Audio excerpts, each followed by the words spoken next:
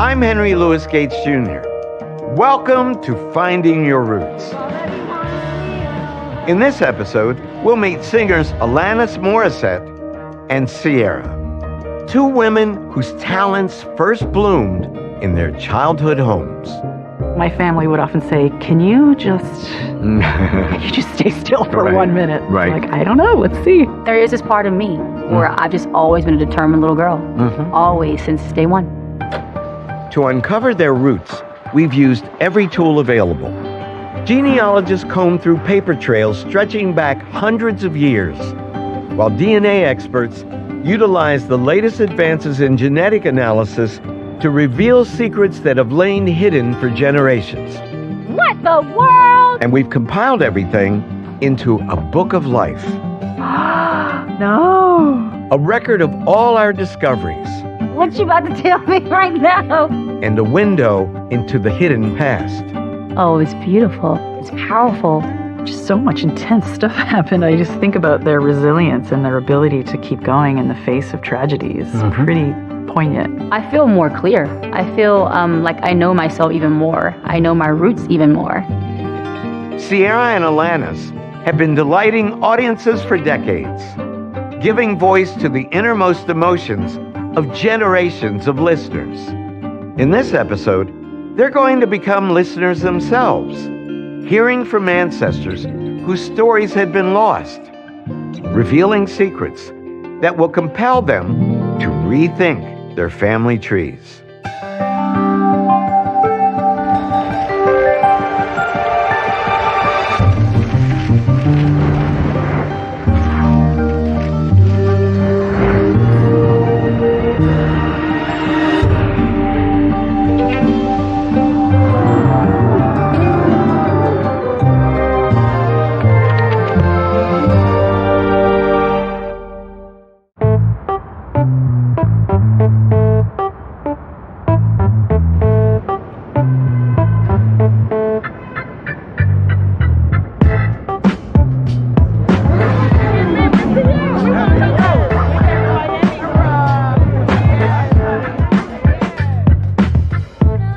Ciara Harris, known to her fans simply as Ciara, is a human dynamo. The R&B songstress with the killer dance moves has been dominating the charts for more than 2 decades. Blessed with a golden voice, Ciara is a creative force in the studio as well as on stage. She helps write and produce her own tracks and plays a major role in her choreography. None of which should come as a surprise to anyone who knows her story. Ciara grew up in a military family. Both of her parents served. And she's approached her career with a discipline that clearly is inherited, even as the focus of that career has shifted. Well, at first, I thought I wanted to be a lawyer. And then that changed pretty quickly. I remember watching Michael Jackson perform, and I was like, I want to be a singer. I saw him smile, and I was like, I'm going to do that. That's what I'm going to do. Did you tell your parents? I did. And did they say, good baby, or did they say, no, here are the catalogs for the law school? My mom was definitely like, She watched too many of those, what happened in the music industry, you know, shows. So she was kind of like, I don't know about that industry. Like, that kind of scared her, right? But my dad was kind of more, okay, sugar. And my dad was always, whatever you want to do, sugar, you can do. You can do it. You know, that was kind of his mentality. That's great, good daddy. Yeah. And then there is this part of me where I've just always been a determined little girl. Always, since day one. Determination has propelled Ciara a long way in just a few short years. She started performing as a child, and by the time she was in middle school, she was putting together groups with friends and writing her own material. Even so, it would take some effort for her to become the leader of those groups.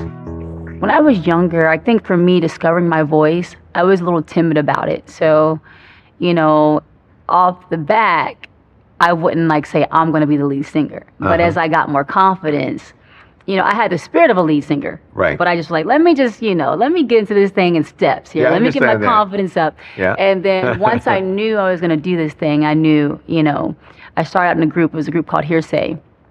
and I was in high school. And they had gone through like 5 members in the same position that they kept switching out. And I was like the 5th member, or the 6th. And obviously that didn't work out, but I knew in my mind I wanted to be a solo artist. Right. Like the group is my way, I'll start there, but I know where I want to finish. Ciara's commitment to her own voice paid off in a big way. After Hearsay disbanded, she signed a record deal with an up-and-coming Atlanta label and released her debut album, Goodies, when she was just 18 years old.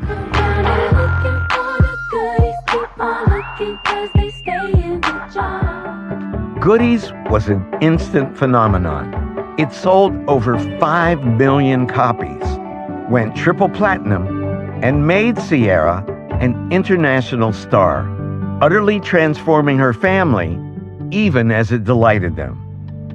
It was fun. It was fun. We had some funny moments. You know, when they send the camera crews to your house, and my granddad's like, well, what am I supposed to do? You know, like, those moments like that, or, you know, I cracked up my mom. We were doing some taping one time, and literally, I mean, it's just like, just live your life in front of the cameras. Don't do anything different than that. My mom walks up the stairs, and she's like, Ciara, you want some breakfast? And I'm like, when have you asked me like that? You want breakfast, Mom? You know, it was really sweet though. You know, I'm thinking of my grandma. Yes, Ciara out there dancing, doing her thing. You know, look at her go. You know. My second guest is singer-songwriter Alanis Morissette. In 1995, when she was just 21 years old, Alanis released Jagged Little Pill. It's like rain. A mix of alt-rock ballads that became an instant classic, winning Alanis 4 Grammys and a legion of fans. But Jagged Little Pill didn't come out of nowhere. Oh, Canada.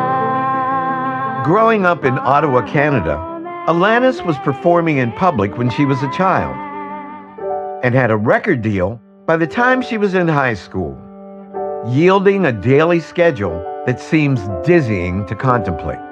Now, how did you balance? There was no balance. I think I learned a lot of work addiction tendencies from quite a young age. And eventually, a couple of my teachers took notice of the fact that the first periods I was... Right. and nothing personal. So one of the teachers, my drama teacher, said to me, you know, on the down low, I know what you're doing after hours, and I know that you often do it till 4 a.m, Alanis. So feel free to come in late. Oh, yeah? Mm-hmm. Oh, that's sweet. And then one of the counselors at my school gave me an extra credit for the many, many hours I spent in the studio every day. And I was really moved by that. Boy, that's a cool school. It's amazing. You know, Yeah. no school like that I ever attended. I know, They would have right? docked you, you know? Right, yeah. No, there were teachers that were docking me for having this wild life that perhaps they had issues with. But, you know, they say a note from your parents means nothing to us. I'm like, okay, well, I don't know how to help you here. You don't have to go. Though Alanis's wildlife was extraordinarily productive, it took time for her to find her creative voice. Her first 2 albums were conventional dance pop and showed no sign of the emotional range that would mark her later work. Alanis soon realized that she wanted to write more personal songs, but felt she couldn't do it if she remained at home in her native Canada. I wanted to make sure that I was somewhere in a context where the slate was clean, basically, because there were a lot of preconceived notions of who I was as a teenage artist. And then when I wanted to evolve it or, you know, just imbue it with a different consciousness, it was met with resistance. You know, I had some people saying, you can't write these kinds of songs. You know, we need you to stay in your lane, for lack of a better term. That's not you, dear. Right, exactly, literally word for word. Yeah. So I just thought, okay, then I'm just gonna go to Los Angeles. The move to Los Angeles changed everything. Within little more than a year, Alanis had released Jagged Little Pill and soon was filling stadiums all over the world. She's gone on to sell more than 80 million records. Along the way, she's also raised a family, and the raw emotions that marked her breakout hits have softened. Everyone, please welcome Alanis Morissette. Indeed, in 2022, when Alanis was inducted into the Canadian Songwriters Hall of Fame, she returned to her homeland with a very different perspective. It's not always easy for me to receive in that kind of a formal public way. But at 48 now, I realize that there is some grace and some elegance in receiving recognition, even if there's some inner conflict around it, that I just have to push that aside and show up. Right. And for now for many reasons. Now to show up because I'm a woman, to show up because I'm a woman over 25. There's a lot of reasons to show up now more than ever. And to let yourself be loved? Yes. And then to model what that looks like, as awkward as it might be to receive love in that kind of way. Yeah. And then also, to push through it, but then also to see it as the sweet illusion that it is as well. Oh, I like that. The sweet illusion that it is. That's beautiful. Because it is. Yeah, you're a poet. You know that. You ought to write songs. I should get into this. Yeah, you should get into that. My two guests both found fame as teenagers and never let it go. But growing up in the limelight means living far from your roots, with little time to learn your family stories. So both came to me knowing almost nothing about their ancestors. That is about to change. I started with Sierra. She spent her formative years in Georgia and identifies as a Southerner. But her father was born in New York City, as was her father's mother. And in the archives of Manhattan, we found the marriage record for her father's grandparents, Sierra's great-grandparents, Luther and Nazarene Armstrong. It shows the couple living in Harlem in 1926. Did you know your family on this branch had such deep roots in New York City? No, but I always felt when I was there in New York, for the times that I got to be there with them, I could feel the New York. I could feel like that part of them. And they were right in the heart of Harlem. Yeah. This is 135th Street. Yes. And that's when Harlem became the cultural mecca of the black world. Jazz was coming of age in Harlem. It was a glorious time, you know. Duke Ellington lived 8 blocks away from your ancestors. They could go to a club at night and they could hear Louis Armstrong play. So cool. You ever think about that? No, that's amazing. It's amazing. That's some good stuff right there. As it turns out, Luther and Nazarene were newcomers to Harlem. They were both born in South Carolina and came north as part of what's known as the Great Migration, the movement of roughly 6 million African Americans out of the Deep South. The migration began in the early 20th century and utterly transformed almost every aspect of black life. But at its core, it was driven by something quite fundamental: the search for expanded economic opportunities. And in the 1910 census for Orangeburg, South Carolina, we got a glimpse of just how urgently Sierra's ancestors needed those opportunities. The census shows her great-grandfather Luther as a boy, living on a cotton farm with his parents, along with a large number of siblings. Sadie, daughter 10, occupation laborer, home farm. Ooh, this is a lot of kids. Luther's son. There was no TV and they were on that farm, man. Yeah, the farm producing some stuff. Luther's son 8, Charlie Jr.'s son 6, Eliza daughter 4, Ernest's son 2. Oh my gosh. Albert's son 1 month. This is one household. All these people were living in one household. That's amazing. Yeah. So you have roots in Manhattan, but you have deep, deep roots in South Carolina. Did you have any idea? No. Ah. Yeah. That's where your people are from. Hey, that's my people and Southern people. And they were working in the soil. I mean, they were hard scrabble farmers, you know. And as you could see, their older children were working for them on the farm. Their daughter Sadie, who was just 10 years old, is listed as a laborer too. What do you think that must have been like? Not being able to send your kids to school, putting them out there to sow the seeds, clean the cotton. Can you imagine that? Yeah, I don't even know if I have the best words to describe, you know, how this makes me feel. Luther and his family undoubtedly endured a great deal of suffering simply to keep their farm running. But moving back one generation, we came to a man who had endured even more. Sierra's third great-grandfather, Aaron Gardner, was born in South Carolina around 1830, meaning that almost certainly he was born into slavery. Searching for details about his life, we uncovered a labor contract signed in February of 1866, less than a year after the end of the Civil War. It lays out terms of employment between a white cotton planter named William Zimmerman and 10 newly freed African Americans, one of whom had a familiar name. Aaron Gardner, X, his mark, full hand.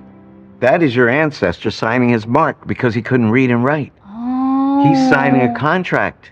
Oh, wow. This is a year he's been free for 1 year. Wow. And he's signing a labor contract with this white man named William Zimmerman. Wow. This is likely the first contract your ancestor ever signed, and the first time he was ever compensated in any way for his labor.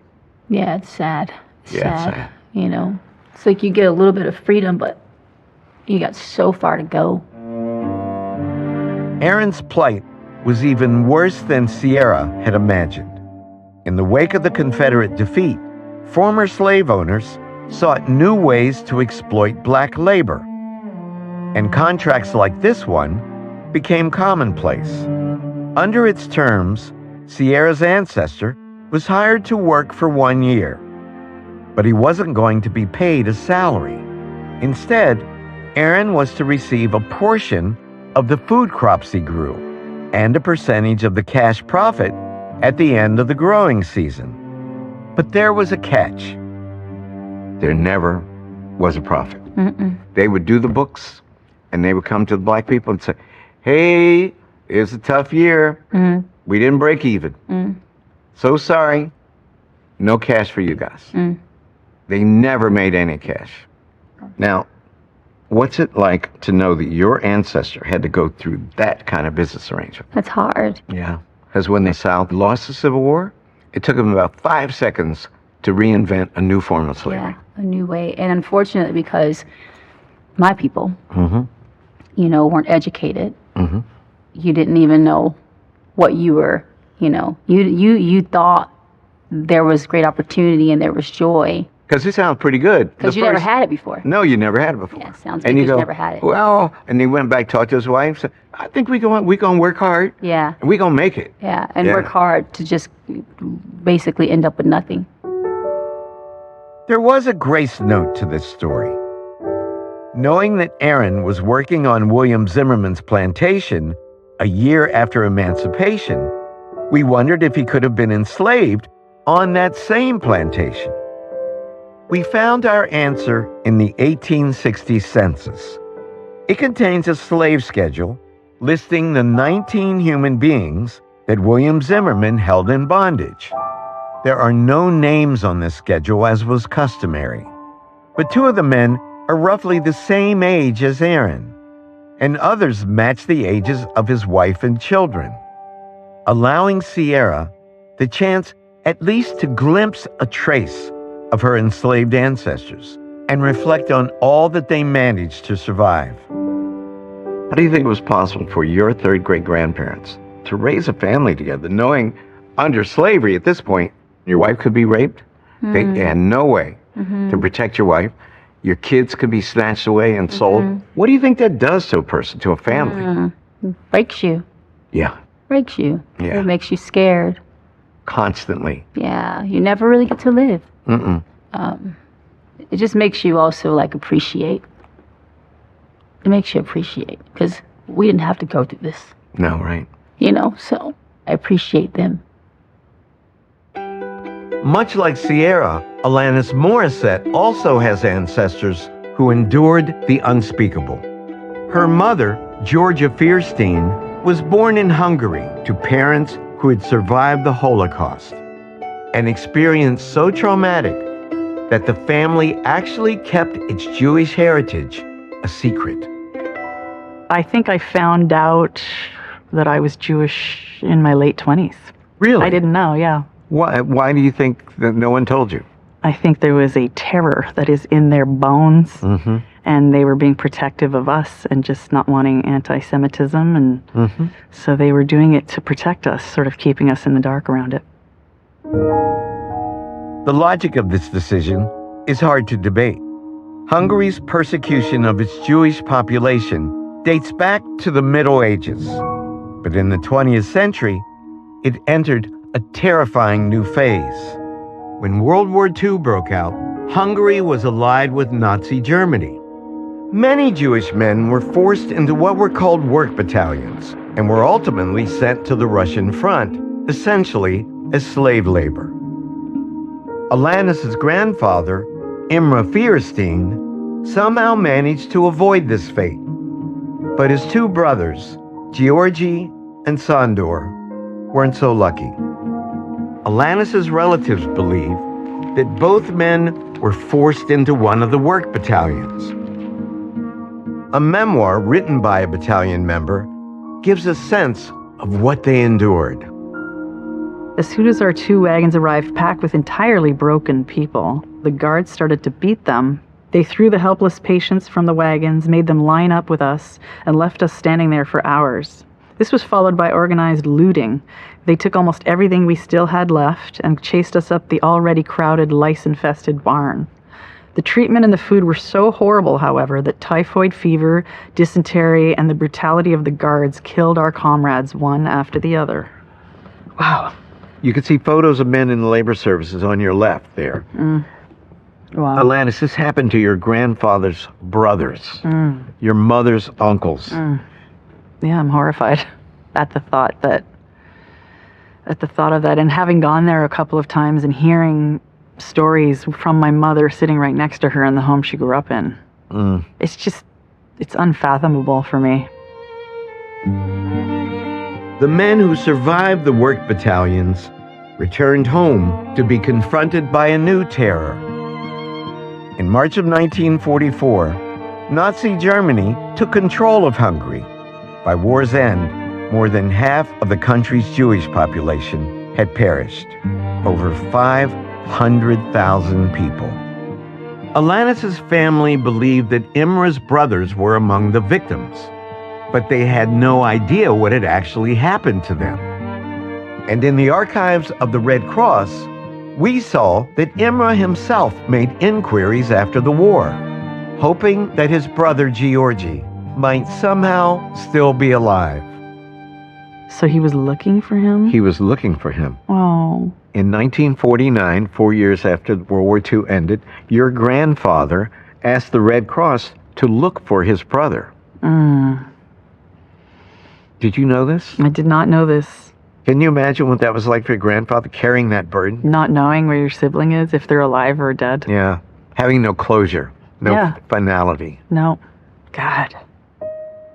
As it turns out, Imre's efforts to find his brother were doomed from the start. In Yad Vashem, the World Holocaust Remembrance Center, we found testimonials that were submitted on behalf of Georgi and Sandor by a woman who knew them both.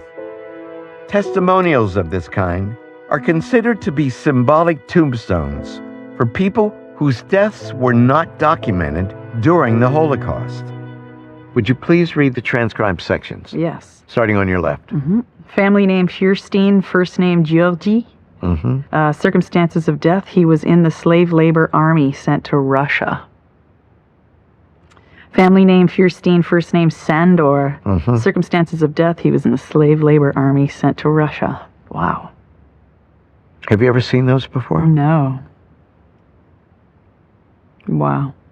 I mean, it's one thing to have a family rumor that they disappeared. Yeah. But now we know why they disappeared. Yeah, no, my mother and my grandmother, we didn't get into this.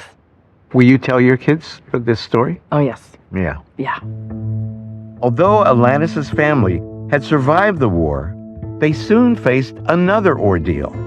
Following the defeat of Hitler's Germany, Hungary was occupied by the Soviet Union, and monstrous genocide was replaced by the tyranny of the communist state.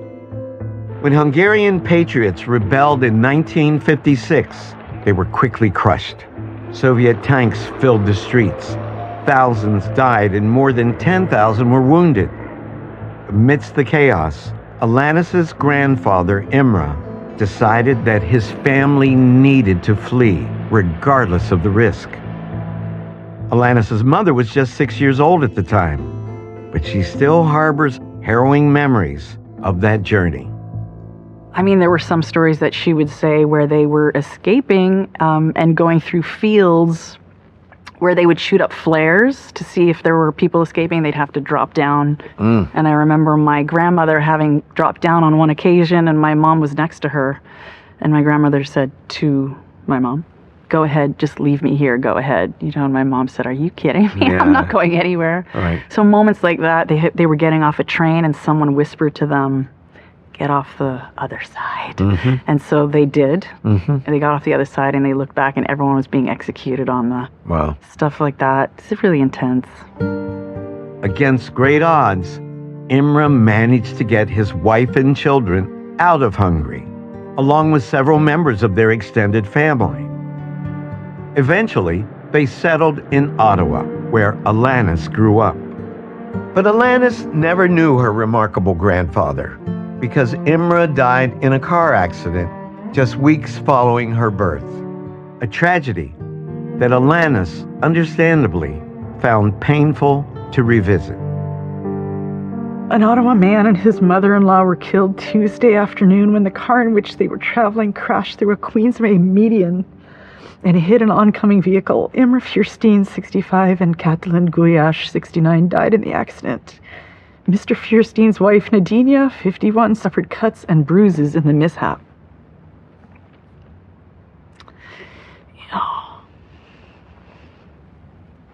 Your grandfather and your great-grandmother both died in that car crash just 3 months after you were born. After you survived the Holocaust, Yeah, the Russians, and the loss of his brothers. man.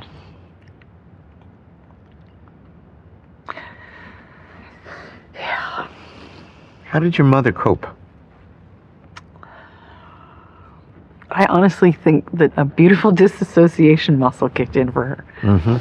Then she just went into, I'm going to take care of these babies, and just, eventually went back to work and didn't talk about it very much. My grandmother was the person who shared much more about this with me eventually, Wow. because I wouldn't let it go. Yeah. Imre had saved his family by fleeing Hungary, but in doing so, he had also cut off all connection to their deeper roots. In fact, Alanis knew nothing about her mother's ancestry before World War II.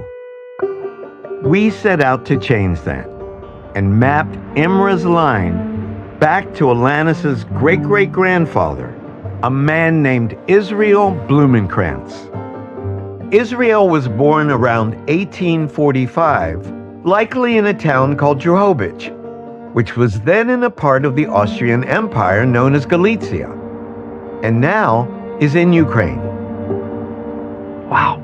So when you watch the news, that's your people. It's interesting because when my mom watches the news, my immediate thought was, trigger, re-trauma with her escape. But now hearing this, it's Yeah. a whole other level of, Your bloodline goes right there. wow. Ukraine, of course, has been a site of tragedy for generations, and many records of its Jewish population have either been lost or willfully destroyed. For these reasons, doing genealogy here can be extraordinarily difficult. But with Alanis, we got lucky. We uncovered Israel's death record, which allowed us to add another branch to her mother's family tree. Deceased Israel Blumenkrantz, date of death, October 25th, 1894, in Drohobych. Drohobych, yeah. Date of funeral, October 25th, 1894, in Drohobych. Parents, Isaac Blumenkrantz and Freude Hardstein. Freude Hardstein. So you just met another layer of your ancestors. Wow. Your third great-grandparents, Isaac Blumenkrantz and Freude Hardstein were likely born in Galicia in the early 1800s, over 200 years ago. So when you were 28, you found out you were Jewish. Yes. You had no idea I had how Jewish. no idea how super You are. Jewish I am. And we have a paper trail, 200 years, on 2 lines on your mother's family. How does that make you feel? I feel welcomed into a community that I always had a crush on. Uh-huh. I've always had a crush on Judaism, and I would just show up at Passover and Seder, and Yeah, well, now I know why. now you know why. It was like, Yes, Come please on home. come home, come home. we'd already explored Sierra's paternal roots, tracing her father back to South Carolina, a place Sierra had never associated with her family. Now, turning to her mother's ancestry, we uncovered a story that would prove even more surprising. It begins with Sierra's great-grandparents, Luella and Willie Head. Do you know those names? So I feel like I was around Grandma Luella for a little bit, maybe. But I was definitely around Grandpa Willie. He used to live in our house. Oh, yeah. And oh my gosh, I haven't even thought about him in this way until this moment. Wow. Because I got to, be around him for a few years, and he would chase me around the house, and he was older. He'd be, come on, just going after me. I can't remember what he was like exactly what he said, but I just remember the feeling of him, going after me. Sierra, yeah, that's amazing because I literally am just reminded of how I actually got to spend time with him. That's great. Yeah. Willie would turn out to be the linchpin of this story. He was born in May of 1905, and we found him in the 1910 census for Georgia, listed as the son of a couple named Nathan and Emily Head. But we soon began to wonder if this census was correct. When we compared Sierra's DNA profile to millions of other profiles in publicly available databases, we discovered that she has multiple matches to people who are related to her through Willie Head and through Willie's mother, Emily. But when we tried to connect her to Nathan Head, we noticed something unusual. Turn the page. Wow, it says How many matches do you see? 0. 0. Now, I'm going to explain What you about to tell me right explain now? what it means. Okay, let's go. Nathan Head is not your biological ancestor. That means that Nathan is not Willie's father. Willie, unbeknownst probably to Willie, had a different father. Oh, wow. Have you ever heard any family stories about that? No. We now had a question in front of us. If Nathan Head wasn't Willie's biological father, then who was? There were no further records to guide us. Our only hope was DNA. Our genetic genealogist, C.C. Moore, noticed that while Sierra did not have any matches to Nathan Head, she did match a number of individuals who could only be related to her through the man who had actually fathered Willie. And all of these people had one thing in common. They were white, leading to an inescapable conclusion. Your biological great-great-grandfather was white. That's crazy. I think about like my grandfather's hair, Oh, yeah? He had good hair? pretty. As he got older, it got a little more coarse. But I look at some of his, the photos that I did get to see Right. from when he was younger with my grandma, and it was fine. Yep, now hair. you know why. Yeah, that's Yeah. amazing.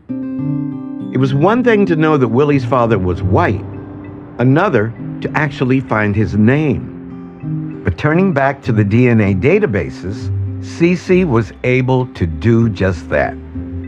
By building family trees for each of the matches that she'd found and connecting one of them to Sierra's ancestors. So you want to meet your great-great-grandfather? Yes, And this is a fact, but beyond a doubt. Turn the page. I'm ready. Would you please read the name in the box directly above the name of your great-grandfather, Willie? Walker Lafayette Head. You just met your great-great-grandfather, grandfather. What's crazy is that they both had the, The same last name surname, Head. Wow. But they weren't related. Walker was white, and Nathan and Willie were black. Wow. Even though Walker and Nathan don't share a biological connection, their lives were intimately intertwined.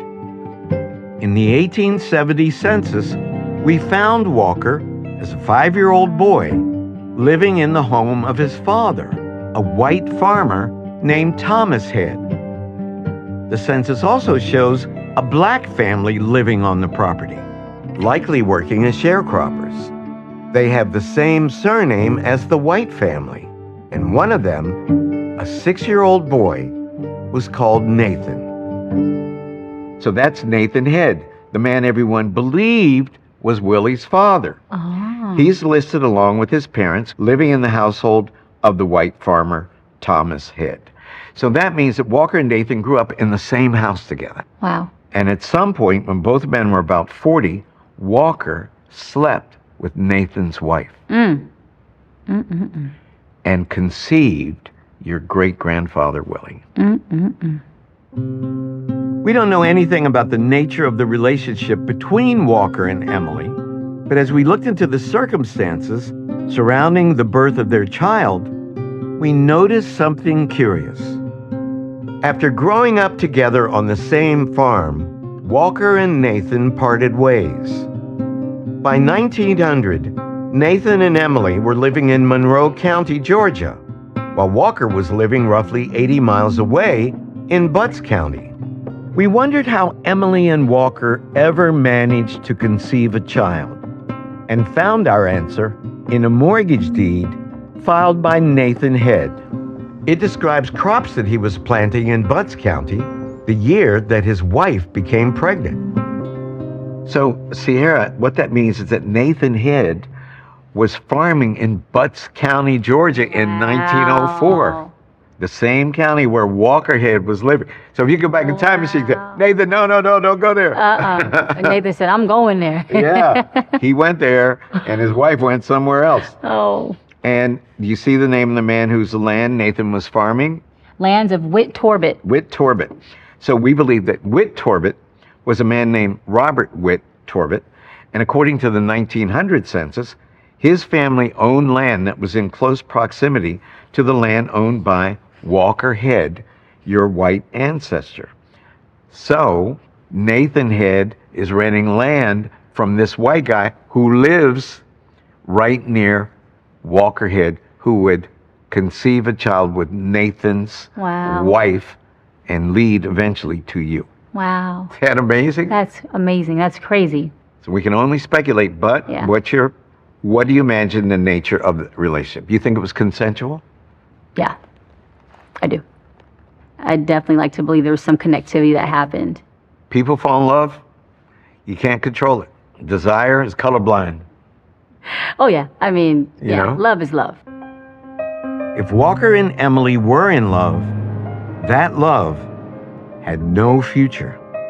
Not only was interracial marriage illegal in Georgia, but both were already married to other people. Indeed, Walker and his wife had 7 children together. What's more, Walker himself was not long for this world.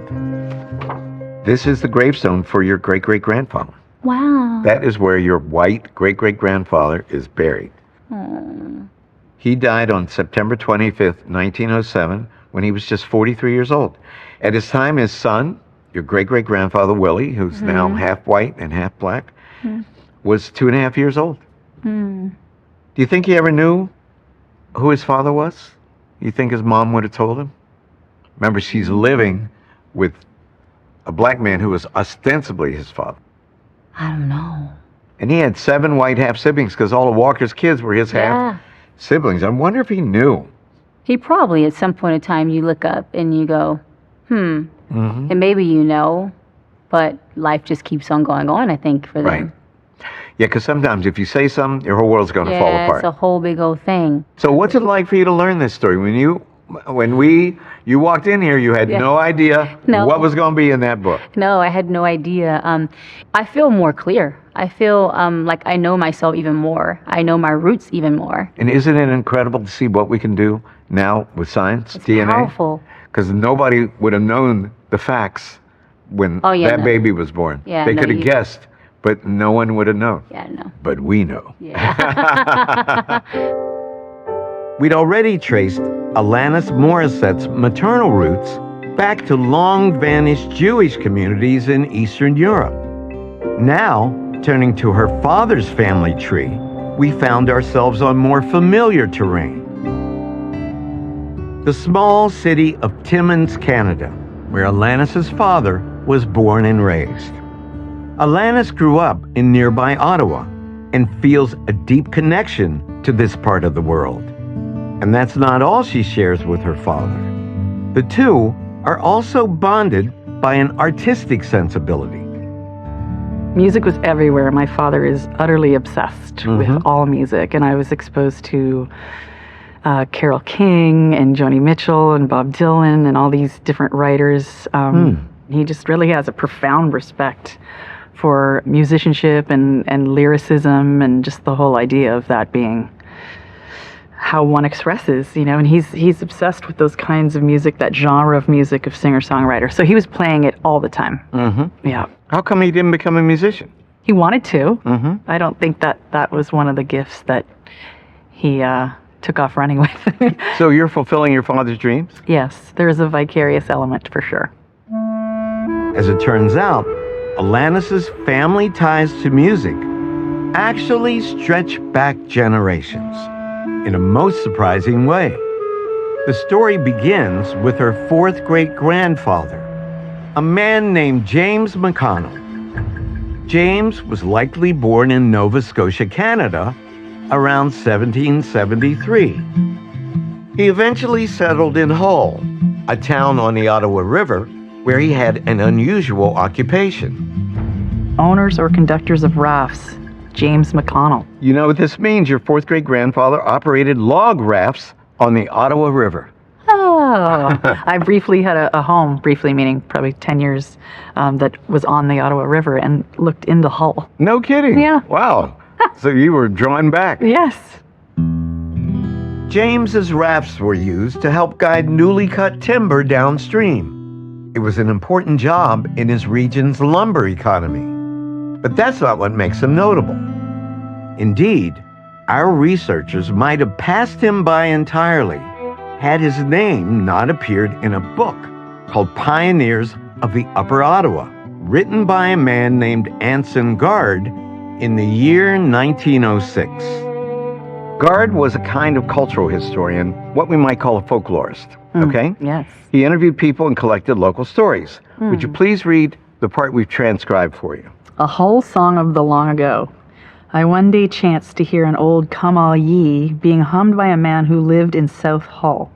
It is, said he, a song written many years ago by a Hull schoolteacher on the drowning of 3 young men. I learned from Mr. James Moore, the nephew of the Benjamin Moore in the song, that these 4 young men proposed to do what had never been before attempted, to run a boat or canoe over the Chaudière Falls. This is a story about a song, and the song is about your family. Happening? The Chaudière Falls are a set of cascading waterfalls near Hull. At their height, they're over 100 feet tall, an enormous drop. But in 1815, Alanis's fourth great-grandfather, James, along with his brother-in-law and 2 other men, decided to ride over them. And they all ended up in a folk song. Can you imagine taking a boat over those falls? I can. Oh, you were crazy then. Definitely, yes. I could see it runs in your family. It is. Just like that dude. Metaphor-wise, I always think of myself at the front of a parade or a march, that I have the flag and I'm at the front. I'm the one willing to get my head chopped off. This is the quality that I'm sensing from him. Yeah, well, you came by it honestly. We don't know what motivated James and his companions. They may have been swept over the falls as they attempted to deliver timber nearby. But according to this book, it seems like they wanted to do it simply because it hadn't been done before, and they paid a heavy price for their courage. Intending to run them o'er their course they did pursue. Their boat ran with swift motion, and from it they were through.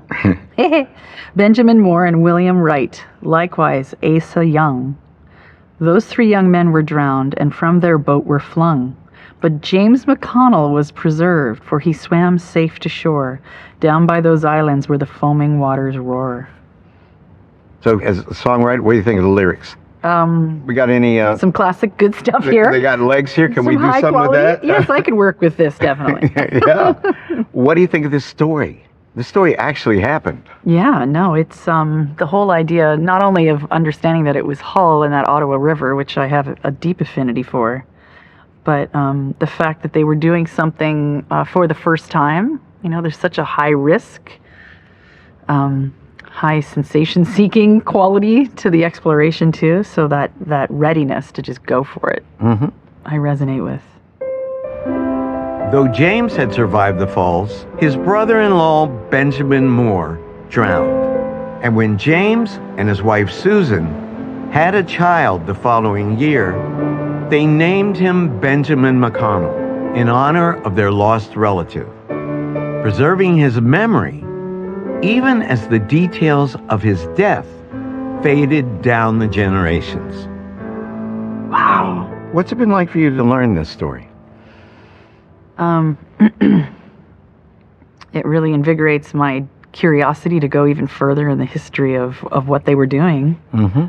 Feeling-wise, the relief of his having survived, like it's a felt sense, and then just so much intense stuff happened. I just think about their resilience and their ability to keep going in the face of tragedies. Pretty poignant for me. Yeah. And admirable. Yes, admirable. We had one more poignant story for Alanis. Following her direct paternal line, we traced the Morissette family back to Alanis's 8th great-grandparents, a couple named Jean Morissette and Jeanne Chouret. The two married in Quebec City in 1667 and settled on a piece of land that Jean owned on a nearby island, building a house that would stand the test of time. That's their home. That is your family home. No. That is Maison Morissette. Look at that. Oh my God. This is where your 8th great-grandparents raised their family. Wow, on this island. Yeah. Wow. You going to go and check it out? Heck yes. Yeah, with my whole family in tow. Yes, and we believe that your ancestors spent their entire married lives in that house. Wow. Yeah. Wow. How many people can look at their family home from the 17th century? It's amazing. I want to turn that into a t-shirt. Jean Morissette died in Canada in 1699 when he was 58 years old. He'd come a long way during those years, as evidenced by his baptismal record, which we found in the archives of Chaudière, a town in France. The record is dated 1641, and it names Jean's parents, adding another generation and an entirely new place to Alanis's family tree. Oh my God. Your 9th How's that even great-grandparent, possible? Paul Morisset and Mathurine Gillois, were likely born in the early 1600s when Shakespeare was alive. Wow. Likely in Chaudière as well. Wow. What's it like to see that, to know that you have such deep roots in one place and there it is? I can't even believe it. Think about this. In a sense, you are who you are because Jean took a chance and left that place and risked everything To come in the over to cold Canada. Arctic wilderness of New France. Wow. Wow. Your father's family has a classic Canadian story, from settlers to lumberjacks. Amazing. I just want to go there now and find out more. The paper trail had run out for each of my guests. It was time to unfurl their family trees, now filled with names they'd never heard before. You carry DNA from all these people. What does this mean to you? To see all these people. You know, when you walked in here, Yeah, all these people are lost. I know. And now they'll never be lost again. No, I just, I feel here. I've always had, a challenge around defining self, and this helps flesh it out, and it's such an invitation. This is the dream family rabbit hole for me to keep going down. And I feel really blessed right now that this information that you found it and provided it to me is a great gift. Thank you.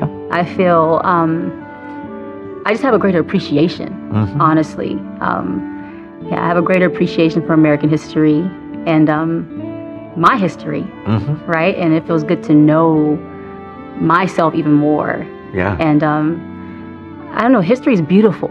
I think that's what's so great is that even in the not so pretty parts of it all, those stories that, like I say, for me sometimes feel uncomfortable, Yeah. there's beauty in all of it too. There is. Right? You can find beauty in it. My time with my guests was drawing to a close, but there were surprises still to come. When we compared their DNA to the DNA of others who've been in the series, we found a match for each of them. Evidence within their own chromosomes of distant cousins that they never knew they had. What the world? That is your DNA cousin. You are kidding me. Ladies and gentlemen, she is looking at former New York Yankees Derek Jeter. That's crazy. Sierra and Derek share a long identical stretch of DNA on their 14th chromosome, DNA which we know Derek inherited from his mother.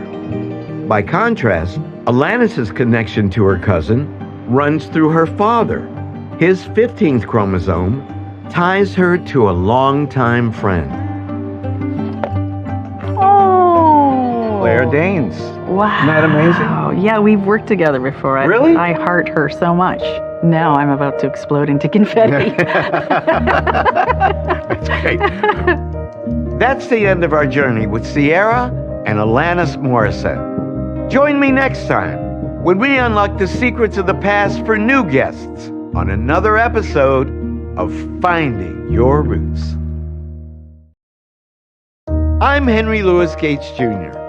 Welcome to Finding Your Roots. In this episode, we're going to do something we've never done before. You're about to meet 3 viewers who reached out to us hoping that we could solve mysteries that have haunted their families for generations. How do you build a life knowing that your mother left you and never came back? Hearing stories about my dad's side of the family got me really interested in finding out some answers and realizing very quickly that there was no way for me to find out those answers.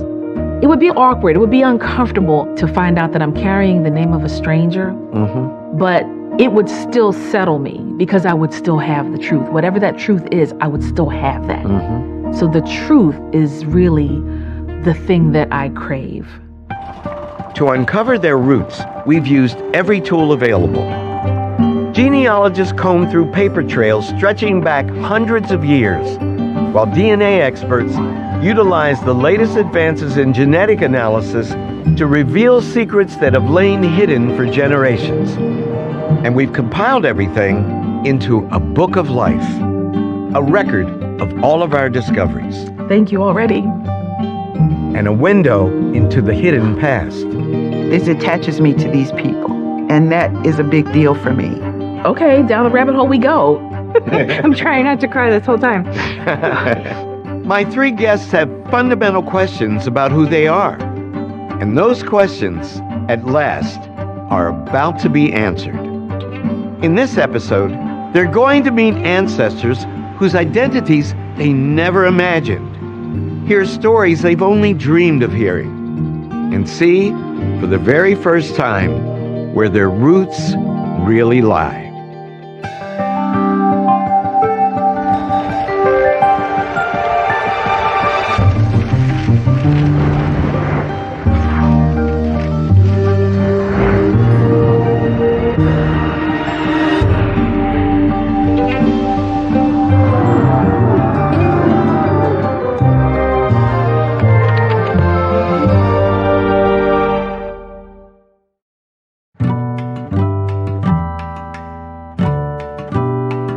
Okay, Ray?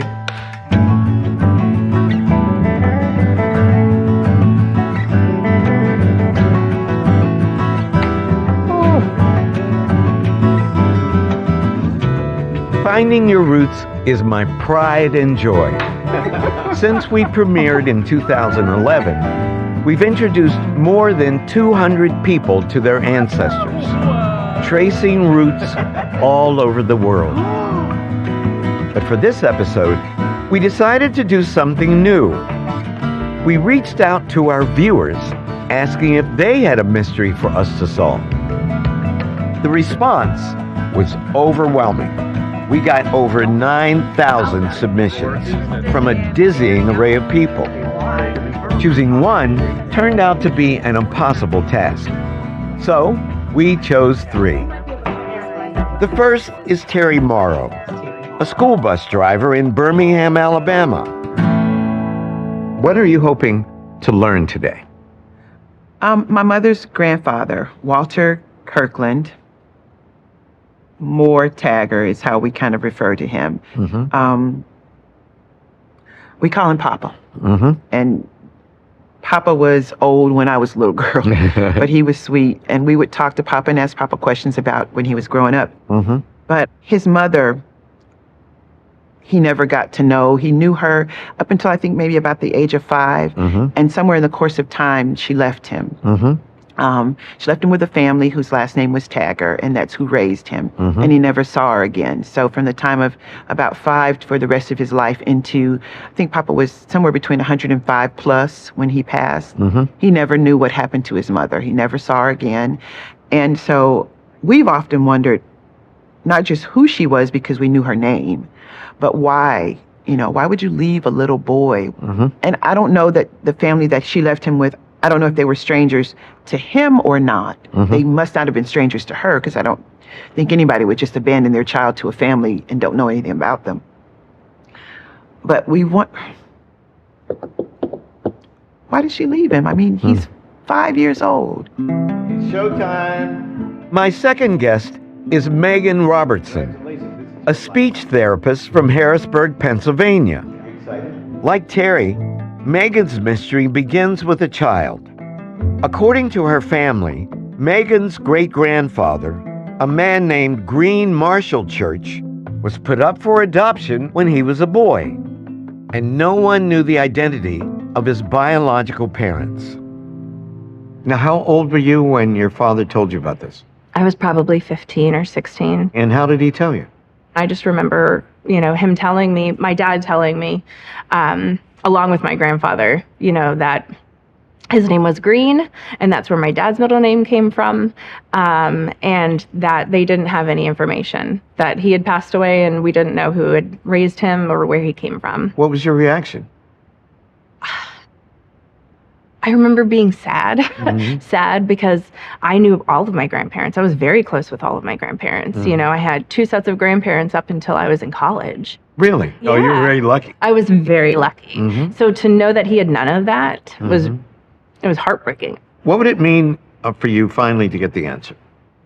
So in recent years, like 6 years ago, my dad was diagnosed with stage 4 prostate cancer. And one of his siblings has stage 4 breast cancer.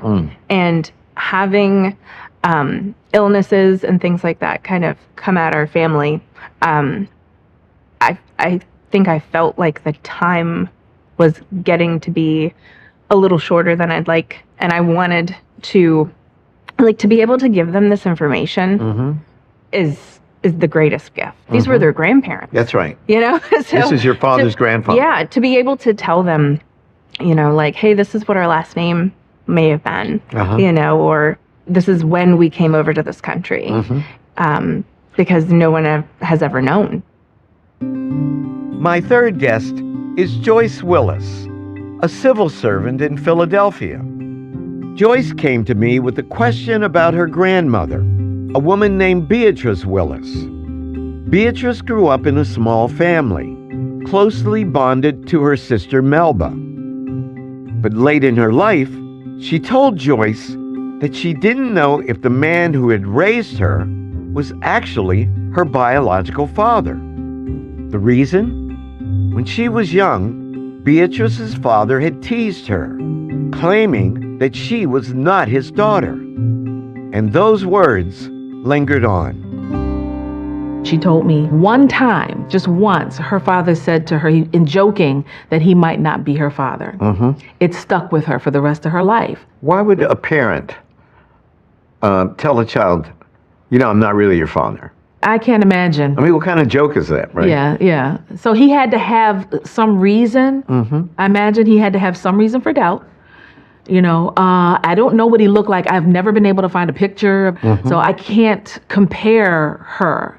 Her physical features to either of my great-grandparents because I've never seen a picture of them. So I don't know if he was Melba's dad and not my grandmother's, or if he was really my grandmother's dad and not Melba's, or maybe he wasn't either one of their father. He was, I don't know what the story is. My three guests have spent decades trying to solve their family mysteries, and each told me that they wanted to know the truth, even if the truth was painful. It was time to give them the answers they had been seeking.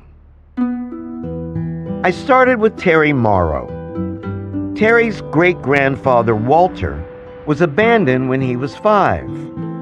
For a few years after that, he received letters and money from his mother, but he never saw her again.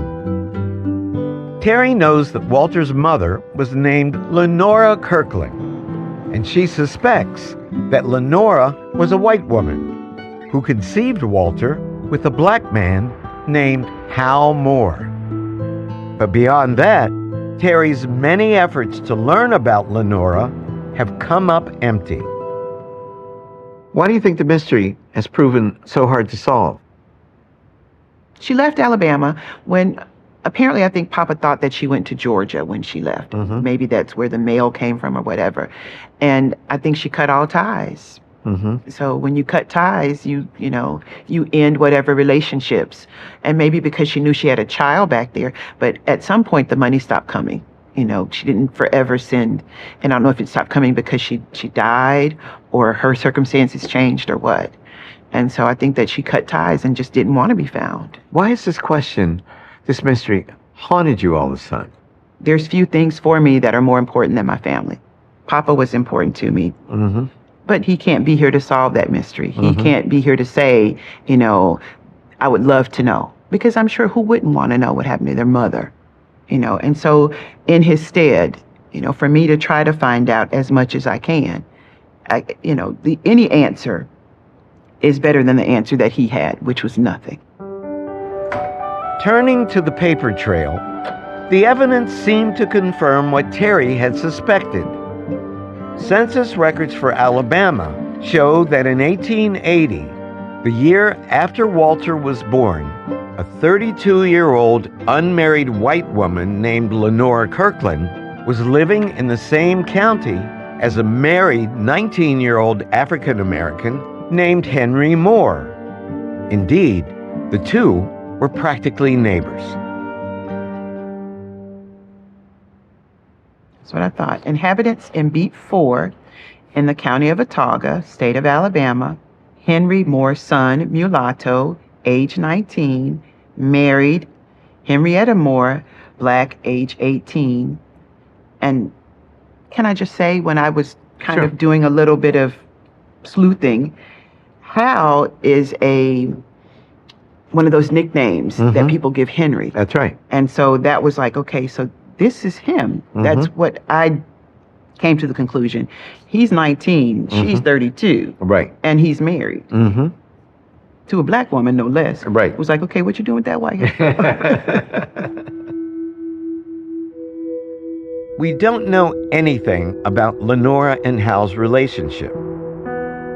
But we do know that when Walter was born, interracial marriage and even interracial sex was illegal throughout most of the United States. So Lenora and Hal could not have stayed together even if they had wanted to, a fact that was meaningful to Terry. For me, this puts her in the light of she made choices outside of what was expected of her, even for a moment. Even for a moment. Because, to be honest, what's wrong with loving somebody of another race?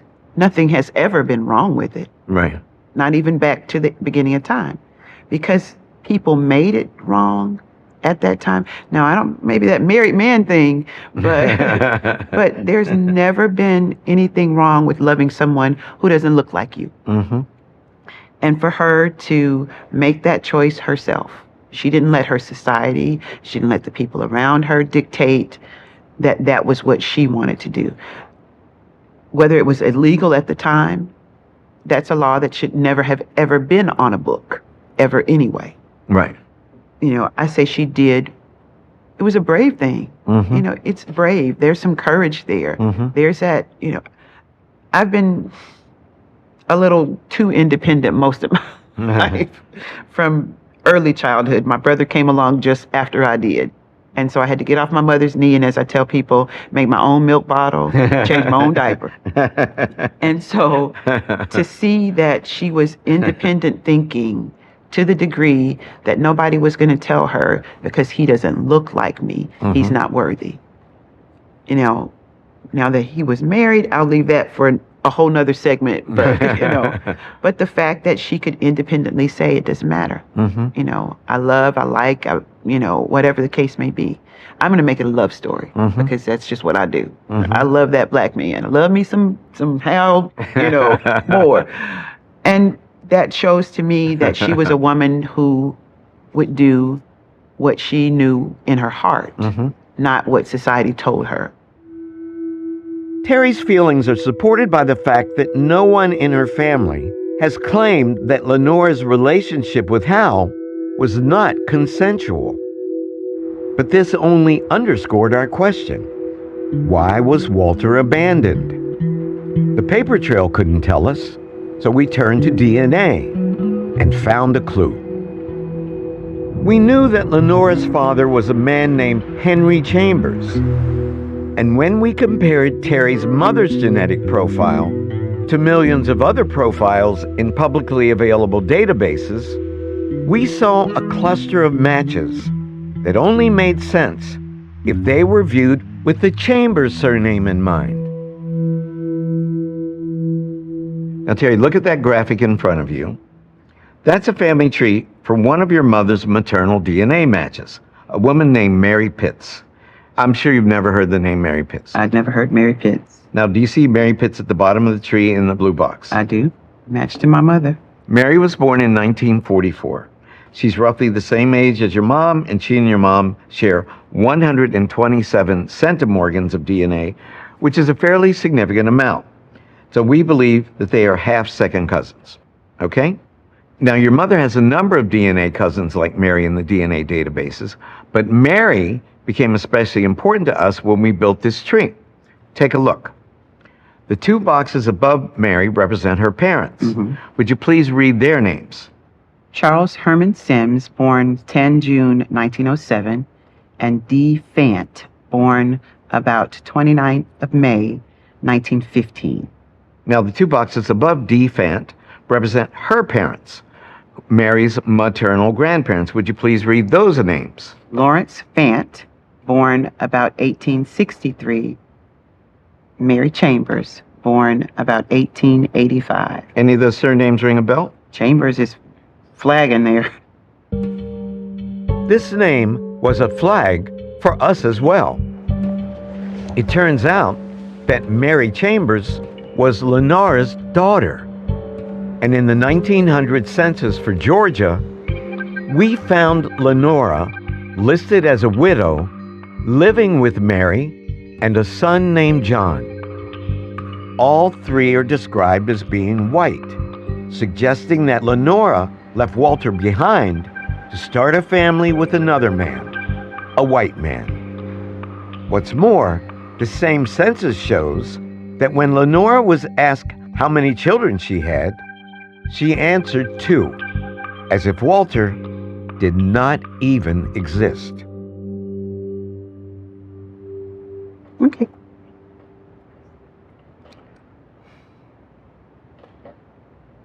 She's run away and invented a new life. Well, what do you do? If you say a third one, then somebody's going to ask where he is. Right. Where is he?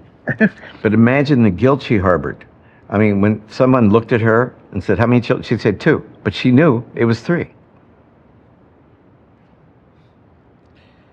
People do what they have to do sometimes, I guess. You can forget a lot of things, but you can't forget a child. Yeah, no. But for some reason, she had to say 2. Or at least what she thought. Well, we know was the why. reason. In 1900, in Alabama? I'm out of there and I'm leaving that whole story behind me.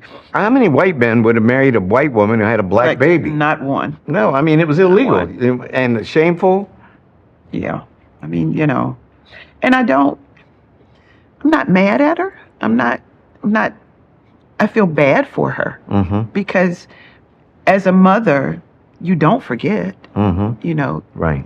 You have to forget on paper when people question you. You have to pretend. But as a mother, you don't forget. No, you So it's can't. not like you can ever say, well, with any sense of truth within yourself that I'm the mother of 2. Right. Because you're the mother of more than 2. You're the mother of 3. Right. At the minimum, you're the mother of 3. We know very little more about Lenora. She likely died sometime between 1920 and 1926 in Donaldsonville, Georgia. The last record we have for her is the 1920 census, which shows her living in Donaldsonville with her daughter Mary. By that time, her son Walter would have been 40 years old. Think about this. Walter died in March 1986 at the age of 105. The family story is that Lenora left him with the Taggers when he was about 5 years old, which means he lived 100 years, 100 years. without ever seeing his mother again. Yep. What do you think he would have felt learning what you've learned today?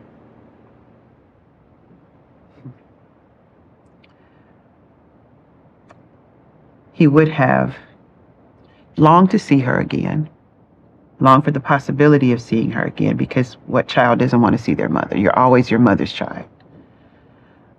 He would have been pleased that she was being taken care of. She's with her daughter, who must be caring for her. I think that what he would have wanted most was to know that she was okay. Here's 1920. He's building a family because at this point my grandmother's born. So he's building his own family. I would think maybe the desire to present his family may have, been within him. These are mine.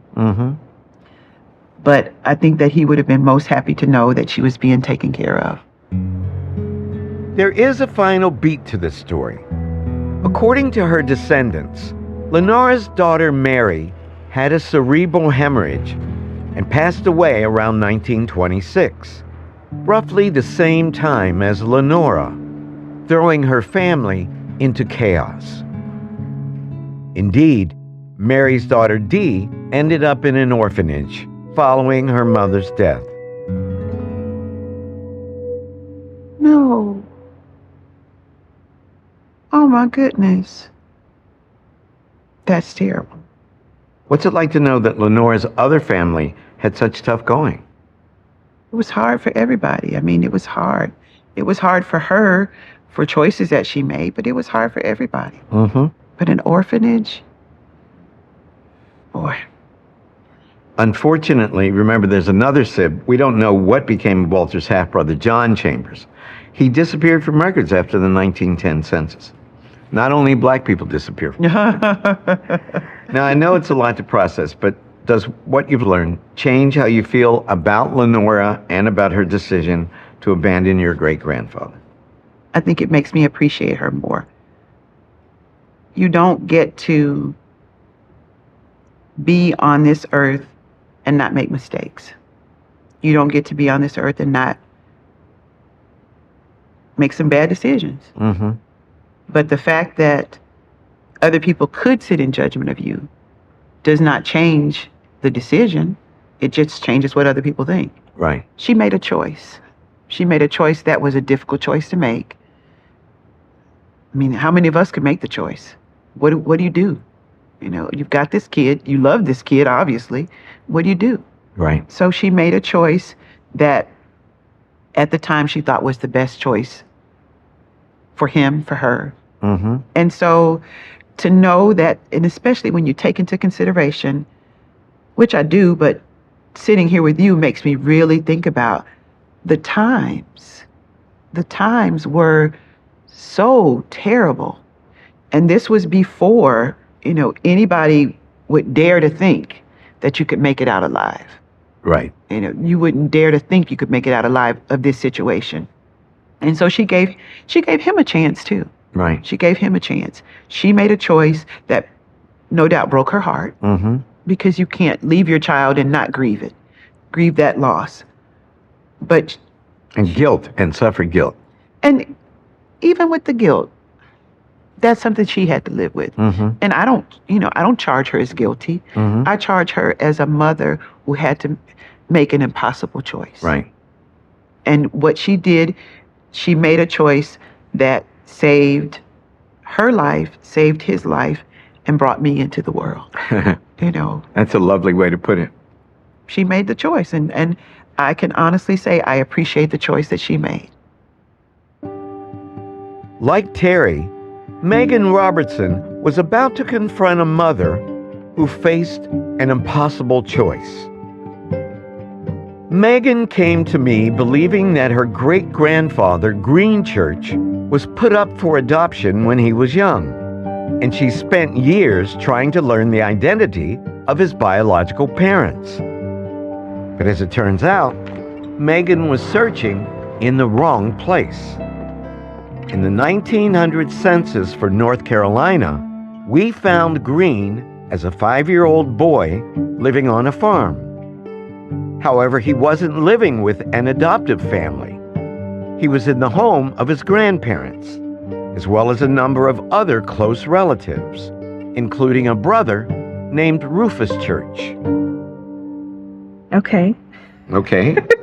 Did you have any idea that he had any siblings? Like my aunts had told me that his mom had remarried or something, remarried and had a son named Rufus. Oh. But I never knew that they lived together at all. And so like I knew that he probably had a brother named, like a half brother, but I didn't know that they ever knew each other or lived together or anything like this. Wow. That's amazing. Green and Rufus seem to have had an unusual childhood. Records show that in 1900, the same year that they were living with their grandparents, they also spent time in the home of a couple named Caroline and Solomon Moxley. Caroline's maiden name was Church, which suggests that she and Solomon were Green's parents. We wondered if perhaps the boys were simply being raised by both their parents and their grandparents. If so, that arrangement didn't last. Within a decade, Caroline and Solomon were living in another state with another group of children. T.S. Moxley, head, age 46, married, occupation farmer. Caroline, wife, age 37, married. Children born 5. Children alive 5. Dora, age 8. Birdie, age 5. Minnie, age 4. Lloyd, age 2. Frank, age 2 months. I've never heard any of those names. Right. 5 children. 5 children. By 1910, Solomon and Caroline had moved out of North Carolina and settled in Virginia. And as you could see, neither your great-grandfather Green nor his brother Rufus are living with them, but 5 other children are. So what that means is that sometime around 1906, Solomon and Caroline left your great-grandfather Green and his brother Rufus in the care of their maternal grandparents in North Carolina, packed up, headed off to build a new life in Virginia. We found no evidence that Caroline and Green ever reconnected or that she ever reconnected with Rufus. It seems she just left the boys behind forever. Yeah. Megan Moxley. That doesn't sound right. No, I like it. I think it's got a nice ring. Megan Moxley. Megan Moxley. I don't know about that. You think your father would like being a Moxley? No, I don't think so. Okay. This story was about to take a twist. Trying to learn more about the Moxleys, we uncovered their marriage register, and it contains a curious piece of information. The couple married in February of 1898, but Green was born in 1895. So that marriage took place when Green was about 3 years old. Okay. What do you make of that? And So he was 3 and Rufus Rufus was 6. was 6. Yep. Wow. Okay. So they had 2 children together and then got married. Well, either they had 2 children together, Or she had children. or she had She 2 had children, children. and then they got married. And then they got married. It had to be one or the Because other. we don't know when they met. Right. She might have had 2 children when they met.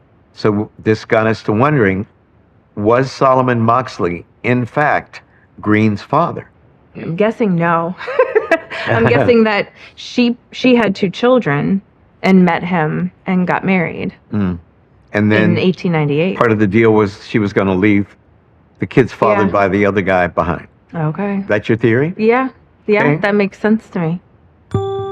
There was only one way to test this theory: DNA. Megan's father, Eugene Church, took what's known as a Y-DNA test. It traces a man's direct male lineage by identifying the genetic signature that is passed down from father to son across generations. If Green was, in fact, the son of Solomon Moxley, and if descendants of other Moxley men are in the database, then Eugene's test would match him to those men and bring our mystery to a close. You ready? Yes. Please turn the page. Would you read the number of men we found who were Moxleys?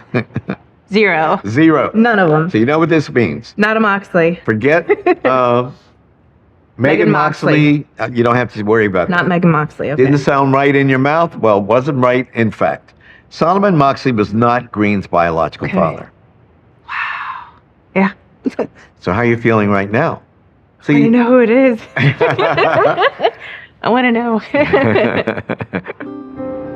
To learn the identity of Green's father, we needed some luck. And fortunately, we got it. The same Y-DNA test that showed Megan's father had no matches to anyone named Moxley also revealed that he did have a significant number of matches to men with a different surname, the surname of Green's biological father. you can see it on the right of the chart. Would you please read it out loud? Halsey. I've never heard that. Sorry. I've never heard that. Ever. We thought Holtz. We thought we had heard a couple different names, but never Halsey. Mm. Wow.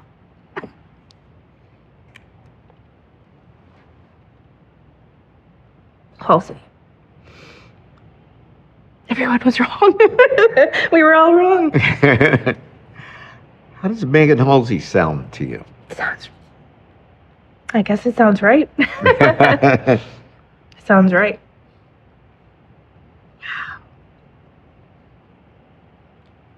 I want to know who he is and how he met her, and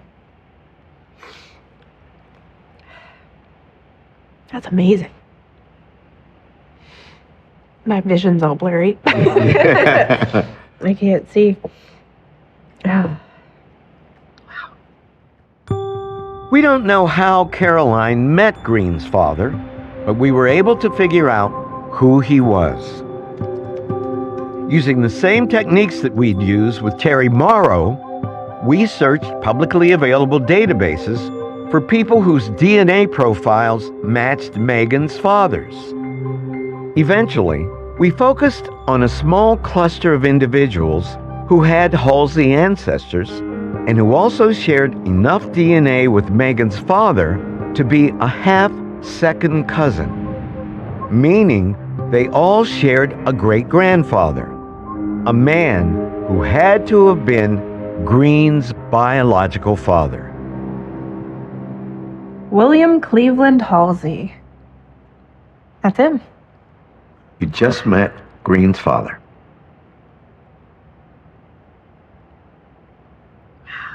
William and Caroline.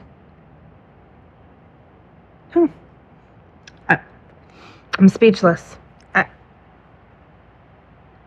We've wondered about that for a long time. Wow. William Cleveland Halsey. Mm-hmm. What do you think your dad's going to say when he learns this? He's gonna cry. He's gonna cry. Once we'd identified William by name, we could research his life. We discovered that he was a farmer who lived in Piney Creek Township, North Carolina, just about 10 miles from where Caroline was living when Green was a boy. And though we don't know anything more about the two of them, census records show that by 1900, William had a wife named Melinda Halsey, and they had 2 young sons. He had another family.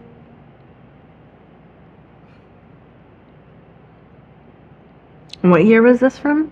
1900. 1900. Wow. So wait, he had another family. He had a 4-year-old and a 3-year-old in 1900. That's right.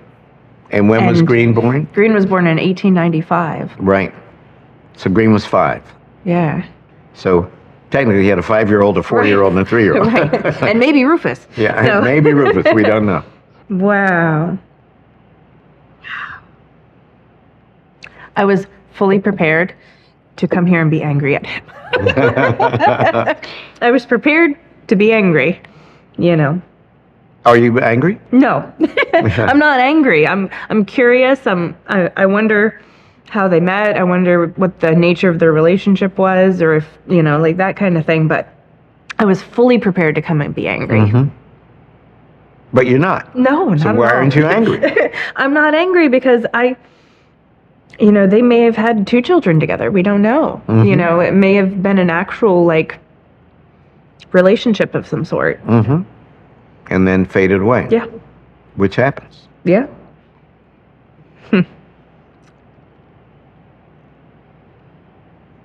That's something.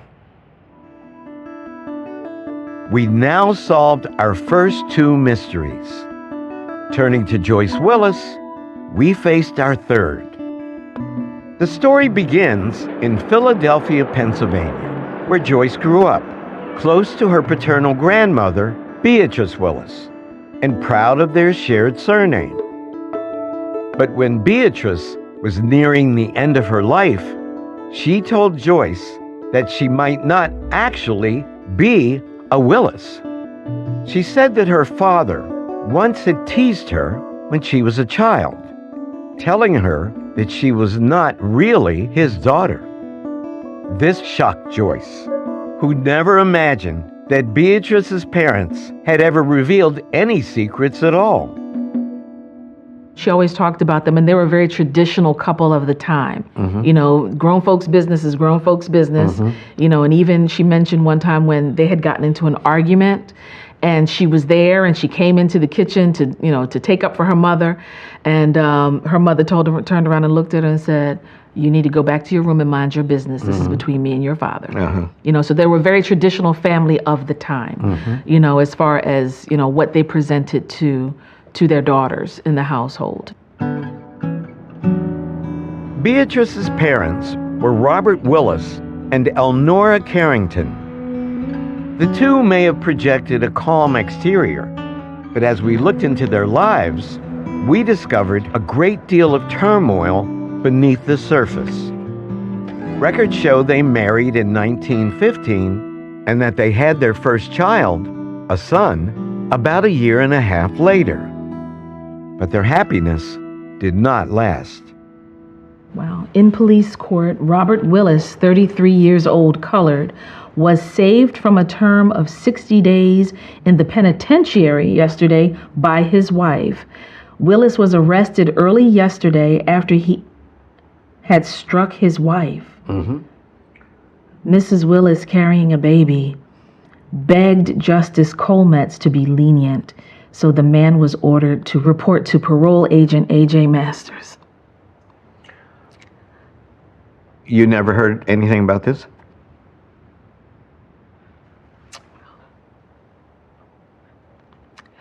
That's sad. That's really, really sad. Just to think that the one that he hurt was the one that saved him. Well, she clearly saved him because he was going to go in the can. Wow. This was the only mention we found of anything involving Robert and Elnora and the law, so it may have been an isolated incident. However, it was not the end of the couple's struggles. Robert Edgar Willis, infant son of Robert and Elnora Willis, died yesterday morning at their home. In March of 1918, Robert and Elnora lost their baby boy just before he turned 8 months old. Wow. How sad to lose a baby. How do you think that might have shaped their relationship? Must have strained it. I can imagine it would have strained if they were already going through anything. If there was already discord in the marriage, losing a child it could either go one of two ways. It could either bring them closer together or it could push them further apart. You know, so I imagine since there was already some marital discord, that it may have pushed them further apart from each other. Okay. Could you please turn the page? Can you read the transcribed section of that document in front of you? Certificate of birth, name of child Beatrice E. Willis, date of birth November 20th, 1919, name of father Robert Willis, name of mother Elnora Carrington. Now, I know you've seen that before. Yes, I have. But what's it like to see it now in the context of this story and think of your grandmother as a young girl? Well, it looks like they're trying to stick it out. You know, her parents are trying to stick it out. You know, they're trying to make things work, maybe. At least I hope that that's what that means for them. And I hope that my grandmother's childhood as an infant, as a little one, as a newborn in this world, I hope that there was peace there for her. You know, that there was a safe place and a calmness there for her. I would hope. Security. Yeah, I would hope so. We don't know if Beatrice was born into a peaceful home. There are no further records even to suggest why Robert might have said that she wasn't his daughter. To learn that, we had to turn to DNA. But first, we needed to know more about Robert.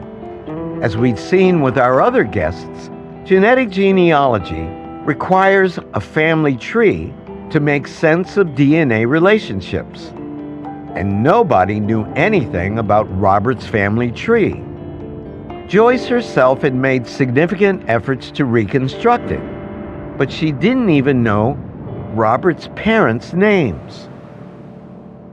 We set out to change that, and after combing through a maze of documents, we discovered that Robert was the child of a couple named Howard Willis and Frances or Fanny Stewart. This discovery led us to the 1870 census for Virginia, where we saw Robert's family tree begin to grow exponentially. Matt Stewart, age 45, male, black. Occupation, farmhand. Place of birth, Virginia. Sarah Stewart, age 35, female, black. Occupation, keeps home. Place of birth, Virginia. Frances Stewart, age 13, female, black, place of birth, Virginia. Recognize any names on that census record? Frances Stewart. Frances Stewart. Okay. Right. That's Frances Stewart in the household of her parents, whose names are Matt and Sarah Stewart. If Frances or Fanny was, in fact, Robert's mother, then Matt and Sarah were his grandparents. So what's it like to learn that? That's really cool. I never thought I would ever get to see these names. I was just so stuck. I never thought I would ever see these names. Well, that's why the Lord sent you here. Yes. Exactly. Now that we knew more about Robert's roots, we could see what genetics had to say about his relationship to his children. Before she passed away, Joyce's grandmother Beatrice took a DNA test. We used it to create what's called a genetic network, a map of DNA matches who all descend from a common individual or couple. It allowed us to trace Beatrice back to a familiar pair of names. Matt Stewart Sr. and Sarah. So you know what this means. Your grandmother Beatrice descends from Matt and Sarah Stewart, Awesome. right? See how the connection goes? Yes, awesome. Oh my goodness. So this is the very link you've been searching for. Yes, it is. Matt and Sarah were Fanny's parents. Fanny was Robert's mother, and Beatrice was Robert's daughter. So So you know what this means. that means that I am Robert G. Willis's great-granddaughter. That means Robert is your He's my biological grandfather. great-grandfather. See, you was teasing her for nothing. Oh, I feel she's so justified and vindicated now. How does it make you feel finally to have this mystery resolved once and for all? Relieved. I feel so relieved to know that this is the truth. You are a Willis. I'm a Willis. For real. So what does that mean to you? My grandmother always used to say, you know, whenever we were trying to cut up, you're a Willis. You know, you go out in the streets, however you act, you are a Willis. You carry that Willis name. So you have to carry yourself with some dignity. That was the thought and the feeling behind her saying, you're a Willis. And she meant that. And so growing up, my siblings and I, you know, wherever we're feeling kind of a little, you know, cock of the walk, I'm a Willis, you know, we Willises. Hey, yeah, we Willises, the Willises, you know. So knowing that that's actually legitimate, I mean, not to have inordinate pride, because I don't like that, but just to know that this really is my name. After so many other areas of my family line where it's big question marks, this is not even a period, this is an exclamation point. There was still a question in front of us. Why had Robert teased Beatrice? We don't know for certain, but we have a theory. Beatrice had a younger sister named Melba, and Melba's daughter took a DNA test. It shows that Beatrice and Melba were half siblings. They shared a mother, but they had different fathers. And since we knew that Robert was Beatrice's father, that means that Melba was the child of another man, which made Robert's behavior more understandable to Joyce. He must have known, or he must have had some kind of inkling for him to say what he said to my grandmother. Now, I don't know why he said that to her, but maybe because Melba was still just a kid and maybe he didn't want to, maybe he was blowing off steam and he didn't want to blow steam in that direction, you know. Or maybe he sussed out that infidelity that led to Melba and then wondered how long the relationship had gone Could on. be. It could be. You know, was this something long-standing that I'm just now finding out about? What do you think your grandmother would have said? She would have been shocked. This would have completely shocked her. It's always been Beatrice and Melba. You know, there was never a question. They grew up with Robert G. Willis in the same household. He raised them both. So there was never a question in Nana B's mind that was just her full sister. You know, so to find this out, I think it really would have knocked her out of her chair. Robert Willis passed away in 1955, 17 years after his wife Elnora. We were not able to learn anything more about their relationship, but we did discover something about Robert's life that seemed relevant. In the archives of Rockingham County, Virginia, we found the death certificate for his father, Howard Willis. It shows that Howard died 6 months before Robert was born. He grew up without his father. Never even got to see the man. He never got to be held by his father. Never got to know him. And Robert's mother, your great-great-grandmother Fanny, would have been just about 3 months pregnant Oh my gosh. when her husband died. Can you imagine? No. She must have been devastated. She must have been devastated. Does knowing this change how you feel or think about Robert?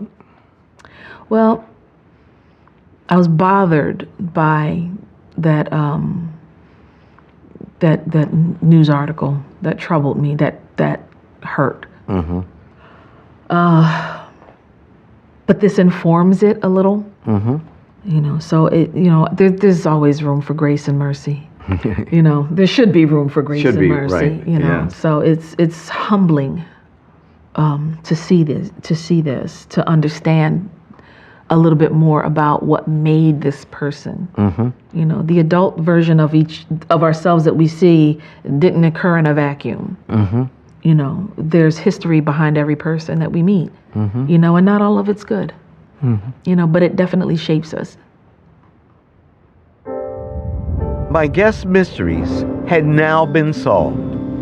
It was time to show them their full family trees. Oh my gosh. Filled with new branches they'd been yearning to see. Oh my goodness, look at this. Oh my For goodness. Joyce and Terry, these branches led back into the slave era in the American South. I feel all these people. They are really beautiful.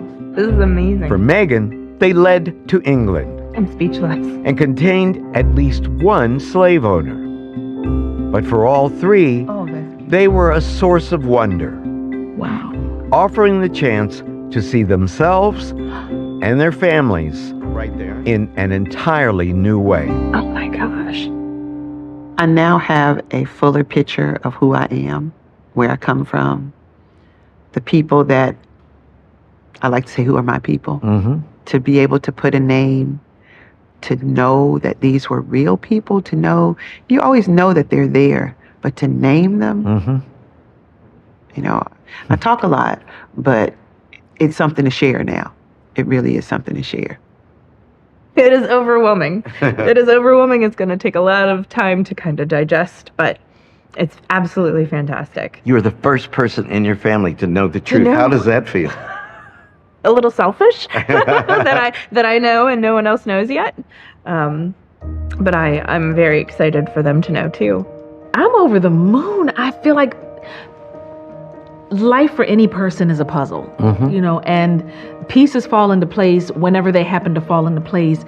But these are pieces that I've been looking for a very long time. So I could just breathe now, knowing this bit of information, and it's DNA don't lie. It's verified and valid, and it is the truth. And that is what I've been seeking, and thank you for helping me find that truth. That's the end of our journey with Joyce Willis, Megan Robertson, and Terry Morrow. Join me next time when we unlock the secrets of the past for new guests on another episode of Find. I'm Henry Louis Gates Jr. Welcome to Finding Your Roots. In this episode, we'll meet Brendan Fraser and Valerie Bertinelli. Two actors who've spent years in front of the camera are about to meet ancestors whose stories never saw the light of day. That sparked my curiosity because I'm like, what do I not know about my family? What's it like to read that, to think that is your ancestor shooting another man? Imagine thinking this through. This is what we're going to do. Yeah. We're going to get a gun. We're going to ambush him. They had a plan. That's criminal. To uncover their roots, we've used every tool available. Genealogists comb through the paper trail their families left behind, I've never seen this. This is amazing. while DNA experts utilize the latest advances in genetic analysis to reveal secrets hundreds of years old. Okay, what just happened? And we've compiled it all into a book of life, a record of all of our discoveries, Is history come alive? and a window into the hidden past. They kept so many secrets. Who knows who knew what when? I feel like it's a historical seismic shift in the family. I'm really astonished. Brendan and Valerie both found fame when they were young and left their roots behind. In this episode, we're going to recover what they lost along the way, introducing them to ancestors whose stories are every bit as dramatic as their own.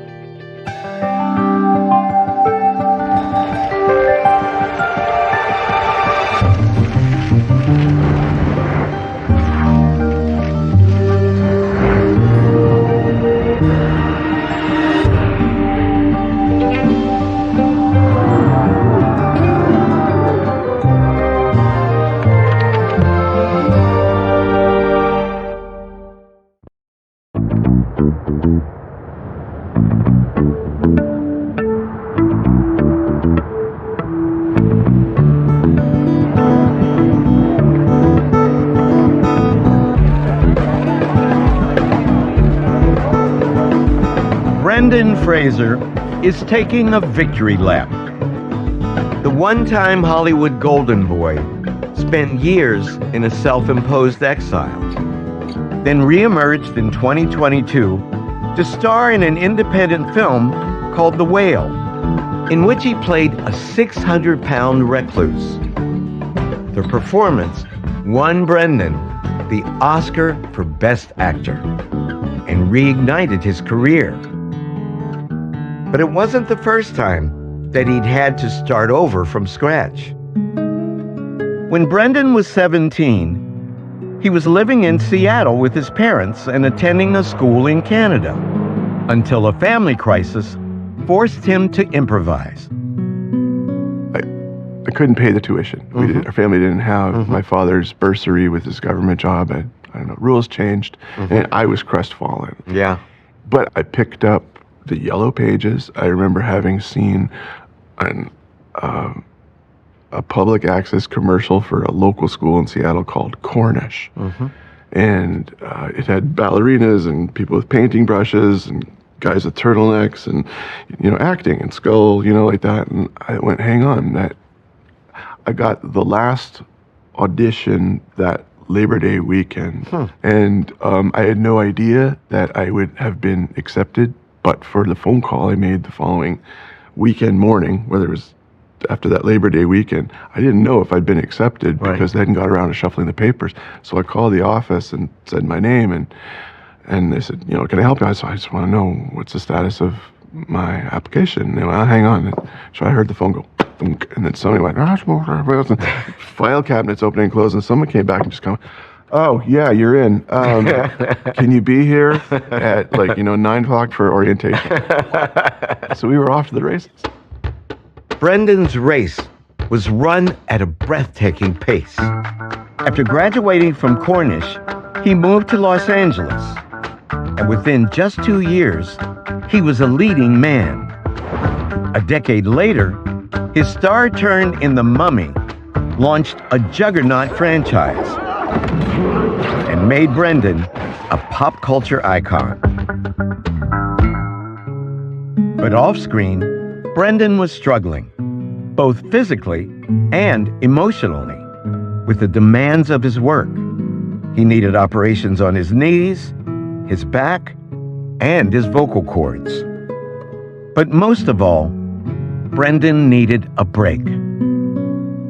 there was a lot of stunt work that I started doing, and I started taking more risks, not the best creative ones, and it did a number on joints in my body. Yeah. And I realized I needed to punch my card for a little while And get those parts replaced. You get them repaired. Yeah, get some work done on them.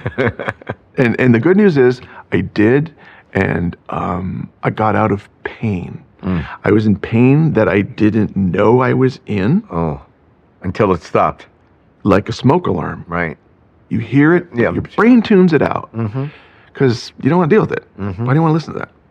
Why do you want to feel that way? You don't. So your brain tunes it out until someone turns it off, and then suddenly the silence is deafening, right? Yeah, and you think, I was walking around with that?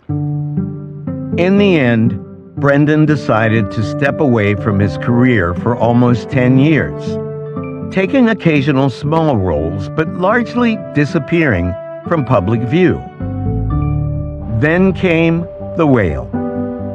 Brendan's comeback was simultaneously shocking and delightful, eliciting rave reviews and an outpouring of affection that few actors can ever even dream of.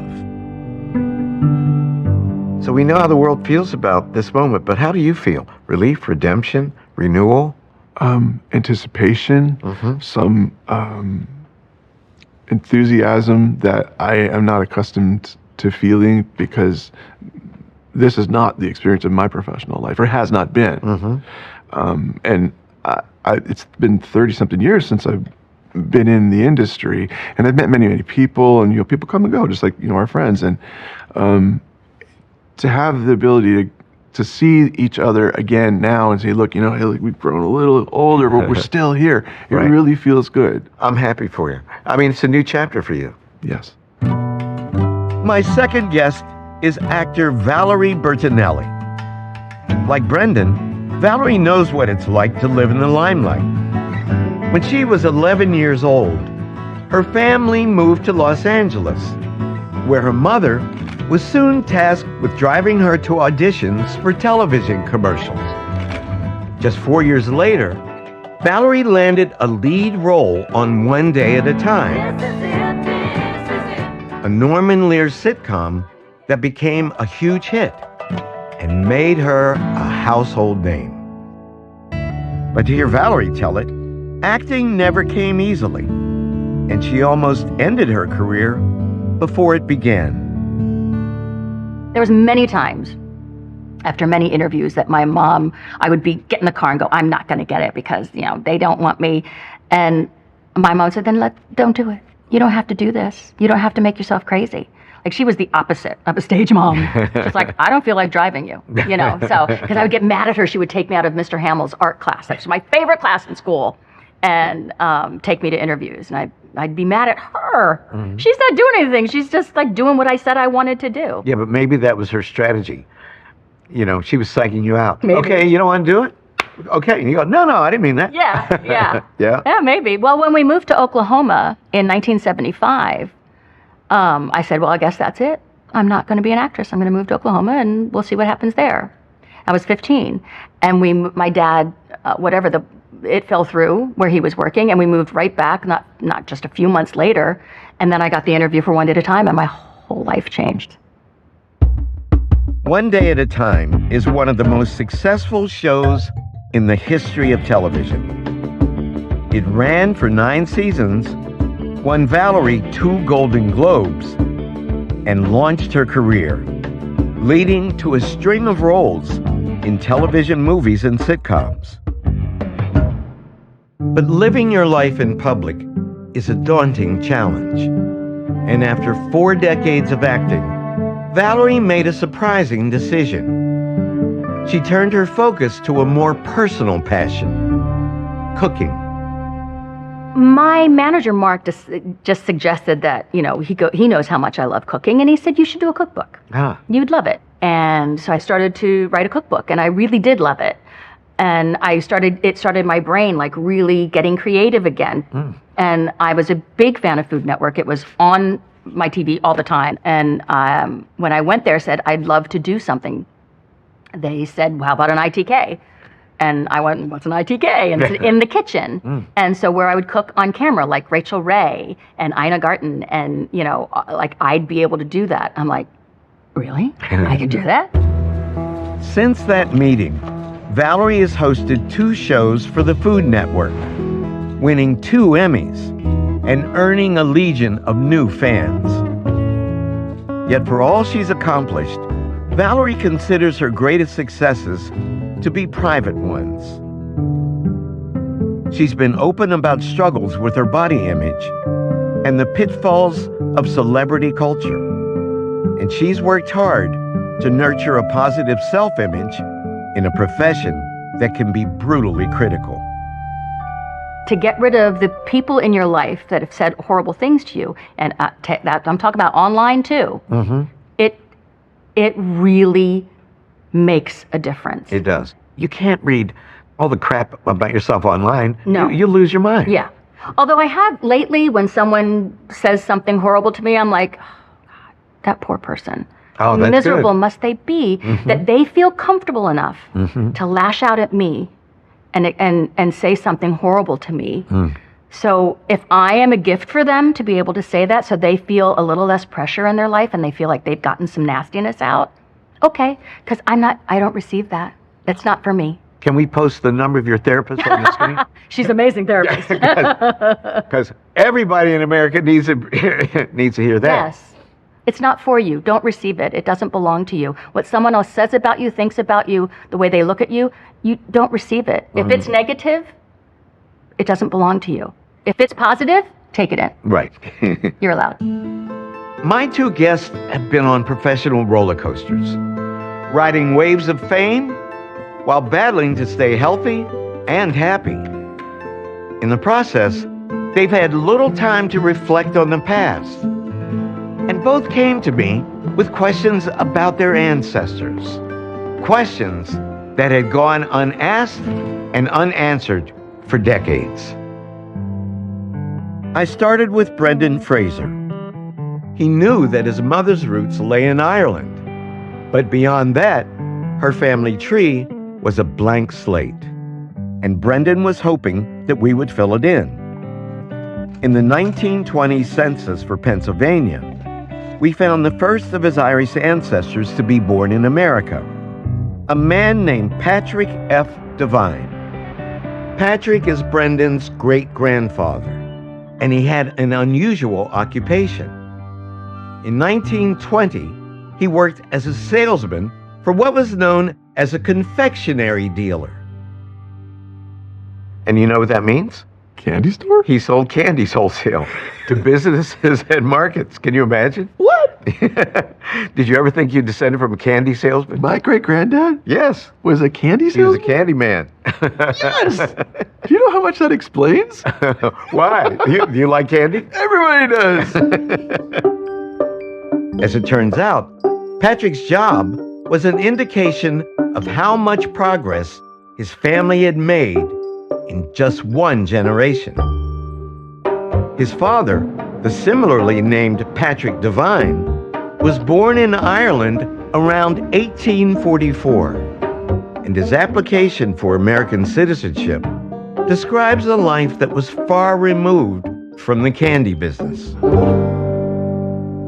It says the petition of Patrick Devine respectfully represents that he arrived in the United States before the year 1853, being then under the age of 11 years. That he has now arrived at the age of about 24 years. He wrote this letter? Mm-hmm. This is his application? You are looking at your great-great-grandfather's petition for naturalization. Wow. So when he arrived, he was just a little boy. 11 years old. What's it like to see that? It's making me feel tingly all over. According to this petition, Patrick immigrated in 1853, meaning that his childhood in Ireland overlapped with what we now call the Great Famine. a cataclysm that claimed the lives of approximately 1 million people. It's one of the worst famines in history, and your ancestors were right there. Did it ever occur to you that your family was caught up in the potato I wondered, I speculated from, what I know of historical events, but this is why I wanted to come talk to you, because I want to know how they coincide with the families, to give it context. So that's why you did not grow up in Ireland. They fled the potato famine. They fled and they came here. Your great-great-grandfather Patrick likely crossed the Atlantic with his family. What do you think it was like for him to leave his home behind, knowing he'd likely never see it again? Heartbreaking. Yeah. It makes me think of how fleetingly childhood goes. It hurts my heart. Patrick's traumatic childhood in Ireland gave way to a life in America that was by no means easy.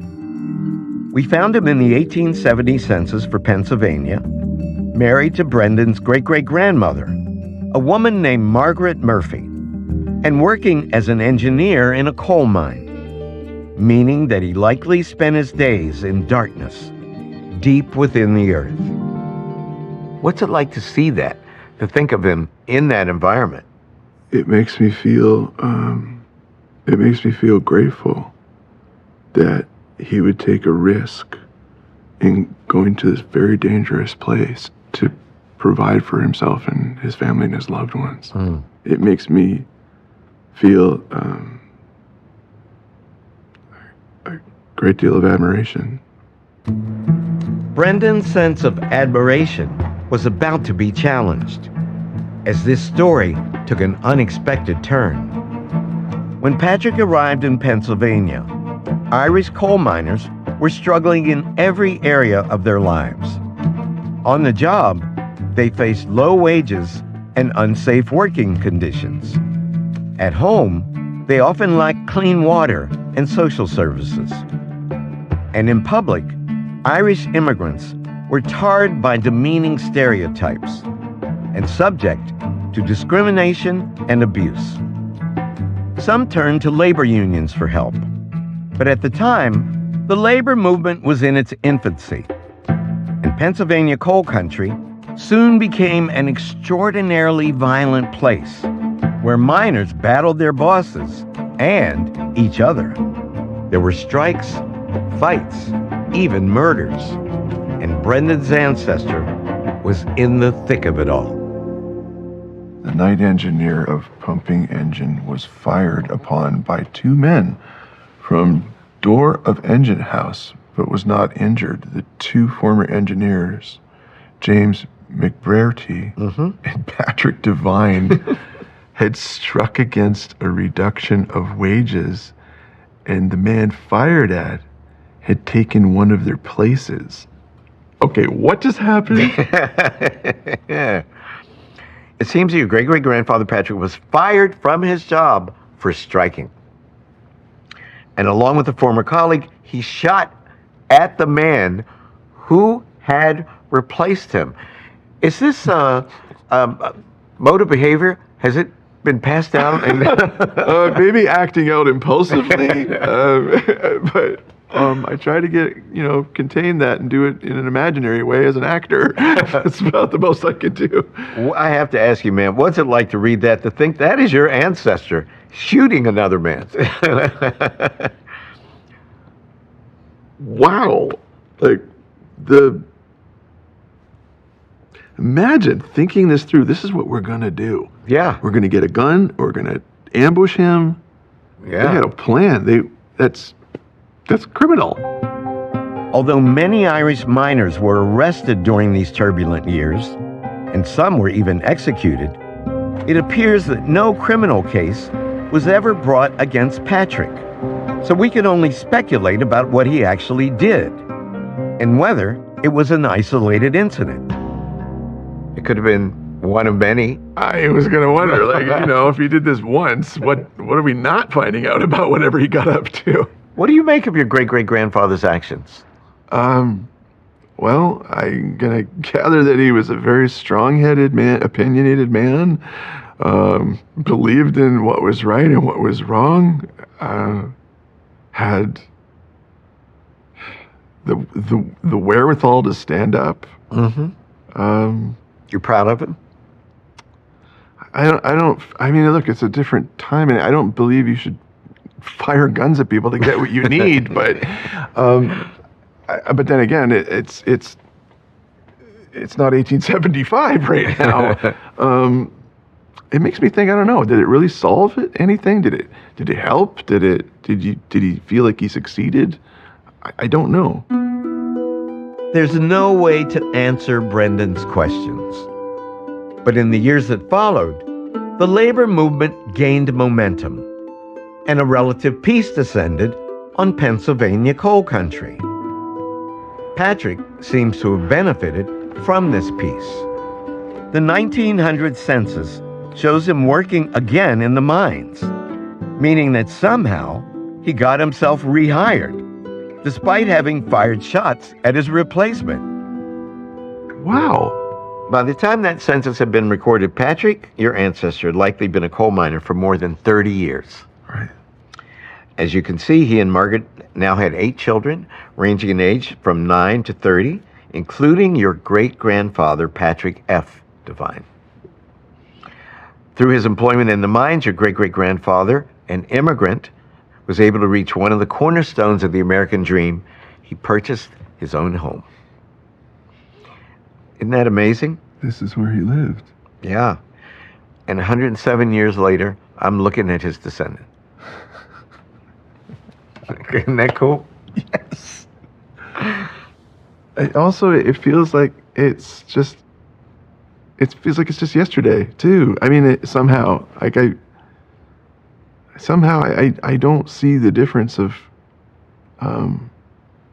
what time has done. I mean, they want the same things that people basically want then as now. Yeah.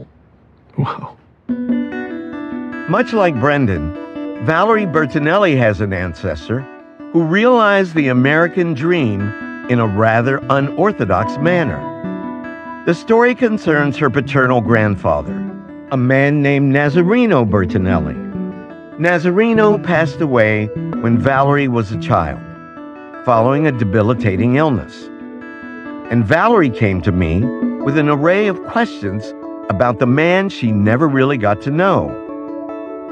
He lived with us for the last few years of his life, and I just remember we had to be quiet. We couldn't watch Saturday cartoons because No would get upset with us. Right. So I would love to know more about, I'm getting emotional, the young man. What brought him to America, and what was his life like before? I know that he has some secrets that he left in Italy because we saw some letters after my dad passed that were in Italian. But I'm curious about Nazareno's past. Okay, well, let's see what we were able to find. Oh my gosh. Our search began in the archives of Scheggia, a village in central Italy. Nazareno was born here in January of 1898. His parents were farmers, and he likely would have become a farmer himself, but for forces beyond his control. Last name and name, Bertinelli Nazareno, 1 March 1917, called to army and joined. What army? In 1917, your grandfather was conscripted into the Italian military at the age of 19. Oh my goodness. You know what was going on in the world? No. World War I. He was conscripted to fight in World War I. Whoa. Nazareno was assigned to an infantry regiment and sent off to Italy's border with what was then known as the Austro-Hungarian Empire. It must have felt like he was marching to his death. At the time, the armies of Austro-Hungary were routing the Italians and inflicting heavy casualties. Nazareno soon found himself on the Piave River, where an Austro-Hungarian offensive sought to crush the Italians once and for all. A journal written by one of his fellow soldiers offers a glimpse of what Nazareno likely endured. All night I am in the canal waiting for the enemy, who until morning is not seen. In the evening, they attack damnably, even with flamethrowers. Flamethrowers. On June 15th at 3 o'clock in the morning, the Austro-Hungarian forces opened fire on the Italians, including your grandfather. And you can see photos of the battle on your left. Wow. Your grandfather likely lost many of his friends. Yeah. Did your father ever tell you stories? Any of these stories? Mm-mm. We don't know what happened to Nazareno during the battle. We only know that he survived. And we suspect that he was surprised at the outcome. Learning from its defeats, the Italian army repulsed the Austro-Hungarian assault, winning a major victory. Nono was a part of that. And Nono was a part of it. Your grandfather and his comrades forced the Austro-Hungarians back over the Piave River, and the enemy retreated. And he was there. Wow. This battle became a source of pride for Italy as a symbolic defense of their homeland. Wow. Valerie, how was his story lost? I mean, he was a hero. I don't know how much he told my father. Or by the time he came to America, that it was just, I don't know. I don't know how old he was when he came to America, but yeah, it's a shame because my father did take pride in a lot of things. And I know that he loved his father, and that's what he would tell me, please, that he's not always been this way. He's just in pain. After the war, Nazareno returned to his hometown. Valerie knew that he would eventually immigrate to America and marry her grandmother, a woman named Angelina Croza. But the archives in Italy told us that Nazareno did something else first.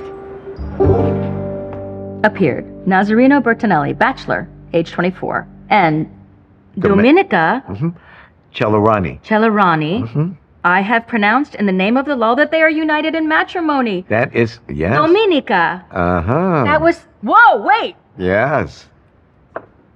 That's not Angelina. Mm-mm. No. Dominica. This is a record of your grandfather marrying a woman named Domenica Celerani on September 14th, 1922. About 2 years after he left the military. This is your first time of hearing of Domenica. Yeah. We don't know how Nazareno met his first wife or how they felt about each other, but the relationship would not last long. The next record we found for Valerie's grandfather was the passenger list of a ship bound for New York City. Nazareno Bertinelli, 24. Married or single? Single. Final destination, Scranton, Pennsylvania. Length of time alien intends to reside in the United States? Always. Always. He was fleeing Italy. Just 1 week after his marriage to Domenica. Wait! Just 1 week after... What, 1922? What the heck? That's right. Look at that date. What is he doing? Just 1 week after he married Domenica, Nazareno left to immigrate to the United States. Without taking her? On his own. But that was common. Often, people would go to the United States to make enough money and then send for you. And send them, okay. Right. I'm going to give him that benefit of the doubt. Yes, but I want you to read that statement again. And I'll tell you. Oh, he says single. Single. So that's the first thing we notice. Nazareno seems to have immigrated in order to start a completely new life. And he was leaving more than a wife behind. In the archives of his hometown, we discovered that roughly 7 months after Nazareno arrived in America, his father, Andrea, took his place at the birth of a child named Ernesto Bertinelli. Appeared Andrea Bertinelli, age 55, resident in this municipality, who presents a baby boy. He declares that the baby boy was born to Dominica, wife of Nazareno. That's right. The declarer has reported that the birth of the baby boy, because he was present at the moment of the childbirth of Dominica, instead of her husband who was away from home due to his job. Due to his job. So that's what he told her. I'm going to go get some work. That's right. And he's in America. He's in Scranton. And she, in May, has a baby. Remember, he comes in October. So she's obviously pregnant. She has So a baby. 7 months later. Right. And this is the birth record for your grandfather, Nazareno's son, Ernesto. Ernesto. Ernesto is your half uncle, your father's half brother. Oh, I wish I would have met him. Ernesto died in Italy in 2004 when he was 81 years old. Though he repeatedly tried to connect to his American family by writing the letters that Valerie found after her father passed away, there's no evidence that he ever even met his father, leaving Valerie to grapple with Nazareno's actions. I wonder if that ate at him and really bothered him. And It would have bothered me. yeah, It would have bothered you. yeah, I mean, your wife is pregnant. yeah. I'm sad for the pain that they went through. The sadness, the feeling of not being lovable enough to keep your father there, which isn't true, but yet that's what a child goes to when a child is abandoned. After arriving in America, Valerie's grandfather found work in a Pennsylvania coal mine. As we'd seen with Brendan Fraser's ancestor, this was a grueling way to make a living. But for Nazareno, it offered a higher standard of living than he'd had in Italy. And on December 20th, 1930, he cemented his transformation, turning his back on his past one last time. Application for marriage license. Nazareno Bertinelli, 32. Occupation minor. Previous marriage or marriages? No. No.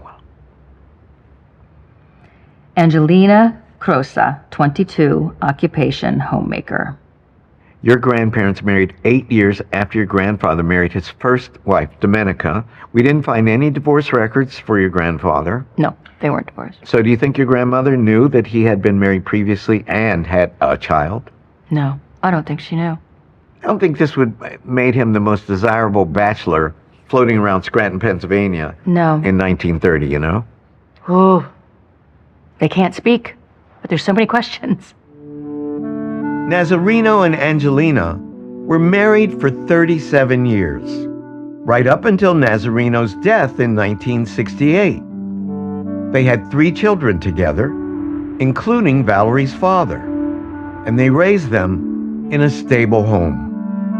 Even so, Valerie found herself struggling to reconcile her grandfather's life in America with all that he left behind in Italy.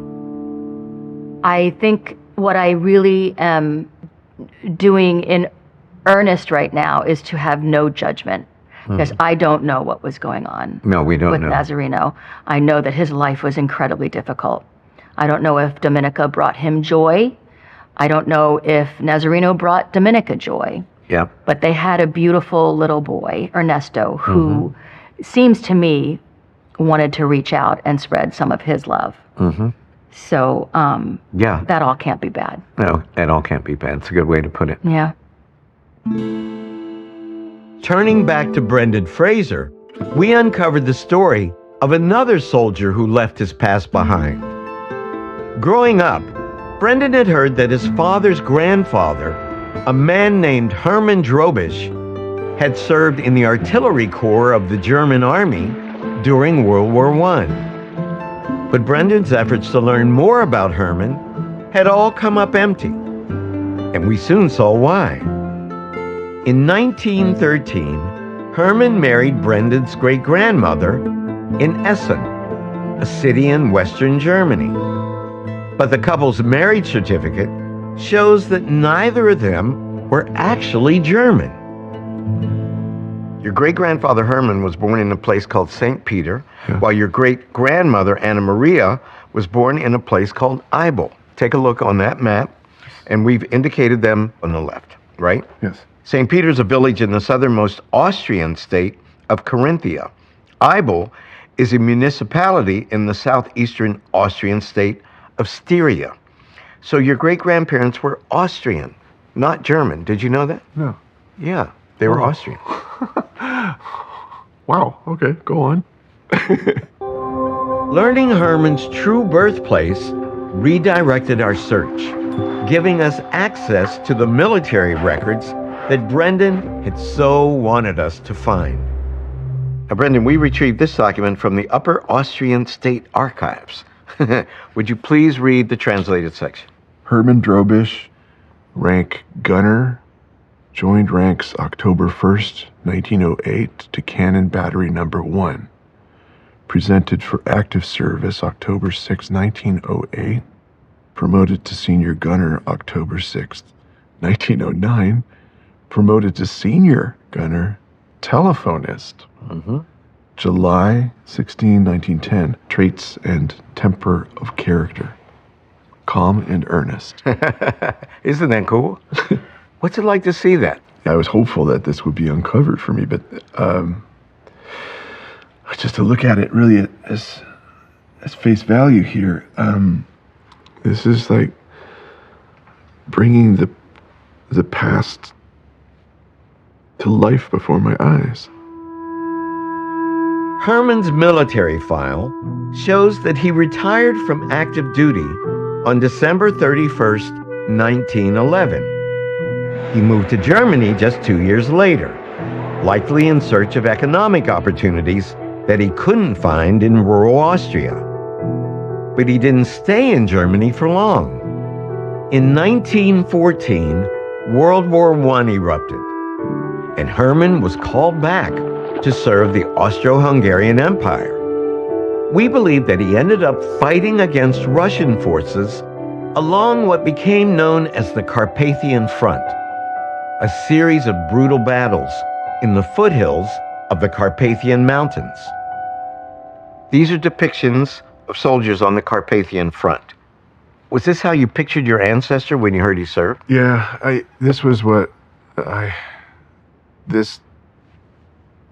it was artillery, I knew that it would be a lot of heavy lifting, a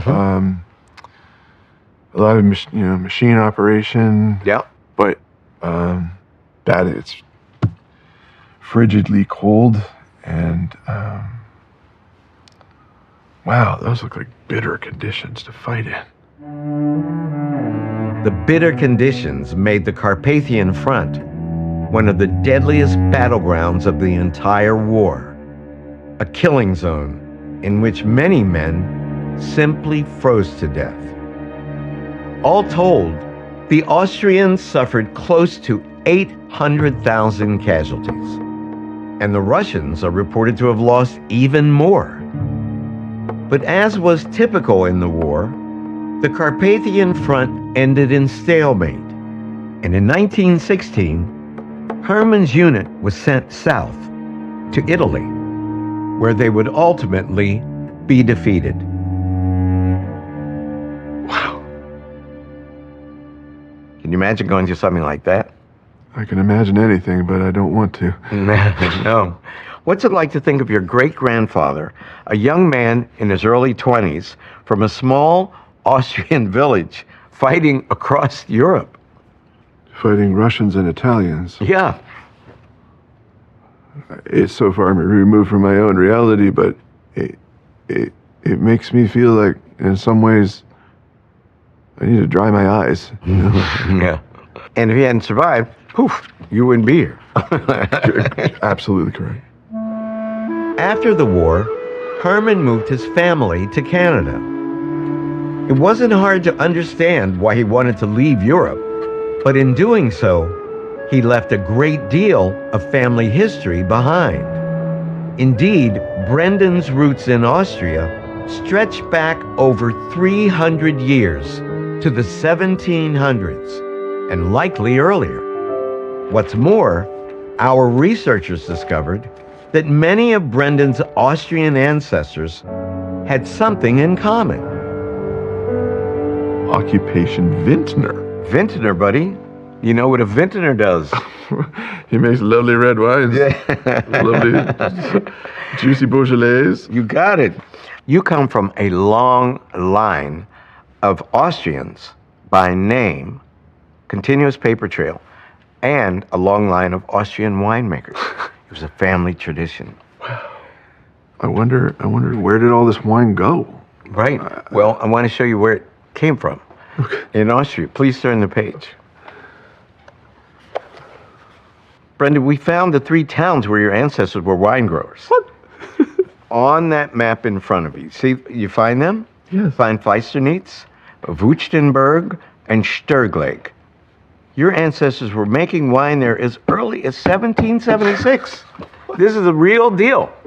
We didn't make this up. Wow. Wow. And this was the space of continuity for your family. Your ancestors stayed put in this one region for a very long time. Wow. It's amazing. And I bet your antecedents never imagined anybody would ever leave. They figured by the time they got to you, you'd be like stomping them grapes too. Yeah. What's it like to learn this?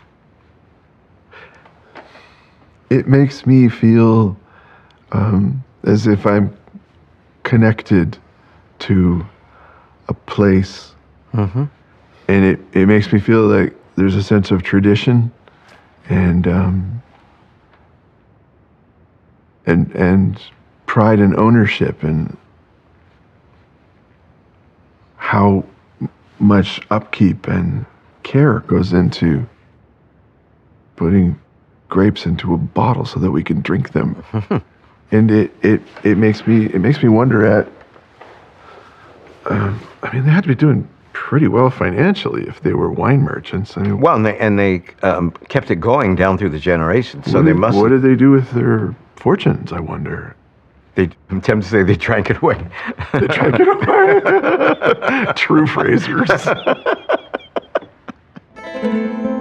We'd already explored Valerie Bertinelli's paternal roots, revealing the hardships faced by her grandfather, Nazareno. Now, turning to Valerie's mother, Nancy Carvin, we confronted hardships of a very different kind. Nancy lost her own mother when she was just 8 years old, and her father remarried soon after, turning her world upside down. She said everything changed when her mother died, and she became miserable. At such a young age to become miserable. So I remember so much joy when I was 8 years old. She said she missed her. She wished she had had her around.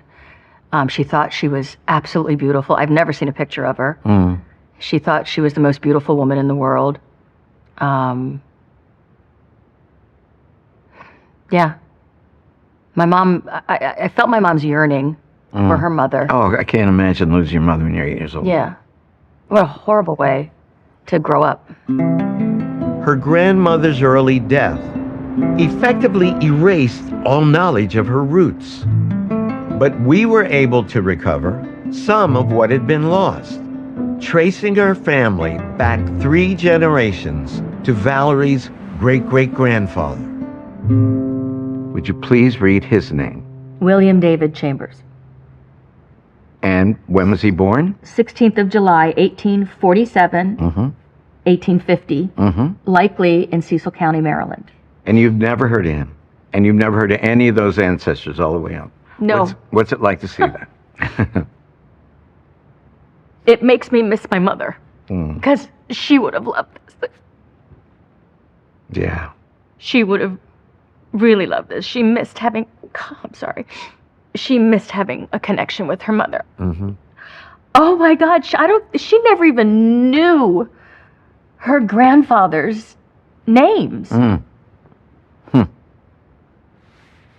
Wow. Oh, Mom, I wish you could see this.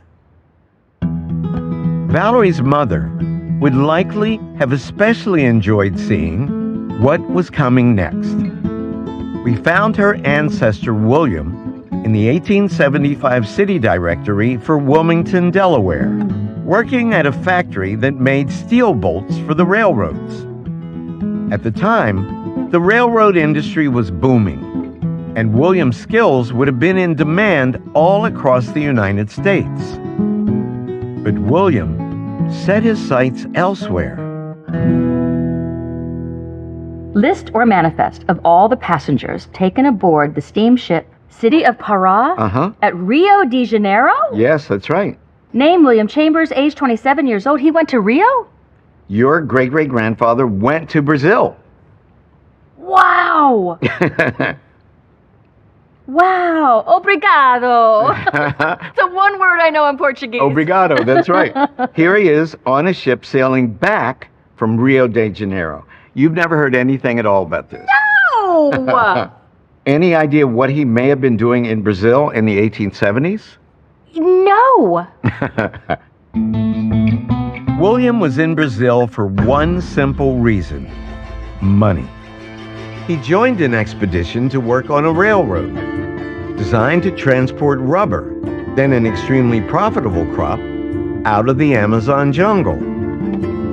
Labor shortages in the region led the project's funders to try to lure American workers to the site with promises of high wages.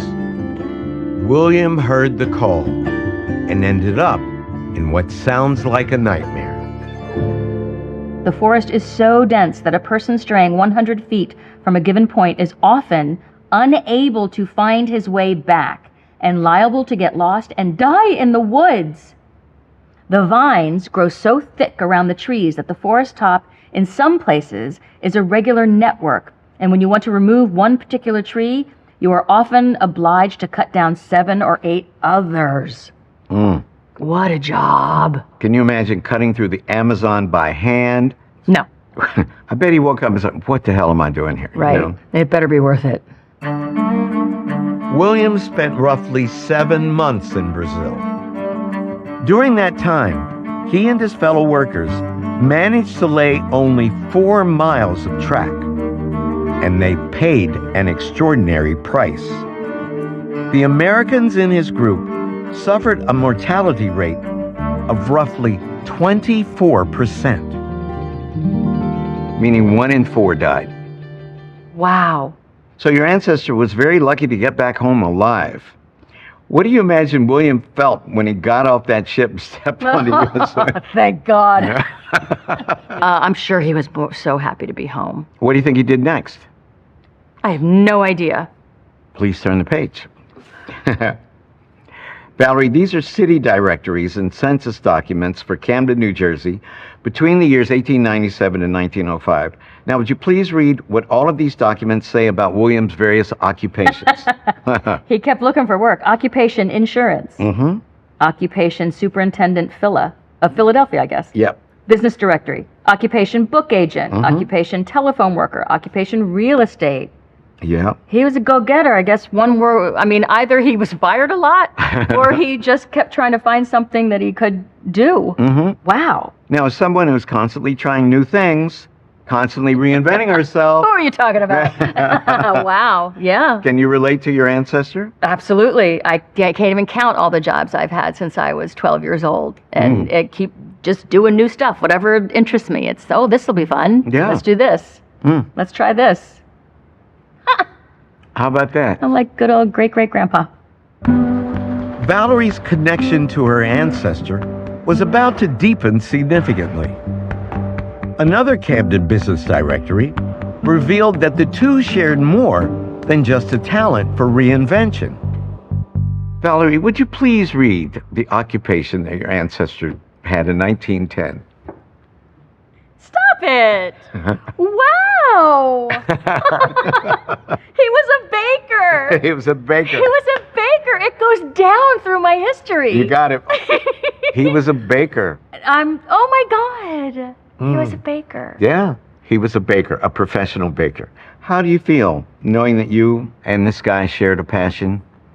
And how does it make you feel having this unknown, totally unknown branch of your family tree restored to you? I'm grateful. I'm so grateful. And I can't wait to share it with my family. I mean, I wish Mom was here to hear it, but I'm so grateful. The paper trail had now run out for Valerie and Brendan. It was time to show them their full family trees, now filled with ancestors whose names they'd never heard before. This is huge. For each, it was a moment of wonder. There's your mom. There's you at the bottom. There's me. Providing a chance to reflect on the sacrifices made by generation after generation to lay the groundwork for their own success. What I really, really feel is their strength. Mm-hmm. I feel these are amazingly strong people that went through a lot of hardships and overcame a lot and didn't always believe in themselves, but that didn't stop them. What are you going to tell your kids about this? Everything that I can remember. What's the first thing? The thing you remember most vividly right now? There's a candy salesman in the family. There's a vintner's line. There's some pretty tough as nails guys who fought on a frozen front. Mm-hmm. There's men who went down into a crack in the earth, scraped the walls, likely sickened their bodies, took their lives in their very hands each and every day they did that. It makes me feel that I think I need to have some gratitude for all the good things I have going on in my life right now. That's what it makes me think. That's the end of our journey with Brendan Fraser and Valerie Bertinelli. Join me next time when we unlock the secrets of the past for new guests on another episode of Finding Your Roots. I'm Henry Louis Gates Jr. Welcome to Finding Your Roots. In this episode, we'll meet actors LeVar Burton and Wes Studi, two men whose lives were shaped by their absent fathers. I was teased about that. I'd say things like, I don't have a dad. And the kids would say, ew. You grow up just with the blanks, right? Yeah. Just no information, no clue, and no real way to overcome that blind spot. To uncover their roots, we've used every tool available. Genealogists comb through paper trails stretching back hundreds of years, while DNA experts utilize the latest advances in genetic analysis to reveal secrets that have lain hidden for generations. Wow. And we've compiled it all into a book of life, a record of everything we found. This is so intense. I feel on the verge of discovery. And a window into the hidden past. I did not see this coming. In a way, I'm dumbfounded by I asked the question, got the answer, and now I'm dumbfounded. I am forever changed. I am forever changed. My two guests came to me with questions about entire branches of their family trees. In this episode, we're going to give them the answers they've been searching for through a pioneering combination of genealogy and genetics, allowing LeVar and Wes to see themselves more clearly than ever before.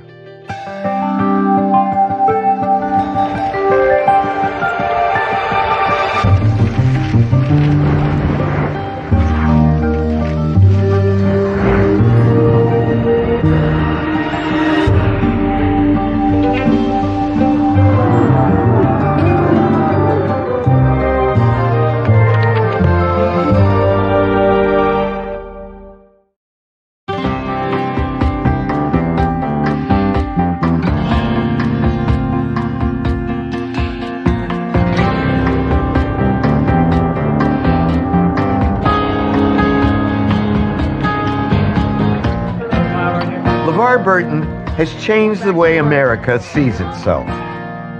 The iconic actor, famed for his roles on Roots and the Star Trek franchise, has embodied the journey of black people in our country from slavery to outer space, giving us a glimpse of our nation's tragic past while pointing us towards a more hopeful future.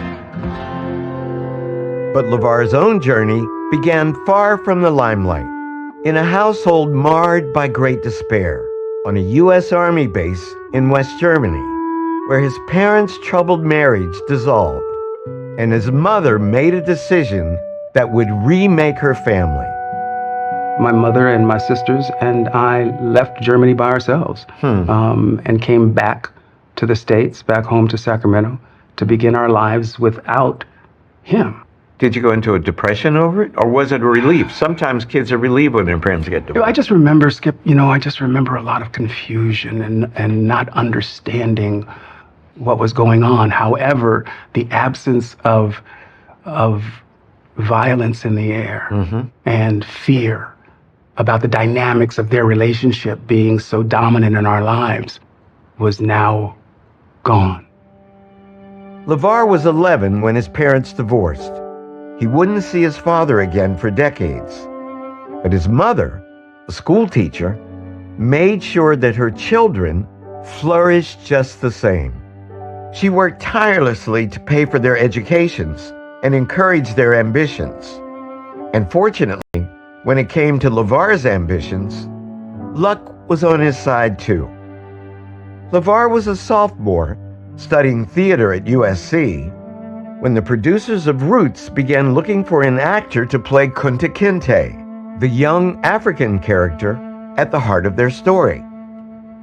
I was in the right place at the right time. They came in to one class one day and said that they were casting, they being these people in Hollywood. They were looking for young black kids. There were 3 of us in the drama department. And we all went to what turned out to be Len Stallmaster, the legendary casting director's office, for what they called back in the day a go-see. Go to this address and see the people there. That was it. That was the beginning. LeVar's beginning was bigger than anyone could possibly have imagined. Roots was an instant phenomenon and remains one of the highest rated series in the history of television. It made LeVar a household name and ultimately allowed him to pursue a very personal project. Take a look, it's in a book, a reading rainbow. Hi there. In 1983, LeVar became the producer and host of Reading Rainbow, a PBS series that ran for 23 seasons, Reading Rainbow, winning him 12 Emmys and a Peabody. Crafted to encourage a love of books in children, the series was close to LeVar's mother's heart, as well as to his own. Looking back, what are you proudest of? When I get asked this, it's always I get a catch in my throat because you would think that Roots, because of the magnitude of the impact that it's had on the planet, some 50 plus countries around the world, Roots is universally embraced as an important story for humanity. But it's really Reading Rainbow. Yeah. That's the first line of my obituary, I think. Right? Yeah. Host and producer of Reading Rainbow. A tribute to your mom. A tribute to my mom and believing so much in the power of education as we do in my family. Having an impact on the reading habits of a couple of generations of human beings. It doesn't get any better than that. My second guest is Wes Studi, the first Native American to win an Academy Award for acting. Much like LeVar Burton, Wes has changed our nation's perceptions, redefining the way Indigenous people are portrayed on screen, an accomplishment that no one could have envisioned when he was growing up. Wes was born in the Cherokee Nation of Oklahoma, the child of a single mother. His youth was defined by a series of upheavals, beginning when he was just 5 years old, and he was sent to live at a school for Native children more than 40 miles from home. When he returned, he found himself an outsider. I learned English, but when I went home for the summer, I tried speaking English in a Cherokee household and was shut down very effectively by my grandmother. So you had to learn to speak Cherokee all over again? I learned to speak Cherokee again so I could eat. This experience would set a tone for much of Wes's early life as he struggled to find his path, changing jobs and homes often, being forced constantly to adapt to new circumstances. Indeed, Wes was in his mid-30s and working as a rancher outside of Tulsa, Oklahoma, when a failed marriage drove him to discover his true calling. I went back to Tulsa, and a good friend of mine, Jay Whitecrow, he said, I asked him, I just got divorced, and I wonder what to do when I meet new people and stuff like that. I said, hey, I got just the thing for you. American Indian Theater Company. Check it out. So that developed. We began to be cast in things, and we worked on plays, and after a while we mounted the plays and did them any place that we could. A lot of like old folks' homes and any place we could get into that had a little stage. It didn't even need a stage. But what was it about it that appealed to you? It scared me. Uh-huh. One of the scariest things at that point in my life was being able to step out from the wings to a mark out on the stage and say my line. It's terrifying. It's terrifying. Yeah. It's like traveling through a jelloized air that you just walk through and then hit that mark and then, hello, Mr. Johnson. How's your family? Wes got over his fears very quickly. In less than a decade after stepping onto the Tulsa stage, he was a star. His breakout roles were fierce Native American warriors, familiar stereotypes in American popular culture. But Wes brought them to life in a new way, and he went on to portray characters in almost every genre, continually expanding his range and breaking down barriers for Native performers. In 2021, this journey came full circle when Wes took a role on Reservation Dogs, the first television series to feature all Indigenous writers and a largely Indigenous cast. The series not only proved to be a hit, it also gave Wes the chance to see his impact on a new generation. It's kind of heartwarming, and it's also very exciting. I'd like to think that my involvement over my career has had an influence for people to want to do this and to say and to give it a shot. Definitely. They must tell you that all the time. Okay. But and to watch the excitement of these young people, it's the kind of excitement that I felt 30 years ago. Right. You know? That's a rush. Yeah. Yeah. And you can see it on their faces and their actions, everything, and they're, yeah. And you deserve a lot of the credit, man. You made a difference in the representation of Native Americans in film, without a doubt. Okay, I can retire now. My two guests have followed very different paths to fame, but they share something profound. Both grew up knowing little to nothing about entire branches of their family trees. It was time for that to change. I started with LeVar Burton and with his mother, Irma Jean Ward. Irma raised her children on her own after her divorce, a Herculean task. How did she compensate for the absence of a father? Because she had to be mother and father. She had to be both, right? Not an uncommon story in the Black community. She did the best she could, you know, put us all through Catholic schools, made sure we had the education that we could hardly afford, right? She's an amazing person. She was. Yeah. She was. Did she tell you much, you and your sisters, about her roots? No, it was very difficult to get stories of her upbringing out of her. Impossible. She never wanted to share any of her history. Well, Let's see what we found out. Okay. We don't know why Irma was so reserved, but as we dug into her family tree, we uncovered a story that she may have wanted to keep hidden. It begins with her paternal grandmother, LeVar's great-grandmother, a woman named Mary Sills. LeVar knew Mary when he was a child. He says that he called her Granny, and he recalls being told that she had Native American ancestry.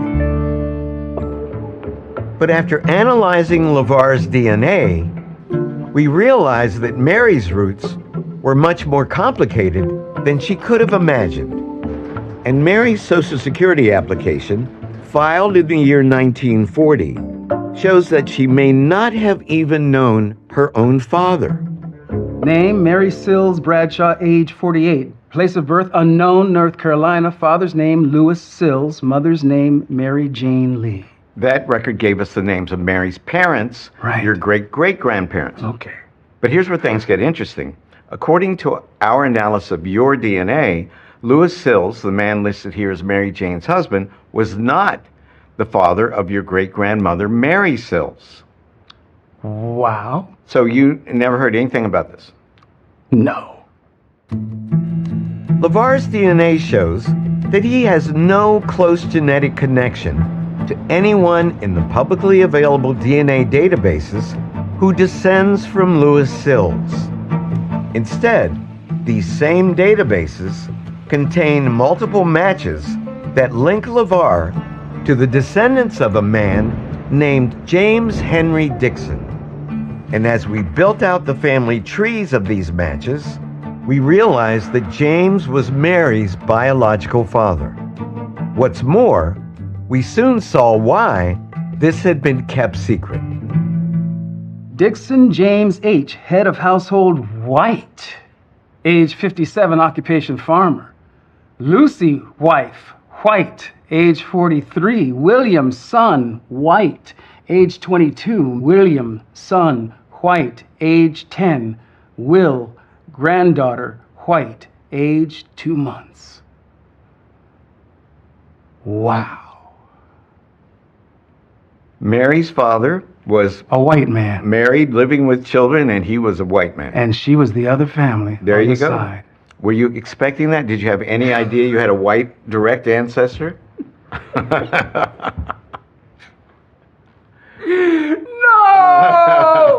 No, I had no idea. So Granny was half white. Yeah, there you go. Wow. We don't know anything about the nature of the relationship between Mary's parents. There are simply no records to guide us. But now that we'd identified her father, we could research his life. We discovered that James was born in Edgecombe County, North Carolina, in 1847, meaning that as a teenager, he faced a dilemma.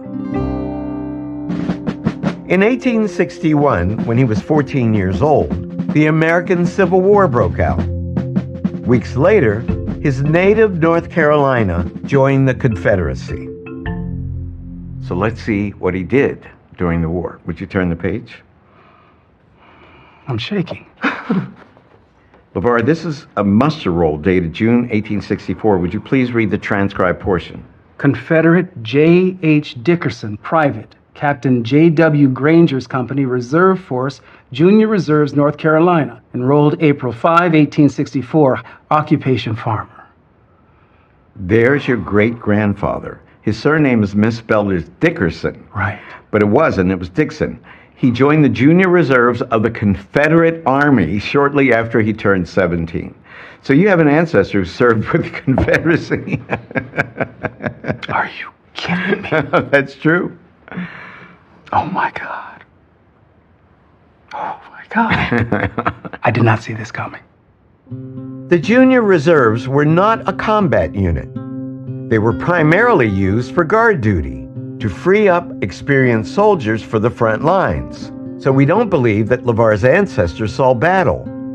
Regardless, the fact remains that as a young man, James served to protect slavery. But as an adult, he fathered a child with an African American woman who had been born into slavery. leaving LeVar to ponder that paradox. I often wonder about white men of the period and how they justified to themselves their relations with black women, especially those in an unbalanced power dynamic.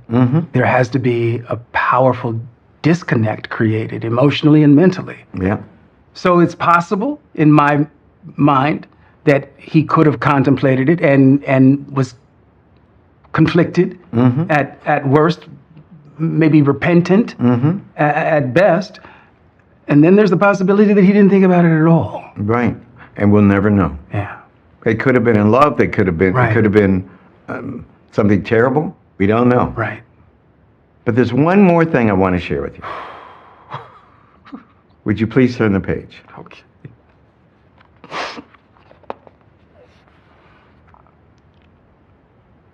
Wow, that's him. You are looking at your great-great-grandfather, James Henry Dixon. It's difficult to make out, but that is your biological great-great-grandfather. Now, I'd have fought you 5 minutes ago if you told me that I had a white great-great-grandfather. You do. You can fight me, but it's the truth.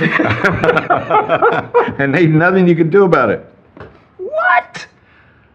Kunta got white ancestry. Yeah, that's right. What? Yeah. Come on now, Skip. You know, you took 2 DNA tests. The 2 major commercial DNA tests almost never have tested an African American who was 100% sub-Saharan African. Wow. We all have white ancestry. But this is close. That's right, but this is close, and by name. LeVar's great-great-grandfather died in 1906.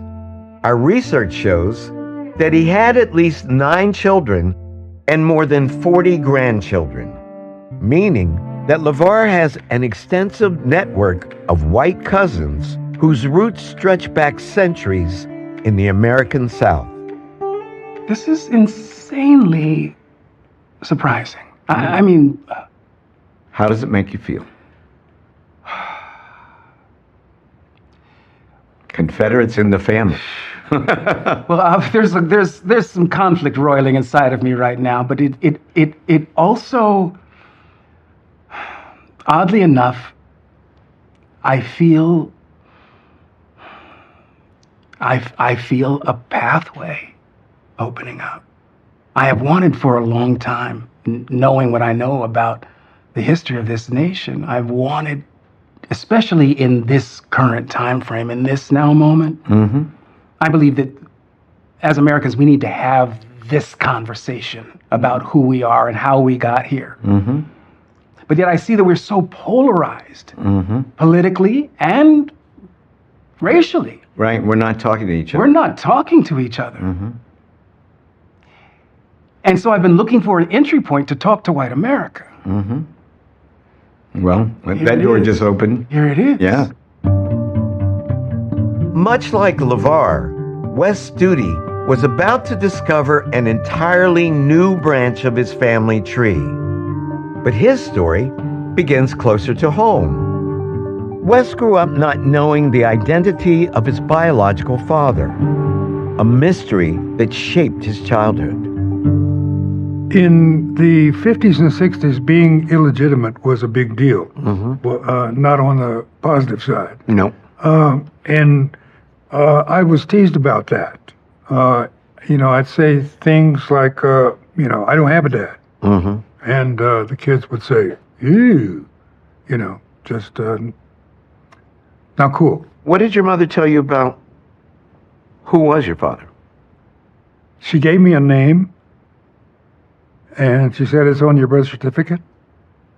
And that's about it. The name on Wes's birth certificate was Eugene Philpott, a man who was roughly the same age as Wes's mother and who had been raised near her in the Cherokee Nation. Wes grew up believing that Eugene was his biological father. But when he sought him out as a young adult, the response he received was not what he'd expected. he was at a little cafe there having coffee. I walked in, and I don't know if we had arranged it or not, but in any case, sat down with him, and he just immediately said, "I know what you're going to ask me, but no, I'm not." Huh. And we left it at that. Didn't you just get up and walk away? Yeah. Well, how did he know that you thought he was your father? Maybe I said something to him before. Okay. Maybe I said, "I think you're on my birth certificate," or something like that, or my mom said, that you're on my birth certificate. He said, "Yep, I know that, but it's not true." Huh. So something to that effect. He denied me, yes. Did you follow it up at all, or just No. you let it go? Yeah. Well, that must have been painful. No, actually, it was, I saw him, and I said to myself, "I don't want to look like that son of a bitch," you know. As it turns out, Wes's feelings were based on more than his instincts. Eugene Philpott is not his father. The two men have no significant matches in the publicly available DNA databases. But this is where our research got complicated. Wes's DNA links him to the descendants of a couple named Jesse and Katie Blair. They are Wes's paternal grandparents, meaning that one of their sons is Wes's biological father. But although they had two sons who were the right age to have conceived a child with Wes's mother, there just wasn't enough DNA evidence to distinguish between them. So rather than identify his father, we presented Wes with two candidates. You're looking at Jess and Bobby Blair. Jess is on your left, and Bobby is on your right. The photo of Jess was likely taken when he was about 19 years old. The photo of Bobby on your right was likely taken when he was in his 70s or his 80s. You are looking at your biological father. We just don't know which one it is. But one of these men, beyond the shadow of a doubt, is your father. Do you see a resemblance?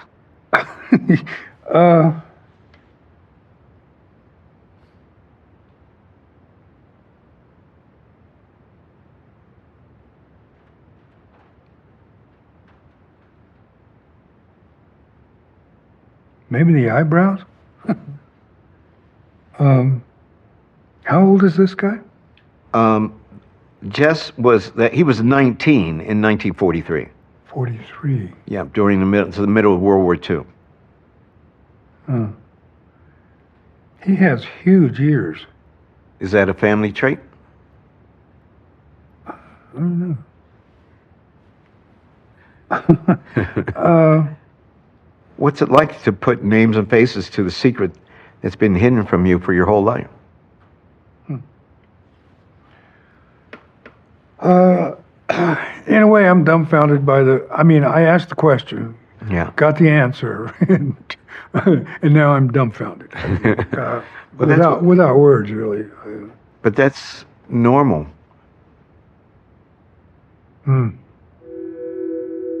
Although Wes didn't recognize them, he may well have seen the Blair brothers during his childhood.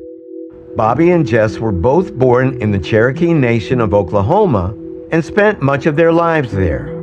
Sadly, both men are deceased, so a reunion is impossible. What's it like to learn this?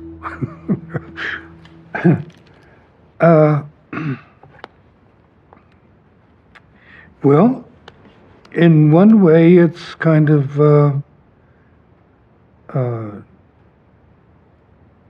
disappointing, and another way, it's kind of a relief. At least I know they were human, right? Well, you know they were human, and you know their names. And you know the names of your grandparents. Yeah, a whole side of a family, a whole, yeah. Just opened up. We now turned our focus to the Blair family and encountered some tortured history. Wes's direct paternal line traces back to George Blair, a half Cherokee farmer who owned enslaved men and women in North Carolina, and then to George's father, Wes's third great-grandfather, a man named James Blair. James was born in Virginia in 1761, the child of white settlers. As a young man, during the Revolutionary War, James led troops against the Cherokee Nation, then later had a child with a Cherokee woman. So what's it like to learn that you descend from a white man who was actively involved in killing the Cherokee people?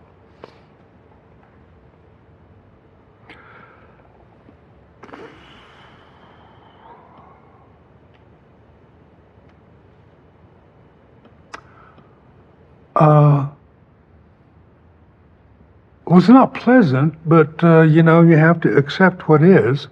On the other hand, I'm married to a settler woman, right?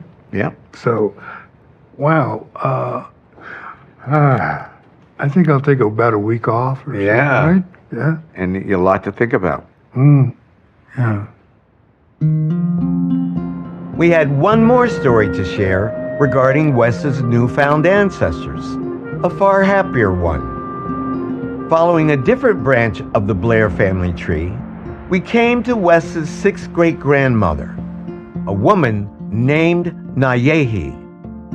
Nayehi is a beloved figure in Cherokee history, celebrated as both a warrior and a stateswoman. And Wes was delighted to discover their connection. Isn't that amazing? I had no idea. She was grandma. Sixth grandmother. Yes. Great grandmother. Direct. You have DNA from her. Wow, that's a pleasant surprise. How about that? Yeah. Nayehi was born in the late 1730s. As a teenager, she was given the title of War Woman for picking up her dead husband's rifle and leading the Cherokee to a victory over the Creek Nation. This title gave her a powerful political role within her tribe, and Nayehi made the most of it, eventually leading negotiations with the United States government in the hopes of retaining her people's land. Her efforts were futile, but she left behind a remarkable testament to her vision. We know the white people are more and stronger than us, but will you take everything from us and let us starve? We did never concern in the former treaty, which has been broken, but we do in this. You know women are always looked upon as nothing, but we are your mothers. You are our sons. Our cry is all for peace. Let it continue, because we are your mothers. Those are your sixth great-grandmother's actual words. She could speak. She could speak. Throughout her life, Nayehi worked towards peace between her people and the Americans, urging both sides to see themselves as one people in the land that they now inevitably shared and would share forever. But she consistently insisted that the Cherokee people had a right to their own homelands, and her challenge to white land hunger grew with increased pressure on Cherokee territories. She died sometime between 1822 and 1824 in present-day Benton, Tennessee. Wes, you have a lot of information to process. And some influential people in my background. What does it mean to you to be descended from her in particular? I mean, this woman was a major hero. Well, it's illuminating, and I think what it really makes me think of is how tough our women were, and everybody's afraid of women more than they were afraid of the men. You know, and that's the kind of world that I was born into. You know, a world of tough women. Yeah. Yeah. Yeah, ones that could outwork men. Right. So, it's all thought-provoking, to say the least. It is. Right? Turning back to LeVar Burton, we shifted from his mother's roots to his father's, where we confronted a blank slate. LeVar's father essentially disappeared when LeVar was 11 years old, and the two men have had very limited contact ever since. As a result, LeVar knows almost nothing about the Burton side of his family tree. So we set out to change that. And we discovered that father and son actually have a great deal in common. The story begins in Cherry Valley, Arkansas, where LeVar's father was born in 1934.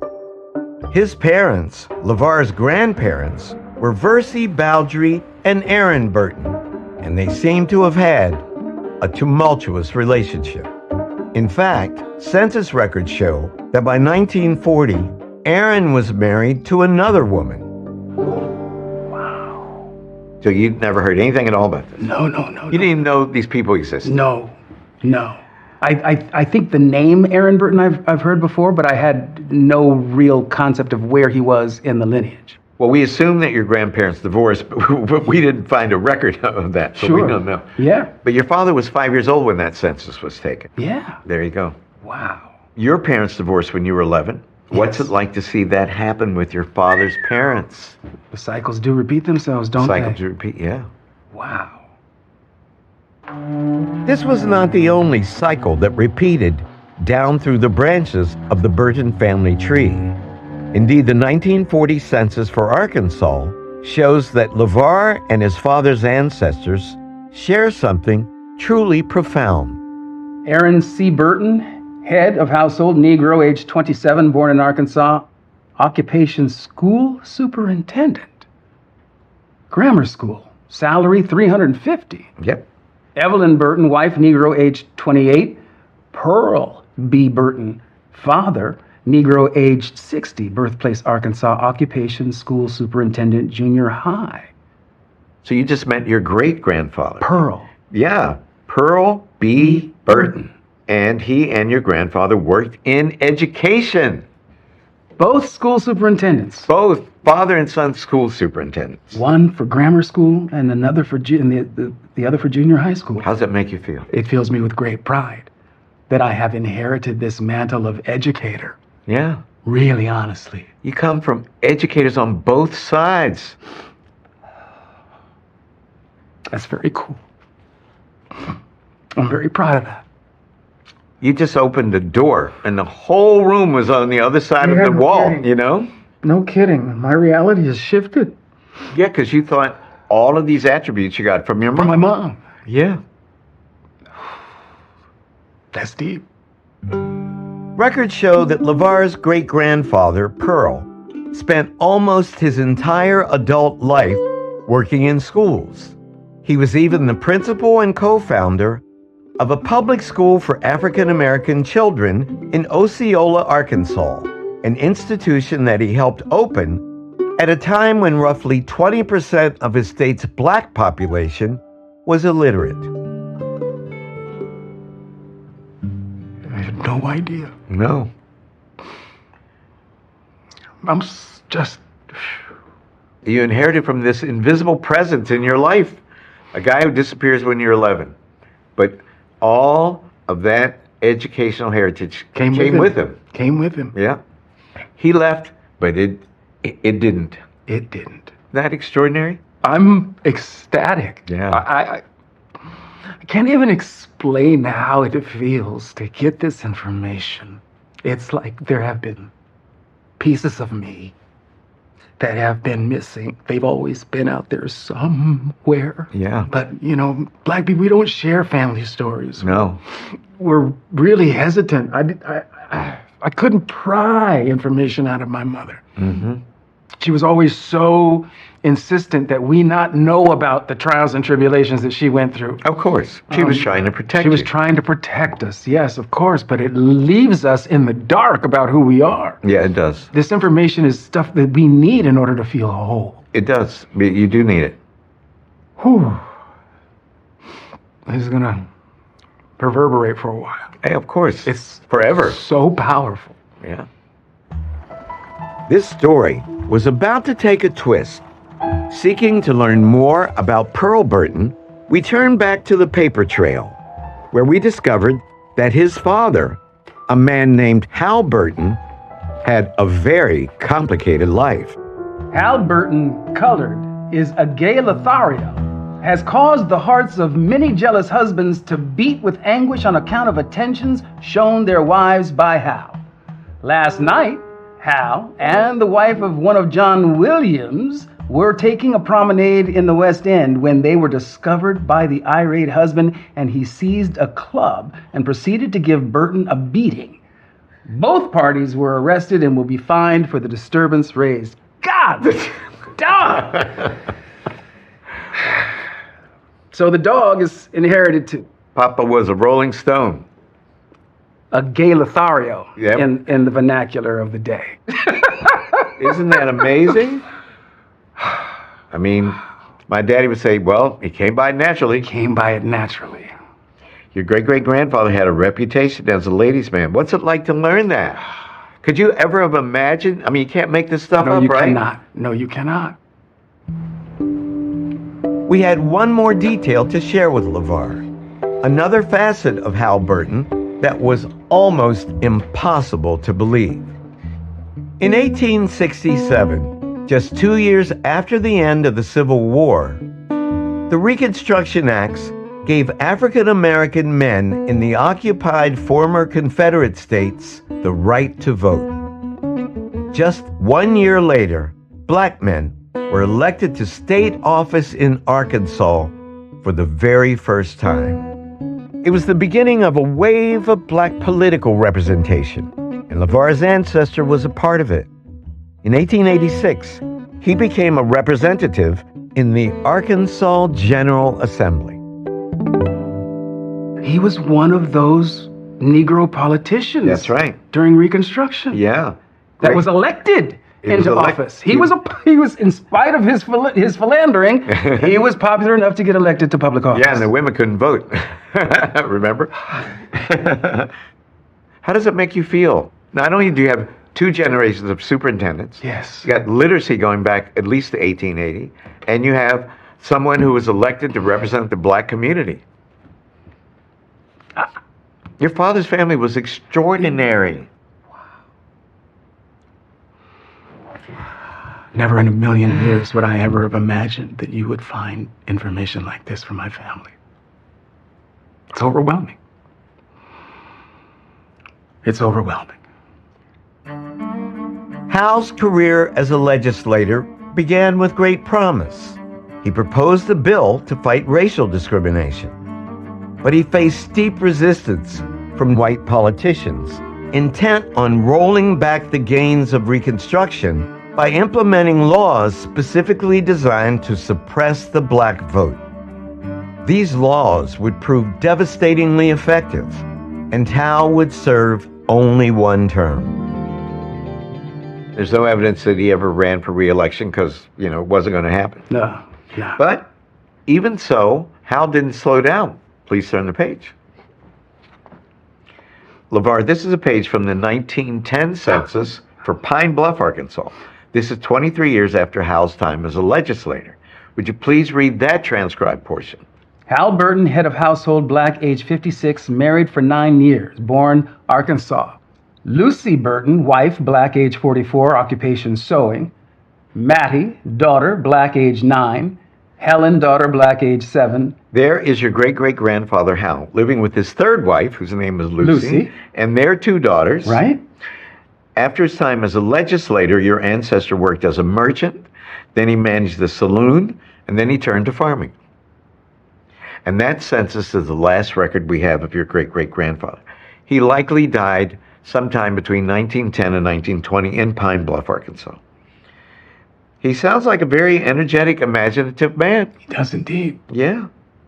Wow. Now, LeVar, does learning about all this about your father's roots change anything about the way you see your father and the way you imagine a new relationship? It does. I feel like for the first time in my life, we have something in common. Right? And I feel like I want to share that with you. We'd already traced Wes Studi's paternal roots back to a heroine of the Cherokee Nation. Now, turning to his mother's ancestry, we focused on an event that transformed every family in that nation, the Trail of Tears, the forced removal beginning in 1830 that drove roughly 60,000 Native people from their homes in the eastern United States to unknown territory in the West. It's a tragedy that Wes has long struggled to comprehend. So when did you learn about the Trail of Tears? How old were you? High school, probably. Mm-hmm. I would have been 13, 14 years old. Yeah. Do you remember what your reaction was? Shameful. I was ashamed that it had happened to us that way. You know, I felt that it was. I was ashamed of it. How did we let that happen? Is my reaction. Wes told me that these feelings ultimately evolved into a kind of curiosity. He studied the Trail of Tears in detail, even reading first-hand accounts written by survivors. But the names of his own ancestors who had endured the ordeal had been lost, and at first we couldn't find them either. Then, one of our researchers uncovered an application for Cherokee membership filed by Wes's great-grandmother in Oklahoma in 1906. It lists the names of Wes's family all the way back to the early 1800s and places them in a very significant location. Nancy Ketcher, grandmother. Where were they born? In the Cherokee Nation state of Georgia. In the Cherokee Nation state of Georgia. Wes, you just met your maternal third great-grandmother, brother, your great-great-great-grandmother. Her name was Nancy Ketcher, also known as Big Nancy. You ever hear of her? No. And you notice where she was born? Yeah. Learning Nancy's birthplace unlocked the story of how she experienced the Trail of Tears, leading us to a claim that she submitted to the United States government in 1842. Thousands of claims like this one were filed by indigenous people seeking compensation for what had been taken from them by white settlers. One steer, 3 years old, 2 yearlings, 1 horse, whole amount, $187.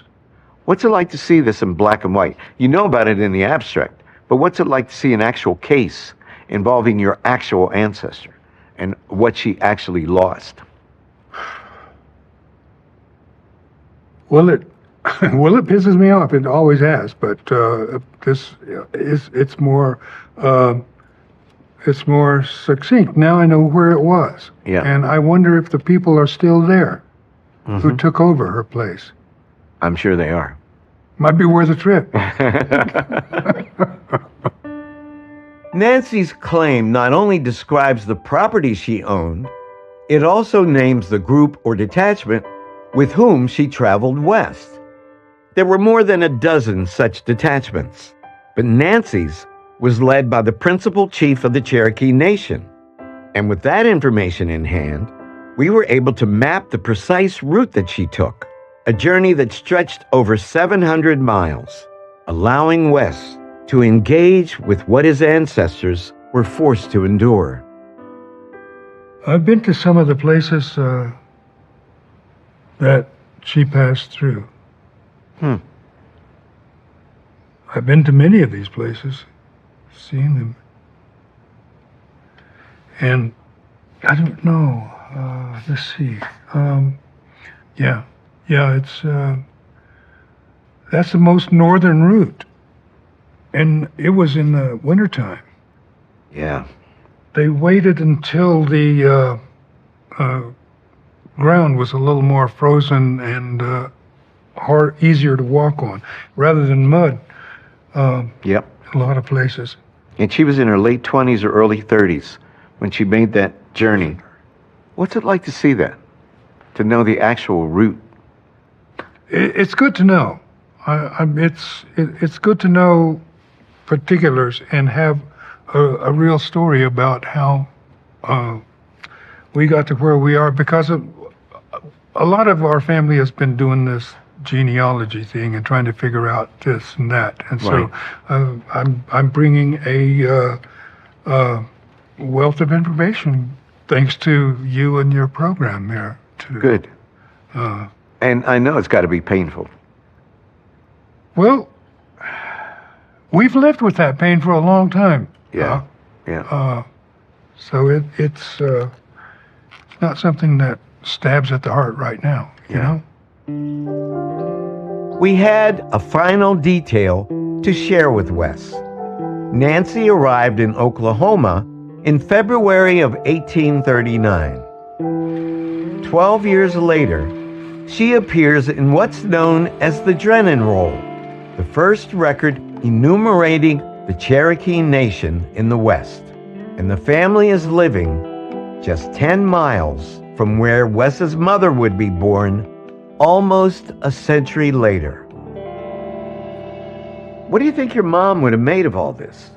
I think she would just have she would have said something like, "I'm sorry they didn't tell me this." Yeah. And I can kind of echo that, you know? Well. But I'm glad we found out something. But let me ask you the obvious question. Why do you think these stories weren't passed on?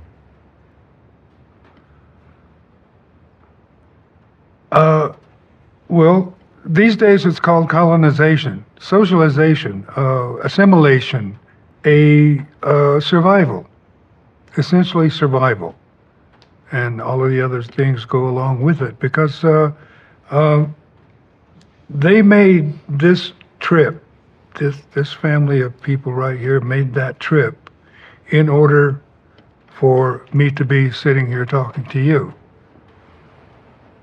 I mean, there's that idea of the coming generations that you have to keep in mind. Yeah. For your own people to continue to be. Right. Ultimate urge is to survive. Ultimate urge. Yeah. Yeah. The paper trail had run out for Wes and LeVar. It was time to show them their full family trees, now filled with people whose names they'd never heard before. Wow. It's quite a tree. This is the gift of a lifetime. It's the gift of generations of sweat and blood and toil and dream. For each, it was a moment of awe, offering the chance to see how their own lives were part of a larger family story. I'm forever grateful to those who made it possible for me to be here today. And I work towards making it a good place for those of my progeny that will be here in years in the future. I didn't know anything about myself critically before today. And this information has changed me. Doctor, I gotta tell you, it has changed me. It changes the way I see myself. It changes my relationship to my family. I am forever changed. I am forever changed. That's the end of our search for the ancestors of LeVar Burton and Wes Studi. Join me next time when we unlock the secrets of the past for new guests on another episode of Finding Your Roots. I'm Henry Louis Gates Jr. Welcome to Finding Your Roots. In this episode, we'll meet actor Ed O'Neill and musician Sammy Hagar, two men who are about to discover that their seemingly ordinary ancestors concealed some extraordinary stories. I always wanted to know this. Ever since I was a little kid, I'd ask everybody. But they didn't know. It went into the murky past and it was gone. There was a lot of secrecy going on with them. And now I totally see this now. They didn't talk about anything. To uncover their roots, we've used every tool available. Genealogists comb through the paper trail their ancestors left behind, while DNA experts utilize the latest advances in genetic analysis to reveal secrets hundreds of years old. And we've compiled everything into a book of life, a record of all of our discoveries. Oh my God, that's amazing. I don't know if I'm ready for this. And a window into the hidden past. That's really something. That's when they stopped being Europeans and became Americans. Well, I never thought I'd see it. What's it like to find this out? Oh, it's crazy. This is lunacy, man. This is so beyond my... This is like trying to think about black holes and stuff. It's this old story, of America and the immigrants and the struggle. They didn't succumb. Boy, I'm glad I came here today. My two guests are tied together by a common thread. Both descend from ancestors who hid the most basic details about their lives from their families, leaving their descendants to wonder who they really were. In this episode, we are going to reveal what has been hidden for generations, forever altering how Sammy and Ed see themselves.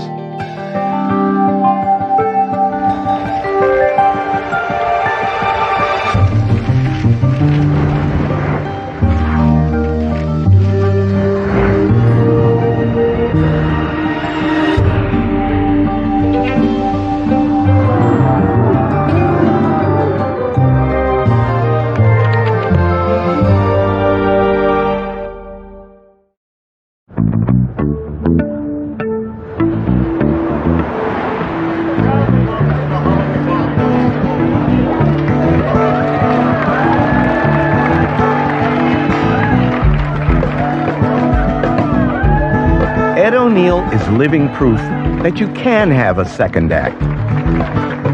In 1987, he came to fame as the star of Married with Children, one of the most popular sitcoms of all time. Almost 2 decades later, Ed did it again, starring in Modern Family, another groundbreaking and enormously successful hit. Along the way, Ed also found time for Hollywood movies and Broadway dramas. A body of work that is truly amazing. But to hear Ed tell it, his entire career has been a string of happy accidents, stretching back long before he even thought about a career. Ed grew up in Youngstown, Ohio, in the shadows of the steel mills where his father worked. There were no actors in his family or artists of any kind. But as a young boy, Ed found himself drawn to the local movie theater, where he discovered that he had a unique gift. I remember we would go on Saturdays because they had a cartoon festival. There'd be 20 cartoons. Tom and Jerry. Yeah, Casper the Friendly Ghost. Yeah. All that stuff. And then there was usually a feature film, whatever that would be. If it was Spartacus or if it was John Wayne, it was a cowboy or whatever it was. And often I would come back to the neighborhood and I would tell my friends the movie. I would act it out for them, often. And then if they went to see it, usually they'd come back and they'd say, it wasn't that good. We liked your version better. I would improve on it somehow. Perhaps unsurprisingly, Ed's acting talents would initially remain untapped. Growing up, his main focus was football, and for a time, he excelled.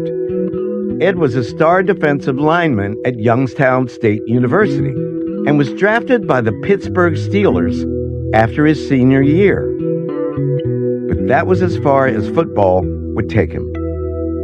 He was cut during his first training camp and found himself back in Youngstown, aimless and struggling, until a chance encounter with the city's playhouse gave him a new direction. I had a pretty rocky patch for a while. I was drinking and I was getting in fights in bars. And being kind of reckless in that way. And then I saw an ad in the Youngstown Vindicator for tryouts for a play. And I think it was The Rainmaker. And I had seen the movie with Burt Lancaster. Right. So I went out, and I went in and they had tryouts, and I know that I imitated Burt Lancaster. Terrible, I know I was. And of course, these plays at the Playhouse, I found out much later when I started working there, that they were pre-cast. They had a group of actors that they built their season around. They have to. Right. And the director said, they don't get many guys like me out there. So he said, we're doing Antigone, which was that Greek classic. Yeah, of course, yeah. I was a spear. I held the spear. I was a Greek soldier. I did that, and I loved it. And I watched the ones with the big parts, with all the, the scenes and the dialogue, and I thought, man, I like this. That realization changed Ed's life. He soon returned to Youngstown State, this time to study acting. He was among the oldest students in his class, and he was out of sync with his department's schedule. But he wasn't about to let that stop him. I had missed the first semester where they had beginning acting. This was advanced acting. But I talked him into letting me into I said, I'm an actor. I'm play at the Playhouse. I do plays. I didn't tell him it's this, I've studied Burt Lancaster. Yes. And so I went there, and you have to learn monologues, and you have to do scenes, and I was awful. But I kept at it. Yeah. And I progressed really quickly, and then I started doing the leads. Yeah. So what did your parents say? My mother loved it. Yeah. But I was already like 24 now, 25. And your dad? He was like this, Yeah. But would he go see you? No. No? He was working. Yeah. So, and I think my mother only went to a few. Mm-hmm. But I didn't need any of that. I didn't care who went to see it. I liked it.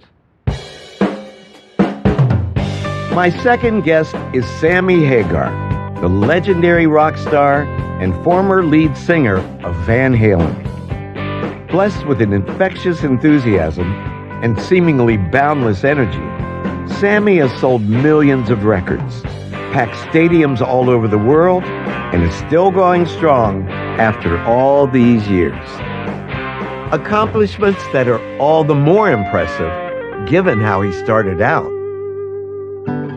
Sammy was born in Salinas, California, where his parents were itinerant farm laborers. When he was 2 years old, the family moved to the nearby city of Fontana so his father could take a job at a steel mill. It seemed like a move toward stability, but Sammy's father was bringing demons with him. The home life was pretty rough. My dad's boss was a alcoholic like my dad, and they went to AA together, and they'd get sober, and then my dad would go on to drunk first, and Huey wouldn't fire him because he felt sorry for him because he had the same problem, and so it seemed like my dad never would lose his job. He would go on a drunk for a month, and he was a violent drunk. He'd beat my mom up, beat my neighbors up, never the kids. He never touched the kids, but he would beat anybody else up. Cop would pull him over and beat him up, and drive back home, and they'd come and knock on the door, and he'd get up and fight him again. He was a complete madman. That had to be hard, though, man. It was hard. Yeah. So my mom would have to leave, and some relatives would take us in, and if they didn't, we'd sleep in the car a lot. Sammy's mother did her best, but his father would eventually lose everything, including his life, to alcoholism. Yet Sammy did not let his parents' struggles destroy him. He found salvation in music. He had no training, but he had a powerful voice. And his friends soon noticed that he also possessed a special skill. We'd go to the beach, and they'd turn on the radio, and I could sing to every song on the radio. I knew the words, and I still do not use teleprompter. I've written 400 or 500 songs. I can sing damn near every lyric without, for some reason, I'm good at that. So my friends used to go, "Oh man, how do you know that song?" I'd say, "I just know it." You know, I'd say, "Oh yeah, I turned the radio off. Hey, how about this one?" They'd start play that tune. I'd start singing the song, and then one of my friends got a guitar, and he was saying, "Hey man, you be the singer, I'll be the guitar player." And I said, "Okay." And then I started learning to play guitar. And what I found was we would play in our garage, and some friends would come over, and they would stay. You know, they'd sit and watch us play, and they liked it. You know, we'd know 3 songs and play them over and over again, and they just thought it was so cool. And then they would go around telling people about us, like, "Oh man, hey, Sammy's in this band, man. You guys should hear them. They're really good. You know, let's hire them for a party. We're gonna have a party. Maybe they'll play." And I started feeling like I was somebody, because at that stage I knew what was going on in my world. I had nothing, but that changed everything right there. This band was the launch pad for a journey that is still unfolding. After more than 5 decades in the limelight, Sammy is still touring and recording. And perhaps most significantly, he hasn't lost his passion along the way. Indeed, he still retains the boyish enthusiasm of his youth, and even credits much of his success to the lessons he learned, for better or for worse, from his parents. My father made me driven that I don't ever want to be poor and be embarrassed ever again in my life. So it drove me to elevation, to enlighten myself. And my mom taught me how to make something from nothing. My mom was just frugal, man. You could not, if you said, "Mom, hey mom, we got nothing to eat," she'd say, "Get in the car." We'd go out, drive around. She'd see an orange grove. Let's go pick some oranges. She'd go down to the potato patch that the workers were gone for the day. "Come on, there's potatoes. Take some potatoes." I'm dead serious. And it would be like, "Wow, Mom, this is fun." You know, my whole We're going shopping. We'd jump out and raid a strawberry patch. And then we'd go home, and my mom would whip something up, and we'd go, "Man, Mom, that was fun. That was great." We'd go fishing. We'd go up to the little stream up in Lyle Creek where they used to have little trout. Me and my brother, my mom, would go catch some trout. I mean, my mom was, man, she was creative. Yeah. She was really creative. She made a way out of no way. Yeah, she's an optimist. And I'm a complete optimist, too, yeah. Yeah, me too. Takes one to know it. My 2 guests are both self-creations. Nothing in their family backgrounds even hinted that either of them might be successful. They did it all on their own. But as we looked into their roots, we discovered that each had ancestors who were self-creations of a different kind. People who harbored secret identities, or who reinvented themselves entirely. It was time to bring their stories to light. I started with Ed O'Neill and with his father, a steelworker and landscaper with an exhausting schedule, who still exuded a sense of warmth towards his children. I remember he would come home from landscaping, and then he might go out on the 11 to 7 shift. So he would sleep, often in the T-shirt and work clothes. He'd lie on the living room floor and pass out. My brother and I would play on top of him like he was a fort. And my mother would say, "Leave your father alone." And he'd wake up and say, no, it's okay. I like them. Yeah, I bet he did. Yeah, he liked us around him. This attitude was all the more surprising given the way that Ed's father was raised. He grew up during the Great Depression in a home that was anything but warm. My father was the last of 3, and he was an accident. Yeah. And they didn't have a lot of money. His dad worked in the mill, and I think he suffered from high blood pressure, and then in those days they treated it with a pill that gave you depression. Oh, man. So I never had a conversation with my grandfather. It was just, hello, that was it. Your brother told us that your grandfather was like a dark cloud. Yeah. Ed's grandfather, a man named Joseph O'Neill, never discussed his job in the steel mill, much less the impact it might have had on his health. And there was an aspect of his career that took Ed by surprise. Records show that by 1930, Joseph had worked his way up to being a foreman at his company, a promotion that likely brought daunting challenges. At the time, America was in the depths of the Great Depression. and steel mills across the country were bleeding money.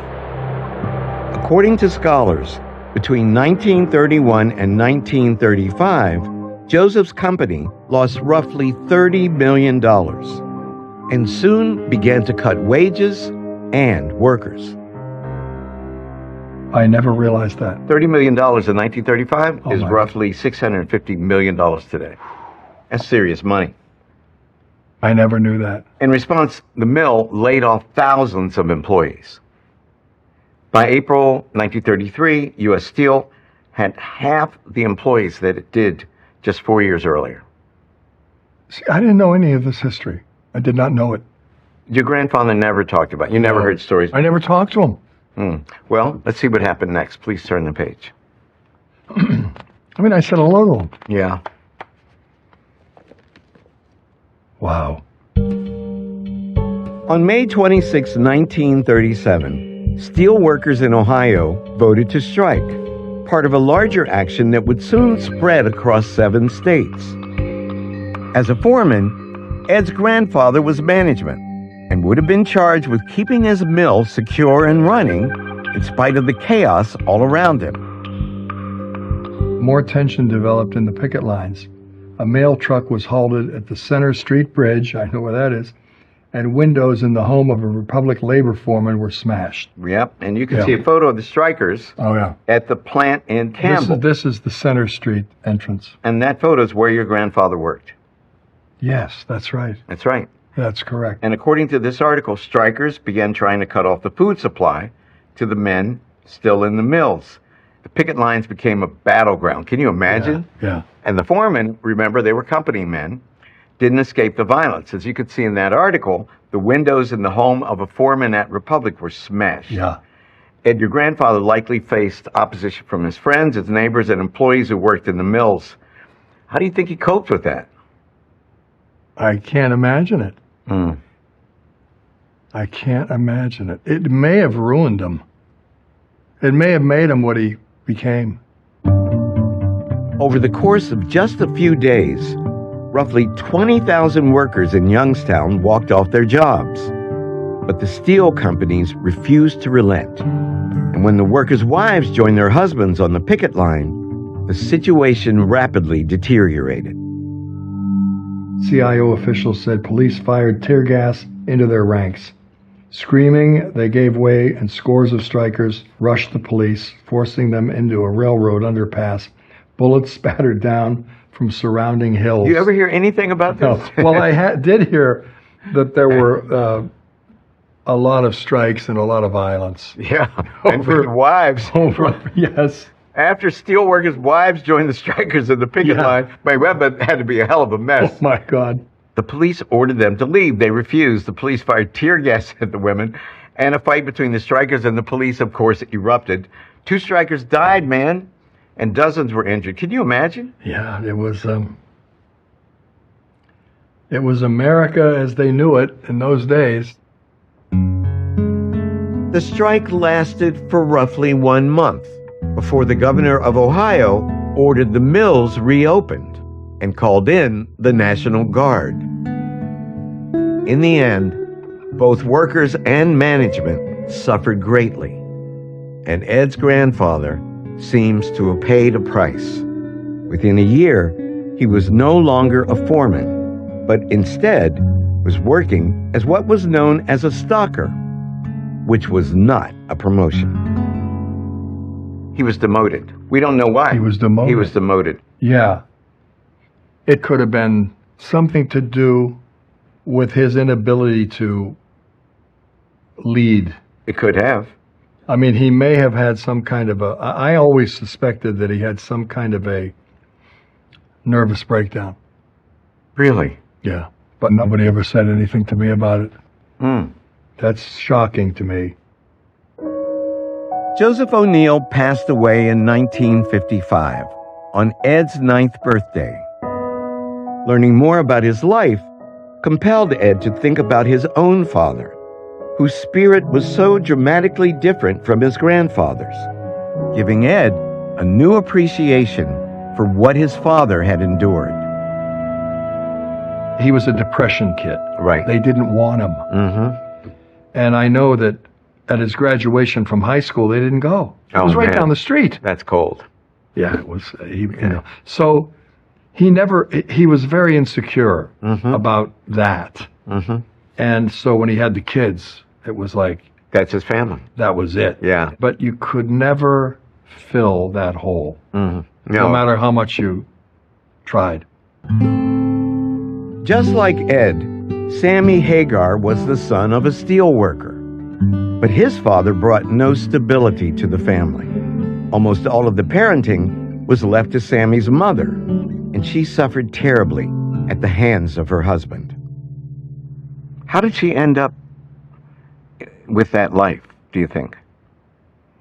You know, I really don't have an answer to that. I wish I did. You know, it would be easier to understand and say, okay, I forgive my father, or, you know, I forgive my mother.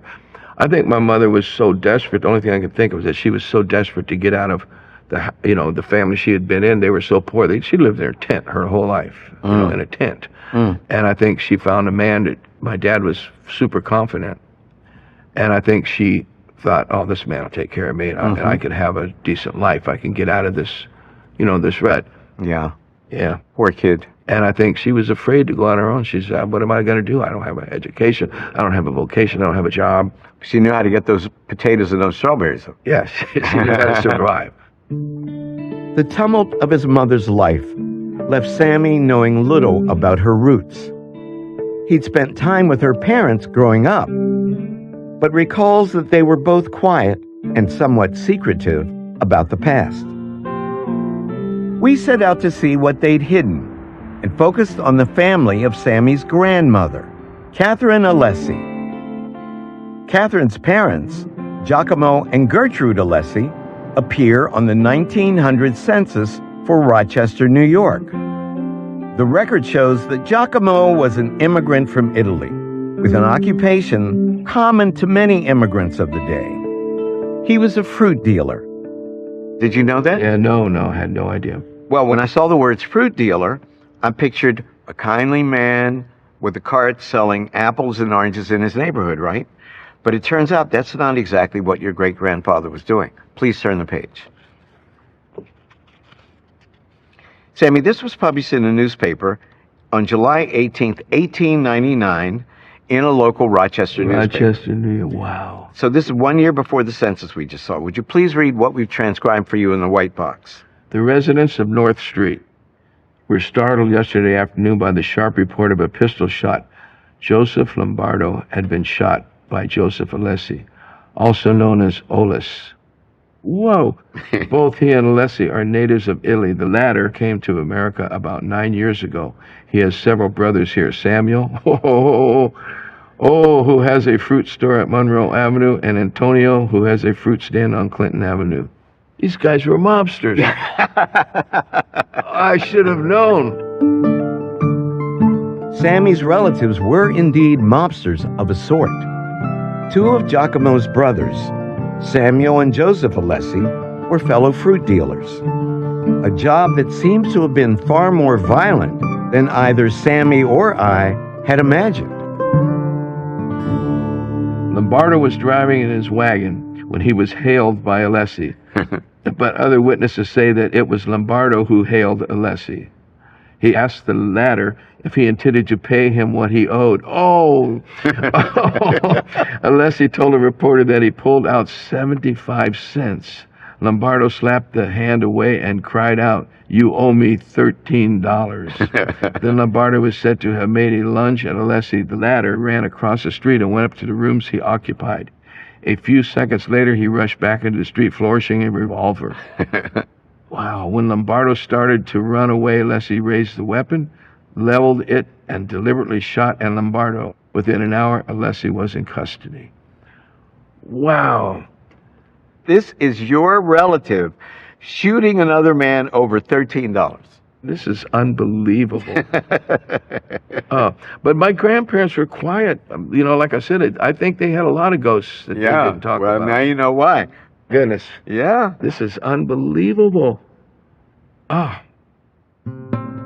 When the victim of the shooting eventually died, Joseph Alessi was charged with murder and was sentenced to 12 years in prison. Records showed that his brother Giacomo left New York soon after, moving his family to California, where Sammy's grandmother, Catherine, would be born. But the story does not end here. Back in New York, the Alessis still faced a shocking retribution. In 1911, Joseph's 28-year-old son, Antonio, was found dead, with his throat cut so viciously that his head was nearly severed from his body. Wow. Wow. They got his son. Man, $13. Yeah. That's what just keeps going back in my head. It And they started with $13. $13. These guys cutting people's heads And off. they tried to decapitate him. Oh, it's... Wow. And you never heard anything about this coming down from your family tree? Nothing. Please turn the page. Yes. Sammy, this article was published on June the 16th, 1912, about a year and a half after Antonio was killed. Would you please read the transcribed section? When is this going to stop, Doc? Bullet wounds received on the night of June 7th brought about the death of Paul Ollis, 33 years old. The dead man was a brother of Antonio Ollis, who was found 18 months ago with his head all but cut off. Oh, my goodness. Your great-granduncle Joseph lost not just one, but two of his sons in brutal homicides. Wow. What's it like to find this out? I thought more on my dad's side to be more people beating people up and stuff, because, but not... To put it in perspective, you knew Catherine, your grandmother. They were her first cousins. Think about that. Yeah. Man, I know my first cousins. If this was what's going on with my first cousins, I don't know what I would think. Do you think she knew about this? It would be hard to imagine that she didn't, right? I think they did. My grandparents, now that I think about it, when we were little, when I was little, my grandparents would come over and visit with my mom. There was a lot of whispering going on at night. Mm-hmm. But I thought it was always my grandpa had stole something, because he even got caught stealing out of stores before. He'd steal fishing gear. He'd go in and with a vest on, and he'd take put some new lures on his vest and walk out. He got caught in a thrifty drugstore when he was like 65 years old. He was a character, but He was a character. But this brings up in a whole new thoughts about how they acted about things. Sure. Always moving in the middle of the night. Well, think about this move. We don't know if Catherine knew, but Catherine's parents, your great-grandparents Giacomo and Gertrude, split. Do you think their decision to move 3,000 miles away? Yeah. How far could we get without crossing a border?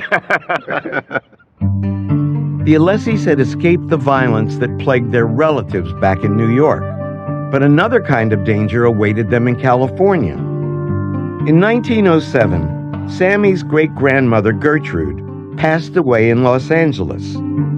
Her death certificate cites a tragic, complicating cause. Drunkenness. Drunkenness. Yeah. Wow. That's Catherine's mom. Mm-hmm. Man, she was only 33 years old. Drank herself to death. She drank herself to death. Wow. Mm. How old was my grandma then? 4 at the time. Boy, that's hard to take. Sammy told me that he'd heard stories growing up about his grandmother spending time in a convent when she was young. He was about to discover that those stories were partly based on fact. The 1910 census indicates that Catherine was placed in a Catholic orphanage following her mother's death. Name of institution, Regina Celli, Orphan Asylum on North Hill Street, Los Angeles. Alessi Caterina, inmate, age 7. Caterina is Catherine. Yeah. There's your convent. That really happened. Yeah. Oh, God, it's horrible. Yeah. Ugh. Did she ever talk about this time in her life? No. Mm. No, only my mom did. Yeah. That had to be tough. Phew. Yeah. Yeah. I want to show you what it was like. Could you please turn the page? Sammy, you're looking at photos of the Regina Celli Orphan Asylum, an all-girls orphanage, where we just saw your grandmother, Catherine, in 1910. The asylum was known specifically to help Italian immigrants. The girls were kept at the orphanage either until they could be placed with a qualified family or until they were able to look after themselves and make a living on their own. To this end, they were educated through 8th grade. What's it like to think of your grandma going through that? Horrible. But I mean, it seems like she didn't have much to compare it to. I mean, that's only almost like when I think of myself, when I went through my hard times as a child, I didn't have anything to compare it to, so it wasn't so bad. Yeah. But I'm so sad that I lived without this knowledge. It seems like if I would have known this growing up and they would have shared all this with me, I would have been going around telling stories, you know, and asking my grandma so many questions. I mean, this, whew. We don't know how long Catherine spent at the orphanage. Its records have been lost. We only know that she was separated from her younger brothers and her father during a crucial period of childhood, leaving Sammy to wonder how all this suffering had affected his mother. My mom had a harder life than I thought. I mean, you know, growing up with my grandma must have been kind of loony. I mean, she always was. She's, you know, she was definitely an oddball, you know. Suffered so much trauma. Yeah. But my poor mom, you know, I don't think my mom got loved properly. Yeah. That's sad. I don't think that my grandma knew how to do that. Yeah. She was too wounded. That's a good way to put it. That's pretty much it. Yeah. Damn. Thank you for this, Doctor. It's tough. I'm a softie, man. You're tearing me up. Get them cameras out here, and I'm going to roll around the ground for a couple minutes. We'd already explored Ed O'Neill's paternal roots, showing how his grandfather was shaped by the brutal world of the steel industry. Now, turning to Ed's mother's family tree, we found ancestors who were forced to confront a world that was even more brutal. The story begins with Ed's third great-grandparents, Bridget and James Tyrrell. Bridget and James were born in Ireland in the early 1800s and left their native land sometime after 1849 with 7 children in tow, fleeing starvation and the horrors of what became known as the Great Potato Famine. By 1860, the family had settled in Ed's hometown, Youngstown, Ohio, where a new set of challenges awaited them. What are their occupations? Coal miner. Coal miner. Yeah. And 17-year-old coal miner. Yes. Yeah. James is a coal miner, Bridget's taking care of the children, and son Thomas, who's only 17 years old, has already started working in the mines. Alongside his father. Did you know that? No. That you had coal in your blood? No. What do you imagine that was like, Ed? I've never been in those mines. I would never want to go. They look like. I don't want to go down underneath the ground. When Ed's ancestors arrived in America, Ohio's coal industry was booming. But the workers who actually had to go into the mines faced a terrifying task. Laboring more than 1,000 feet beneath the earth, breathing in clouds of coal dust, constantly fearing that the walls around them would collapse. And look how young they are. Those faces, most of them are young. Yeah. Yep. They didn't do it for their health. James and 17-year-old Thomas likely took an elevator down the mining shaft and mined the coal by hand using picks and shovels. Yeah. And Thomas is just 1 year older than your daughter, Claire. Think about that for a minute. Can you imagine sending Claire off to the mines to support the family? No. How do you think they felt about their new country? Well, they were probably eating, you know, so they probably liked that part of it. Yeah, I mean, I guess you do what you have to do. Whatever comforts the Tyrrells found in America did not last for long. In 1861, a year after we saw them in the Ohio census, their new nation was engulfed by civil war. James and Bridget were in their 50s, but they had 3 sons, all teenagers. And in August of 1862, their oldest boy, Thomas Tyrrell, appeared on a muster roll for an Ohio infantry regiment. Unbelievable. Thomas volunteered. He volunteered to serve in the Union Army. He was just 19 years old, a teenager. And what do you think your third-grade grandmother, Bridget, thought? She was watching her child head off to fight in a war in a country she just moved to. That would be rough. I mean, 19, he was just a boy a few years before that. Yeah. 19, he's a boy. 19 is a boy. Yeah. Thomas was given little time to grow up. Just 2 months after volunteering, his regiment was thrust into a battle at Chaplain Hills, Kentucky, where more than 70,000 soldiers fought over a small network of roads outside the town of Perryville. Look at that. More than 7,500 casualties were suffered, making it one of the bloodiest battles of the entire war. Wow. Relative to the size of the armies involved sort of per capita. Yeah. So, how did Thomas fare, do you think? I want you to guess. Well, I would say it's a crapshoot. Yeah. He was probably not trained that much, right? I mean, No. just right thrown Remember, he in. went in August. This is October. Well, then you're either lucky or you're unlucky. Yeah. Well, let's see which was for Yeah. Thomas.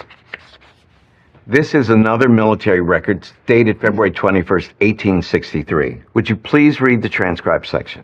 I certify that I have carefully examined the said Thomas Tyrrell and find him incapable of performing the duties of a soldier because of gunshot wounds in right shoulder, leaving him with stiff joint and almost useless arm.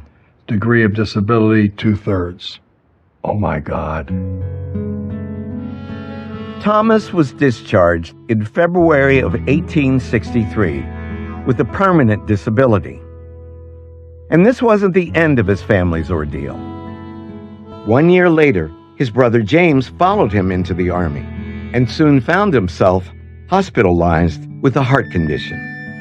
Ed wondered how the boy's parents must have felt, waiting at home, wondering if their sons were hurt or captured, dead or alive. But as it turns out, their mother wasn't at home. Records show that by the fall of 1864, Bridget Tyrrell was serving in the Union Army as a nurse, one of roughly 20,000 women who volunteered to aid the Northern cause. And in many cases, these women just showed up and did whatever they could to help. They got tired of sitting around, having all that anxiety. I mean, I would love to have been a fly on the wall when she decided to go. Yeah. And say, where are you going? Right.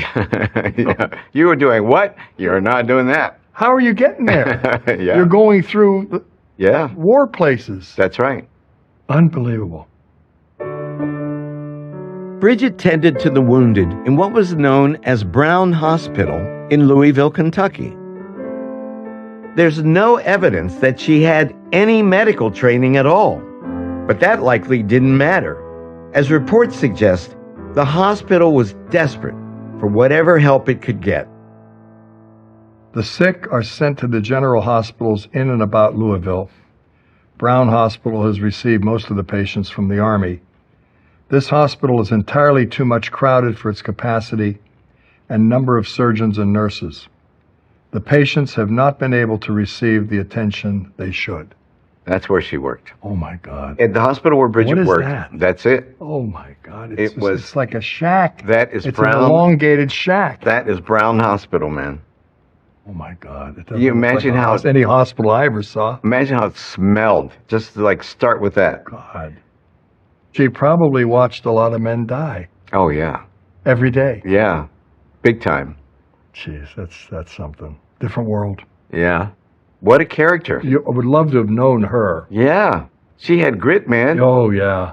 I want to show you something else. Please turn the page. This is amazing. This is amazing. Fast forward to the year 1897. This is Bridget's obituary. Okay. Would you please read the part we've transcribed in the white box? During the late war, Mrs. Tyrrell had 2 sons and 15 nephews in the Northern Army and made several trips to the southern battlefields to administer to their wants. Many a dying soldier blessed her for her kindness and care with their last breath. So that was sort of what I thought absolutely was a big part of her job. Yeah. It would be. It was holding people's hands who were staring into the terror of death. Oh, my God. That's incredible. That's incredible. That's moving. I don't know what she was like to live with, but she was great. she performed nobly. And according to her obituary, Bridget made several trips to care for her family during the war. What's it like to see that, man? When would you say to your husband, I'm going back down for another a tour. Yeah. I'm going again. Yeah, whether you like it or not. Several means at least 3. Yeah, right? There you go. Oh, that's just incredible. We had a final detail to share with Ed. A church archive in Ireland contains Bridget's marriage record. It lists her maiden name, Lally, and indicates that she was likely born in County Offaly, in the Irish Midlands, a region that was hard hit during the famine, offering further insight into the character of Ed's remarkable ancestor. She protected her family during 2 of the greatest tragedies in history, Unbelievable. the famine and the war. What do you make of her? Well, it's like Gunga Din, a better man than I am. Absolutely. And think about how quickly they came to this country and grasped the ideals and offered themselves for sacrifice. Yes. They were immigrants. They could say, I don't have a nickel in it this time. Right. I'm from Ireland. But Right. they didn't. I guess they must have had a great desire to belong Yeah. to America. Yeah. Hook, line, and sinker. Absolutely. They went into it. Yeah. Yeah. It was the promised land. Right. Boy, I'm glad I came here today. We'd already traced Sammy Hagar's mother's ancestry back to Italy, revealing a family that struggled to stay together across multiple generations. Now, turning to Sammy's father's roots, we encountered ancestors facing a very different kind of turmoil. Sammy's great-grandfather, William R. Hagar, was born in Virginia sometime around 1845. His mother was a woman named Elizabeth Bailey, and his father, we assumed, was a man named Alem Hagar. That assumption was based on the paper trail. Alem and Elizabeth married in 1823, and records suggest they had at least 4 children together. But when we searched for the family in the 1850 census, we noticed something unusual. Elizabeth Hagar, age 40. Granville Hagar, age 14. William R. Hagar, age 5. Polly Means Hagar, age 20. There's your great-grandfather, William R. Hagar, as a child, living with his mother and 2 of his likely siblings in Mercer County, Virginia. Okay. But his father's missing. No Ellen. So we wanted to see what happened to him. Could you please turn the page? Yeah, these people disappearing like the Italians. This is another part of the 1850 federal census, only this one is from Tazewell County, Virginia. Would you please read the transcribed section? Elam Hagar, age 50, place of birth, Virginia. Sally Hagar, age 89, place of birth, Virginia. That's Elizabeth's husband, Alem, alive and well, but living in a different county. With his mother? With his mother, with his 89-year-old mother. Wow. What do you make of that? I don't know what to make of that. Our researchers were equally baffled. The divorce rate in Virginia at this time was less than 1%. We assumed the census taker had made an error. But when we jumped forward 10 years to the 1860 census, we discovered that Alem and Elizabeth were still living in separate counties. And as far as we could tell, they never reunited. They separated and never reunited. She raised kids by herself? She raised kids by herself, yep. Wow. So this is where the story gets wild. All right, you ready? I want you to. I'm buckled up, brother. I want you to fasten your seatbelt. All right? Because I'm going to walk you through some complicated stuff. Don't turn that page yet. Okay. All right? Now, the available records for Elizabeth and Alem do not shed any more light on their relationship. But when we looked at your DNA, remember we gave you a couple DNA tests, we noticed something very interesting. Okay. Our interest was focused on the results of Sammy's Y-DNA test. This type of test traces a man's direct male lineage by identifying the genetic signature that is passed from father to son across generations. In theory, Sammy's Y-DNA should have matched Alem Hagar's DNA, and that of all the Hagar men who came before him on his father's line. But that's not what his results showed.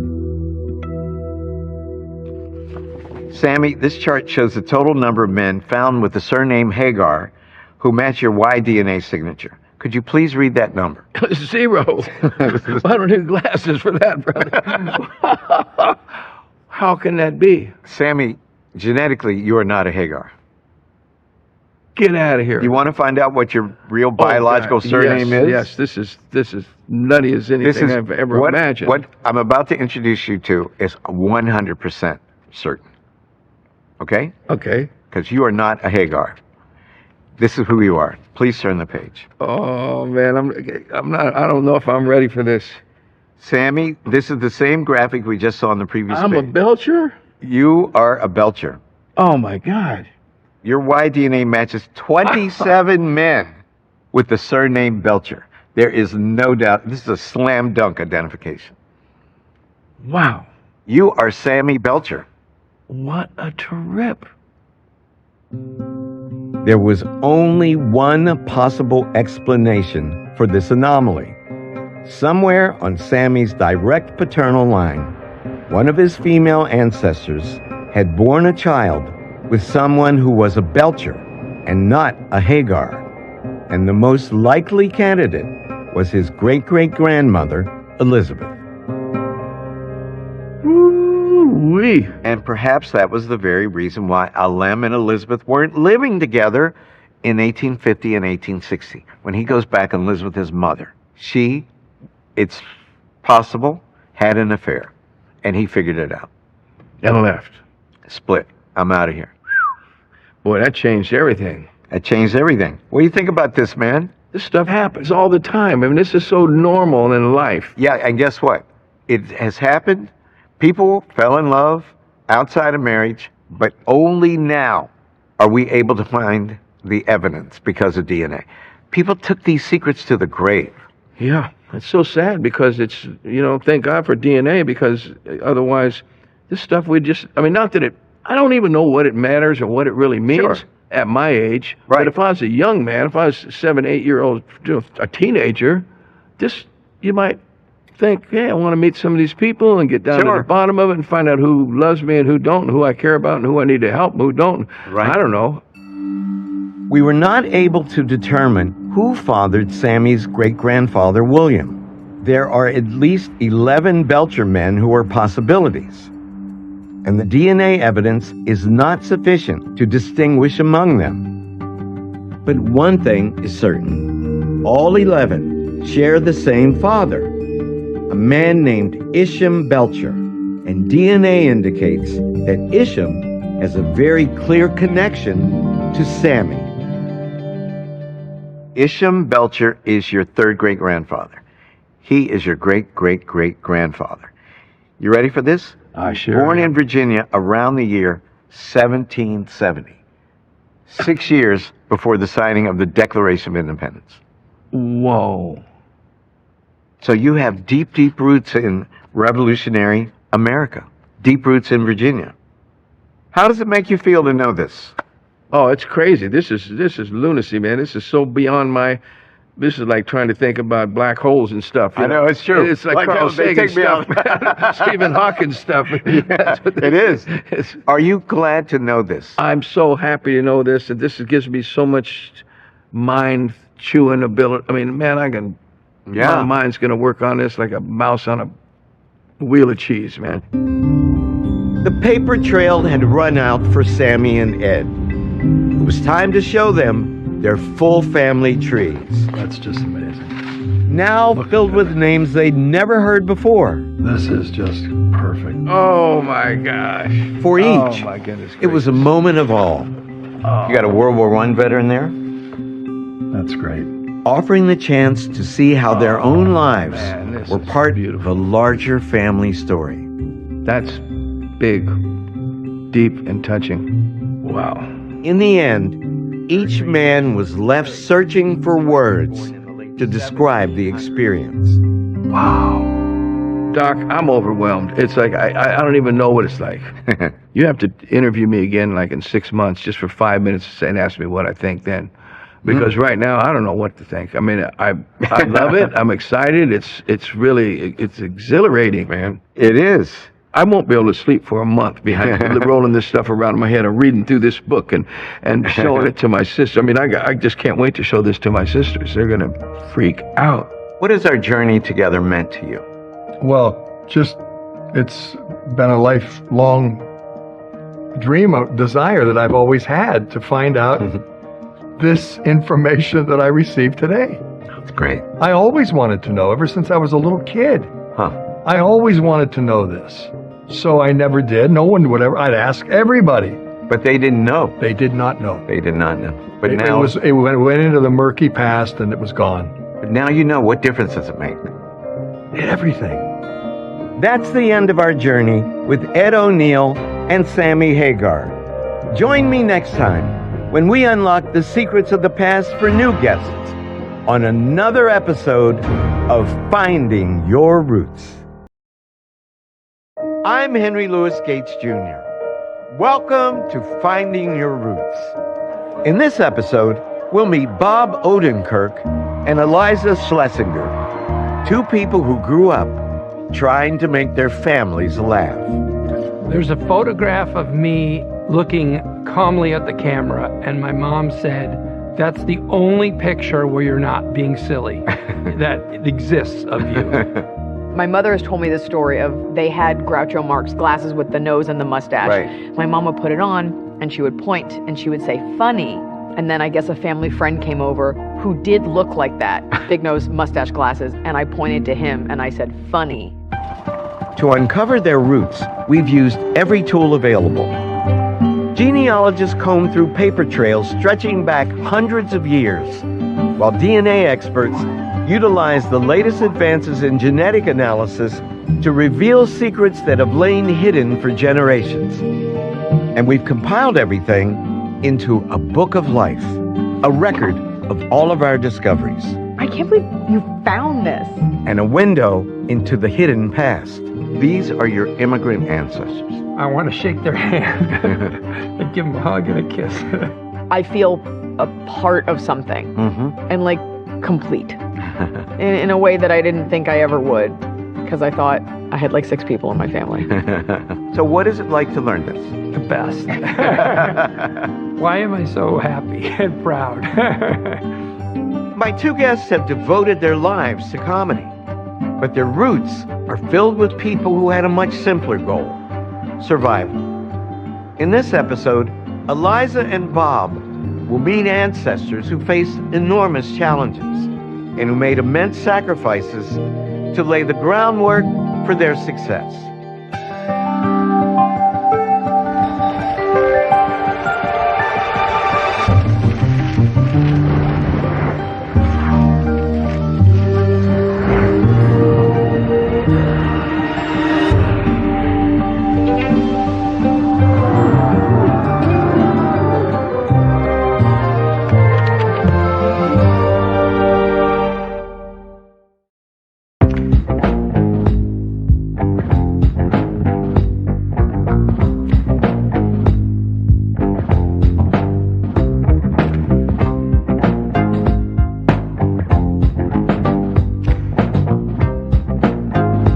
Bob Odenkirk became a star by accident. In 2009, when he was in his late 40s and best known as a sketch comic, Bob was cast as a sleazy lawyer named Saul Goodman on Breaking Bad. the iconic AMC series about a high school teacher turned drug dealer. Saul was conceived as a supporting role, but he became one of the most memorable characters in television history, leading to a spin-off series of his own and making Bob a household name. It's a heartwarming and extremely improbable story, but knowing Bob's own story helps make sense of it. Much like Saul, Bob has seen his share of hard times. Raised in an Irish Catholic suburb of Chicago, he's the second of 7 children, and he grew up telling jokes to his brothers and sisters, in no small part to alleviate a deep pain in their lives. There was a certain strain of tension in my home because my dad was an alcoholic and he wasn't home very often. As the years went by, very rarely. I don't know how they had 7 kids. Figure that out. But he wasn't around much. And there was always a mystery of where is this guy and what's wrong? Something's wrong. We lived in a very nice town, Naperville, but we didn't have a lot of money. We drank powdered milk. So it didn't make sense. Like, why are we here if we don't have anything? We don't. It was just strange, and there was a tension there all the time. So the humor was, for my brothers and sisters, for all of us, a way to lighten the load of the weird tension of this existential strangeness. Bob would soon discover that his humor had an appeal that reached well beyond his siblings. He was hired by Saturday Night Live as a writer when he was just 24 years old and quickly won an Emmy. 6 years later, he co-created Mr. Show, a wildly inventive sketch comedy series for HBO. You're high. No. I smell marijuana on you. Well, check that. How about medical marijuana? You're not sick. It's for work-related stress. For stress related to working with Bob Odenkirk. Mr. Show is still beloved today, but it never got the ratings it deserved. And when it ended, Bob found himself adrift, searching for a new project to suit his skills. Unfortunately, that search would last for more than a decade. I basically went into, I'm calling it development heck, because it was just numerous years of projects that sometimes made it to pilot stage where you'd shoot the pilot. Many of them made it to a script stage where you'd get paid to write the script. And I call it development heck because it wasn't really hell. I had kids. I had some money coming in, a little. It wasn't the worst thing in the world. And I got to act here and there, little character roles that I would be offered. But it was hard, though. That much failure is hard. Did you ever think about quitting? Well, see, there's the thing. At that point, what are you going to do? Bob's salvation came out of nowhere. When he was offered the role of Saul Goodman, he accepted it on a whim, without auditioning, after barely reading the script. He was slated to appear in just a few episodes, but his performance took everyone by surprise, transforming his life and his career as he discovered untapped talents as a dramatic actor.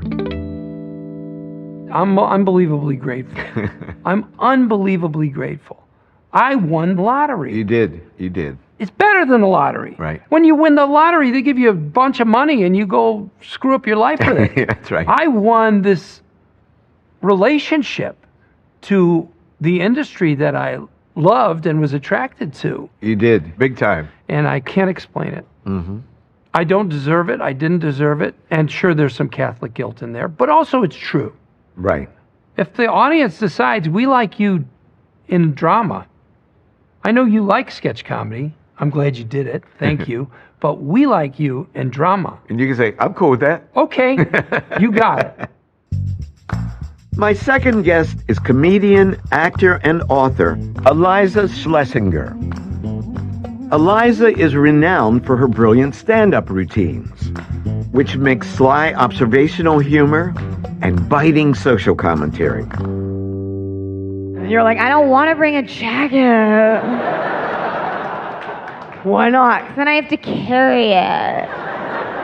Girls hate the idea of carrying a jacket. It's too heavy. The female body is capable of carrying a human being for 9 months, but apparently a lightweight jacket stuffed with feathers is where we draw the line. Much like Bob Odenkirk, Eliza told me that her comedic talents were forged in her childhood home. But Eliza comes from a very different kind of home. Her parents were Jewish New Yorkers who moved to Dallas, Texas when Eliza was a child, compelling their daughter to grow up in a world where she was always something of an outsider. We lived in a normal, like I took a school bus, not a horse. Like we lived in a normal suburb. Right. We belonged to a synagogue. Like there are, and especially now, a lot more Jews in Dallas.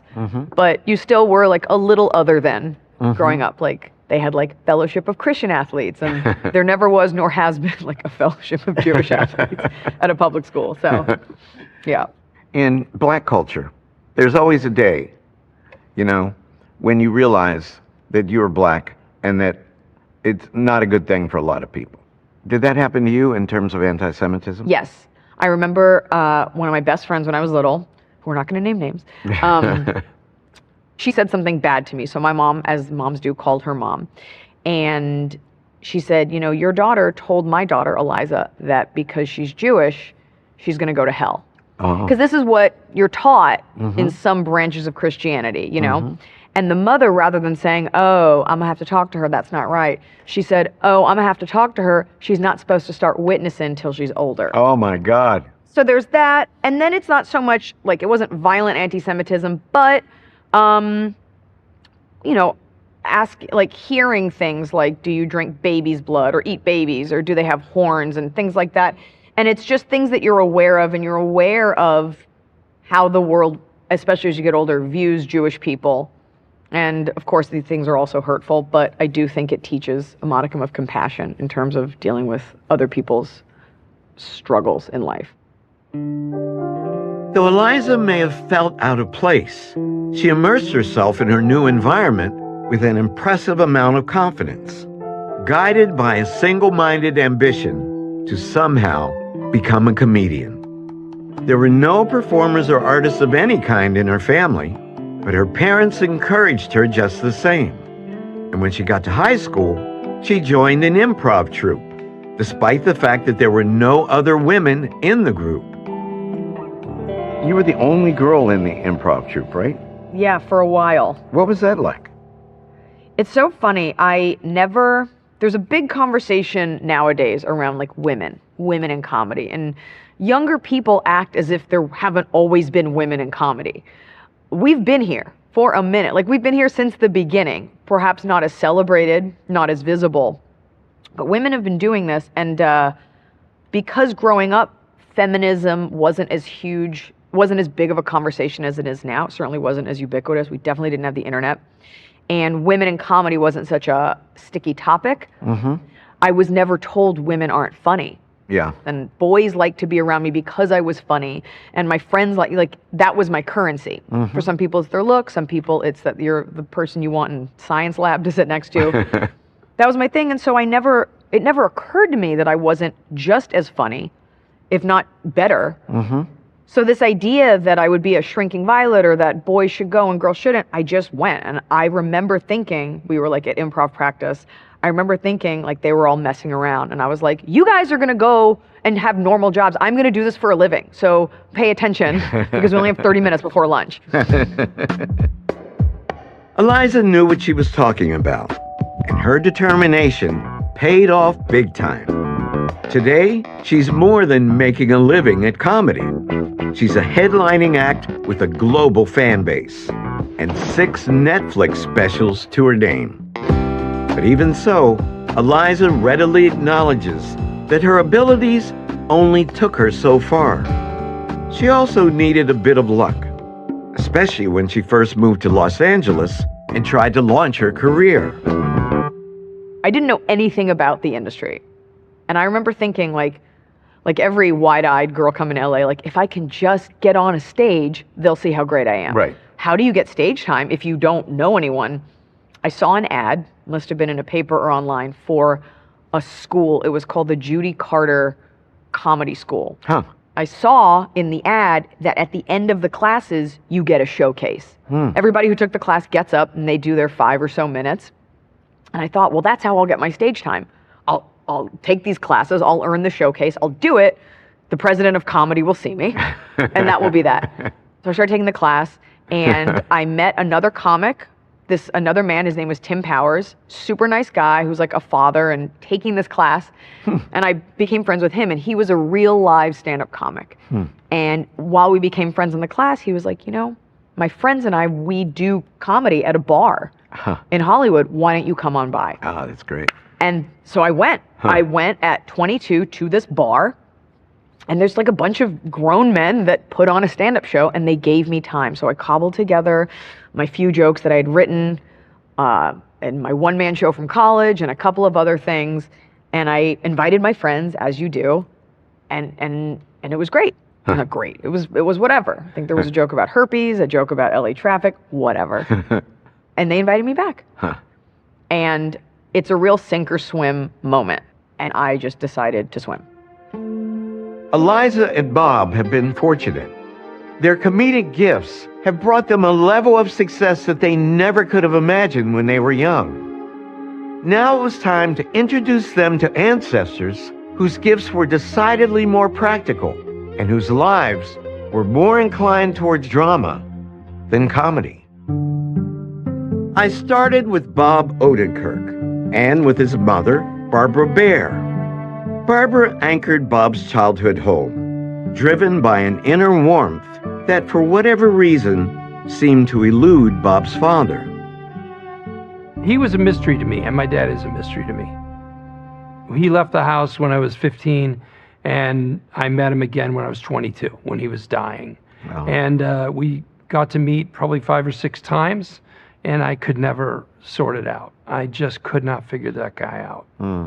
I don't know what his deal was. My mom was the core of our lives. She loved having kids. She loved raising kids. She was supremely busy. She told me one day I did 15 loads of laundry. Wow. She was happy doing that. Kids entertained the heck out of her. She laughed at our antics all the time. She never laughed harder than when me and my brother Steve would start to fight, physically fight, which we didn't do often. But 4 times maybe in our lives, we went at each other, and nothing killed the fight more than my mom cracking up as hard as she did. Bob came to me knowing that his mother has extensive roots in Ireland. And he told me that he grew up feeling deeply attached to that side of his ancestry. But we discovered that his mother also descends from a man who wasn't Irish. The story begins with the 1870s census for Chicago, where we found Barbara's great-great-grandfather, a French carpenter named Francois Fricker. Well, I'm part French. You're part French, without a doubt. Did you have any idea that you had French? No, nothing. Oh, I wish my mom could hear this. She would have loved this. We don't know what drove Francois to immigrate, but records show that he left France sometime around 1853, and that his wife and their 5 children came over the following year, after auctioning off their home and virtually all of their possessions, likely to pay for their passage. These are your immigrant ancestors. Yeah. These are the people who brought this part of your family to America. What's it like to meet them? I want to shake their hand and give them a hug and a kiss. It's moving because I am so thankful for the sacrifice that these people made. And if they could see what I've been given, this gift of this career and the people in my life, I think they'd be so proud, and I have them to thank for it. They would be very proud, buddy. Yeah. They'd also be like, what's a movie? Francois and his family undoubtedly endured great hardships on their journey to America. But moving back one generation, we came to a man who endured even more. Francois' father, Jean-Jacques Fricker, was born in 1790. He's Bob's fourth great-grandfather, and we found military records showing that he was mustered into the French army in March of 1809, when he was still a teenager. So wild. It's so wild. And why is he going into the army? Want to take a guess? He stole something. No, close. Napoleon stole something and was about to try to steal more. It was the Napoleonic Wars. Right. By 1809, Napoleon had been emperor of the French for 5 years and had already fought several wars across Europe. Yeah. Conscription was a requirement for all young men in the French Empire. Otherwise, they would be considered deserters and bad things would have happened to them. Wow, so your fourth great grandfather didn't have much of a choice. Yeah, Napoleon said, let's go. Said, let's Show go. up. He was 18 years of age. Can you imagine going off to war at the age of 18? Yeah, back then, any time, but that was blood and guts, man. Bob is correct. His ancestor would see blood and guts very quickly.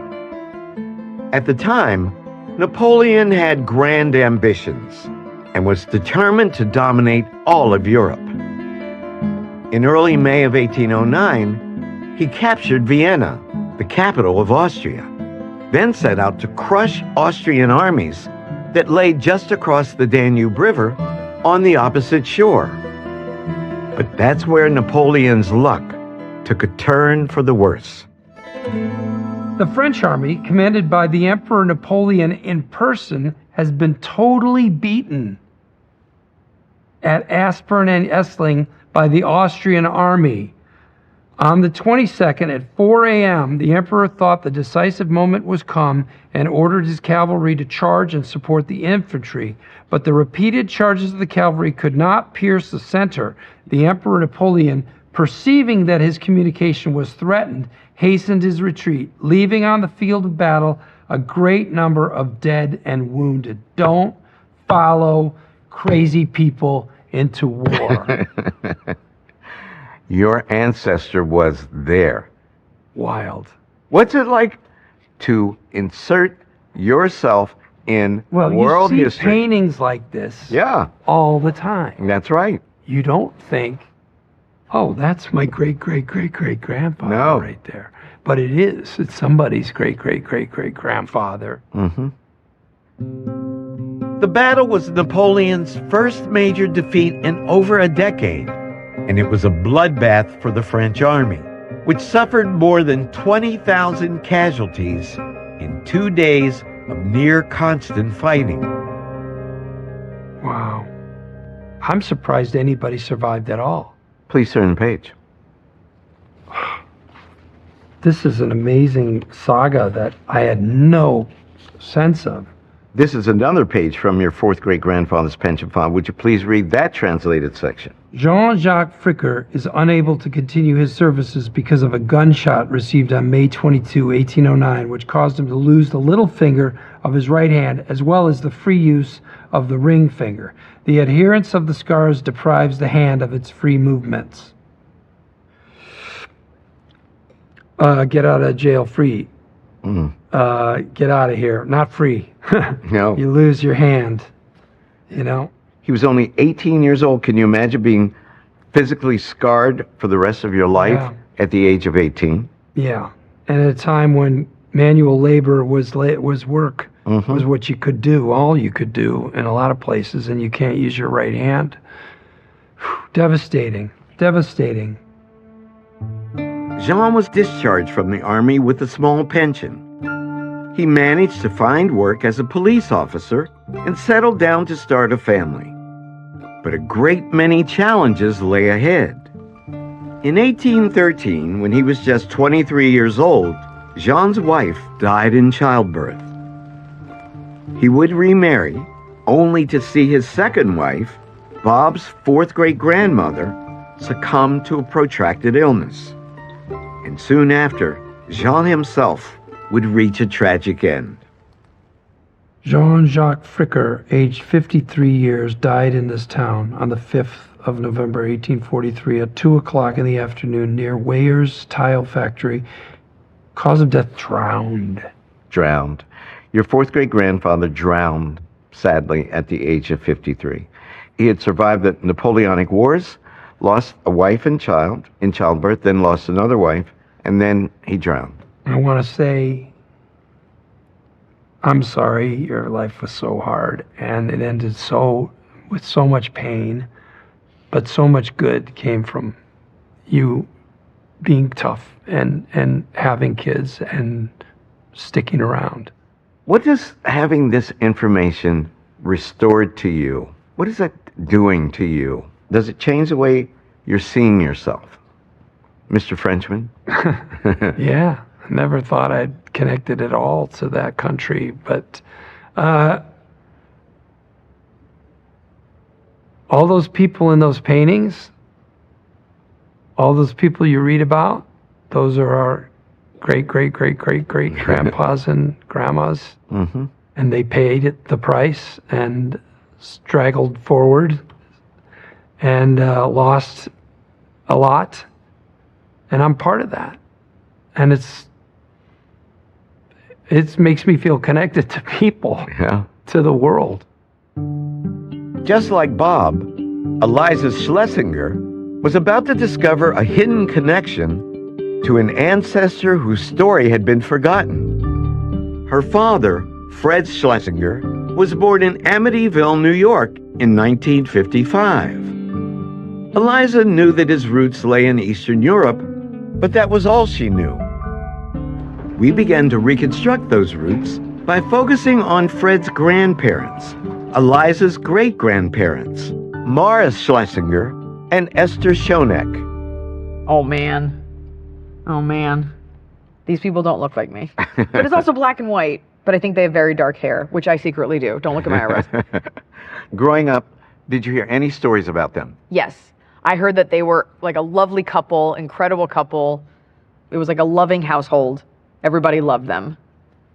And I think one of them spoke Russian, or is it German? Or Yiddish? Or Yiddish. That's a given, but I feel like one of them, were they both born, you don't know, were both born in New York? We're going to get there. Okay, so then I guess I don't know a lot. I just know that my dad loved his grandparents. Well, let's see what we were able to find. Would you please turn the page? Okay. This is so cool. We're back to 1940. This is a page of the federal census for Brooklyn, New York. Okay. Would you please read the transcribed section? Oh, here's the real spelling of Schlesinger. Morris Schlesinger. Yeah. With a C and a double S. Mm-hmm. Head, age 42, occupation clerk at a fish store. Mm-hmm. Esther, wife, age 38. Benjamin, my grandfather, son, age 16. Sarah, daughter, age 10. There's your grandfather and his younger sister, Sarah, and the household of their parents, your great-grandparents, Morris and Esther. Okay. At the time, take a look there, the family lived in Brownsville, which is a neighborhood in eastern Brooklyn, and that's a photo of their house right there. Oh my God. Wow. That's cool. I can't wait to show my dad. This census indicates that Morris and Esther were born in Poland. But as we dug deeper into the couple's shared past, we were able to learn much more about their origins. Certificate and record of marriage, groom Morris Schlesinger, age 27, occupation metal worker, Mm-hmm. birthplace Plotsk, Russia. You got it. Father's name Abraham, mother's maiden name Ida Beckerman, Mm-hmm. bride Esther Schoeneck, Mm-hmm. age 21, Mm-hmm. birthplace Plotsk, Russia. Wow. And I'm sure you've heard of Plotsk. Well, I summer there, so it's weird that I don't know this already. Plotsk is a city in modern-day Poland. When Eliza's ancestors were born, it was part of the Russian Empire. War and the Holocaust devastated this region during the 20th century, and many records were lost or willfully destroyed. Indeed, it's often impossible for us to learn anything at all about the Jewish people who lived here. But with Eliza, we got lucky. In the town of Roshonj, On the 25th of April, 1900, came Yankov Yosek Shonik, 32 years old, a merchant, and presented to us a female child, stating that she was born in Rashonj on the 15th of January, 1899. The child was given the name Estera Blima. The lateness of this declaration is the fault of the father. Okay, what did I just read? This is the birth record for your great-grandmother, Esther Shonik, from the year 1900. Wow. So my dad's mother. Yep. What's it like to see that? I guess I thought nothing like this existed Mm. because my dad and my uncle didn't know, so I was like, I guess I'll just never know. This record indicates that Esther was actually born in Rashonj, a small town about 35 miles northeast of Plotsk. And learning this fact proved a goldmine to our researchers, allowing us to uncover a residence book for Esther's hometown that describes her childhood household in great detail. Chaim, son, born December 8th, 1896. Esther Blima, she has a brother. Daughter, born January 15th, 1899. Yoel Lipa. Son, another one, born August 13th. Oh my God, there's so many. August 13th, 1901. Abraham's son, born September 14th, 1904. Itzek, born December 16th, 1907. God, he couldn't give her a break. And Rivka, daughter, born December 16th, 1907. So twins. So twins. Had you ever heard any of those names before? No. No idea. Any idea that she came from such a large family? None. And twins, too. And twins, too, which is pretty cool. Yeah. What do you think their life was like? Well, he was a merchant. Probably super simple. We're probably just your garden variety Polish peasant. Probably had just a small house. Maybe like a horse. I don't know. Eliza's guesses are most likely accurate. When her ancestors lived in Rashonj, it was part of what was known as Congress Poland, which bordered and shared practices with the notorious Pale of Settlement, where Jewish people were confined and oppressed by the Russian Empire. Jews in the region were subjected to an array of humiliating restrictions, forced to pay additional taxes, and generally denied access to higher education. Most ended up as tradespeople, struggling to get by. And Esther's family was no exception, which led her to make a radical decision. Esther B. Shonik, age 22, occupation dressmaker. Last permanent residence, Poland. By whom was passage paid? Self? Yes. Whether going to join a relative, Uncle Frank, 59 Pitt Street, New York. So you know what you're looking at? You just read the moment your great-grandmother Esther stepped foot in the United States. Wow. That is her moment of arrival. What's it like to see that? It's like, I'm like emotional. Because she did that all by herself. All by herself. She left her whole family. She was 22 years old when she made the journey, and she made it all by herself. Yeah. And guess what? She paid for her own ticket. Paid for her own ticket. She saved up money and she did it all by herself. Yep. Wow. So what does this tell you about your ancestor? That she had dreams for herself that extended beyond her small village. Yeah, I'm out of here. Yeah. And to leave your family behind is obviously very difficult, but she wanted more. And I don't know what that conversation was, but she definitely was like, if you're not going to help me, I'll do it myself. Or they couldn't, so she did it herself. Wow. That's very cool. We'd already traced Bob Odenkirk's maternal roots back to Napoleonic France.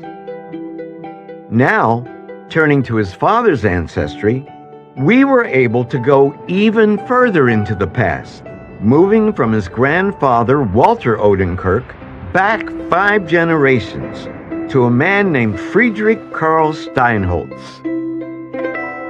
You just meant your fifth great grandfather. Your great great great great grandfather. 1755. Isn't that amazing? That's unbelievable. Friedrich Karl Steinholtz was born around November 30th, 1755, near Plön, a town that is in what is now Germany. There you go. You can see it. Plön.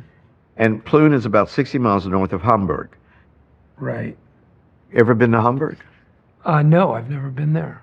Let's see what we found out about your ancestors' lives back in good old Plön in the 18th century. Wow. We found this record in church archives in Germany. It's dated 1778, Bob. Would you please read the translated section? Marriage, 12 June 1778. Friedrich Karl Steinholtz, Bachelor of Plön, now living in Heuerstuben, and Lucia Amalia Hammern, daughter of the city council member in Heiligengaffen, Johann Henrik Hammer, and his wife Angel Katharina Nie Wittrock. That is your fifth great grandparents' marriage record. Isn't that wild? Yeah, that's wild. That's so long ago. Curiously, Bob's fifth great grandfather, Friedrich Karl, did not list his mother, a woman named Marie Catherine Bein, on his marriage record. Nor did he list his father. This sent our researchers into the archives of Plön, where they found Maria's death certificate and discovered a family secret. Maria Catherine Bein, although she died unmarried, still she leaves behind from her former relationship with the last deceased Duke of Plön, get out of town, the following children. Wait, she wasn't married? Keep reading. But she did have a relationship with the Duke of Plön? With the Duke of Plön. The following children, her deceased daughter, Maria Carolina Steinholtz, Friedrich Karl Steinholtz, Christian Karl Steinholtz, August Wilhelm Steinholtz. Yes. I am descended from the Duke of Plön. Your sixth great grandfather was a duke. What? Oh man, that's so great. The Duke of Plön was a member of Europe's aristocracy. He owned several magnificent homes as well as a castle. But though he had 4 children with Bob's sixth great grandmother, he did so while married to another woman. So you know what this means. Well, she was the mistress. She was the Duke's mistress. And you just did that? He was the Duke, man. He was 20 years older than she. All right. He's just, Sources vary on how they met. This relationship has been written about. Really? But it seems as though she either worked for or knew someone at the Duke's court. So isn't this wild to think that you descend from a Duke and his mistress? Yeah, and it's just that time in history, royals and things, it's just so distant to an American. Bob worried about the nature of the relationship between his ancestors, especially given the enormous power disparity that separated them. Though we can't be certain how Bob's sixth great grandmother, Maria, perceived matters, we found what is known as a marriage promise, actually written by the Duke, and it articulates his feelings in very plain language. We, Friedrich Karl, hereby confess that, after having united ourselves with the Virgin, Maria Katharina Bein, in such a way that we both want to live together for the time being, to remain faithful, to be inseparable, to part with nothing but death, and to prove all sincere love, and in order to fully convince her of our sincere intentions, really, you do that, wow, to promise fully on oath that, should the Lord demand our spouse from this world, we shall take the maiden, M.C. Bein, to us immediately, to recognize, accept, and adopt her as our spouse, and to take care of her after our possible death, as it will then come to her, signed with our own hands and sealed with our princely seal, Friedrich Karl. Your sixth great grandfather, the Duke, loved her. He loved her. Absolutely. And he promised to marry your sixth great grandmother, his mistress, And he wrote it down. if his current wife died. Yeah. You would write something like this. What about his current wife being like, what did you sign? What? I saw something came in the mail. I'm talking about my death. I'm here. I'm right here. We have no idea how the Duke's wife felt about this promise, but in the end, it didn't matter. 7 years after setting down his intentions, the Duke passed away, and his wife survived him. So Bob's 6 great-grandparents never married. Amazing. Does seeing that change the way you think of your ancestor, the Sure Duke? does. He promised to marry. It sure does. Yeah. He didn't just bonk this woman and have fun and Right. run away. Right. Yeah, no, he loved her. He loved her. Yeah, and so... Please turn the There's page. another page? I want to show you something else. This is crazy. What? That is he. His 6th great-grandfather, the Duke of Plune. Wow. Any family resemblance? I have very wide-set eyes and a tiny puckered mouth and a chubby chin. No. The hair, losing his hair. Yeah, there is. Yeah. Yeah, to my grandpa Odenkirk. Yeah. Yeah, in the face, in the eyes. There you go. Dude, right? Yeah. This There you guy. go. Those eyes. Mm-hmm. Yeah. That's wild. Dude, that is wild. He looks like an Odenkirk. And the eyes. And the chin. And the chin. Though Bob's inheritance from the Duke may be limited to facial features, there's another dimension to their relationship. The Duke's title links Bob to the royal families of Europe, including Charles III, the King of England, as well as the former monarchs of Denmark and many other nations. That is wild. Bob, how does this make you feel? Like I'm part of history Mm-hmm. that I didn't think I was any part of. Right. But I'm an American. I'm not a monarchist. I don't believe in that. You know, I feel like it's a little twisted. I understand why society built itself around monarchs and leaders and they pass them down through generations. I understand that goes through every society, every civilization. But I think that we've gone to a better place with democracy and we should keep going down that road. Really? I do. Well, guess what? Uh-oh, what's wrong? You What and happened? you and King Charles III are 11th cousins.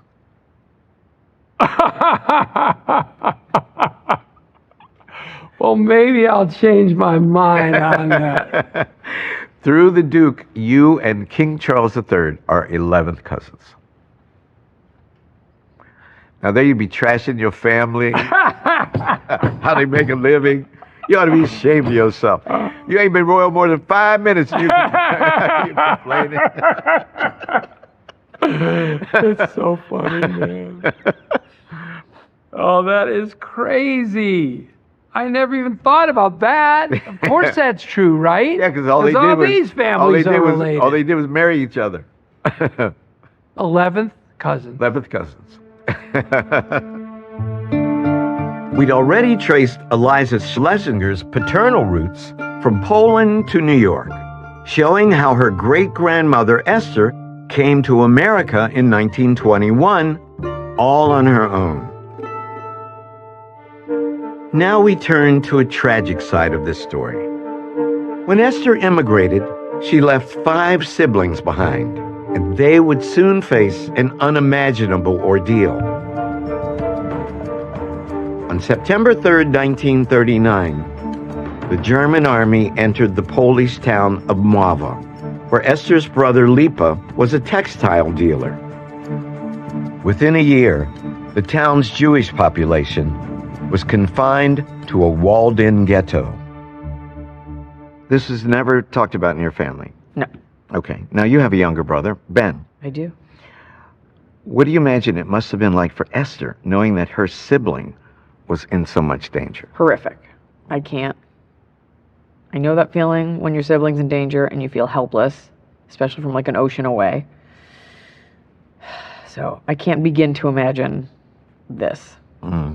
I don't think I want to. Could you please turn the page? Sure. That is the Mwawa Ghetto. Yeah. What's it like to see that? To think that you had a relative who was there? You almost, when you look at pictures from history of atrocities committed against your people in particular, there's always that pull. But I never thought I had any actual connection because I didn't know any of the history. It was abstract. Yes. So I have to sit with that. I understand that. Yeah, of course. Yeah. The Mwawa Ghetto was essentially a death trap. Residents had to live in pigsties and barns. And in November of 1942, transports began leaving for Auschwitz, where Esther's brother would meet a terrible fate. Lipa Shonik, Jewish religion, resident of Mwawa, passed away on the 11th of January 1943 at 12:45 in Auschwitz. The deceased was born on the 15th of July in 1901 in Rajon. Cause of death, myocardial degeneration.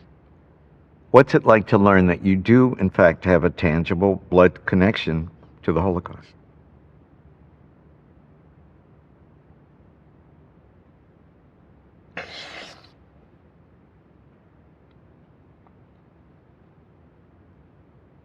Ooh.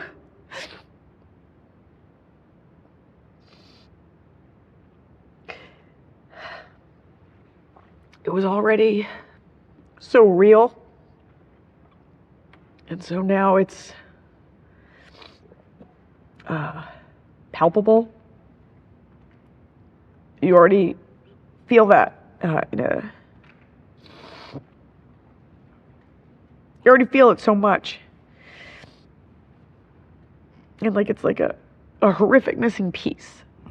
Then of course you read something like this and you're like, why is there even, like the fact that there was even a doctor, because you're murdered. Right. Your heart didn't degenerate. Of course it degenerated because you were starved and Sure, of course. you were murdered. I can't believe these monsters even wrote it down. But Yeah. because they're psychotic, they wrote everything down. And remember, your great-grandmother Esther is alive in America at that time. I mean, I guess we're all alive because someone was lucky, Right. you know? Yeah. Wow. That's just so hard to look at. Even if it wasn't my family, like these things are always very painful and hard to read. Yeah. Okay. We now set out to see what happened to Esther's other siblings.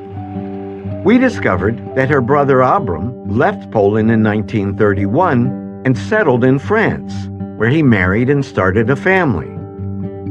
But that didn't guarantee his safety. Nazi Germany invaded France in 1940, and the country soon faced the same horror as Poland. Roughly 20% of France's Jewish population was exterminated. So we wanted to see what happened to Abram and his family. Please turn the page. I don't think I want to.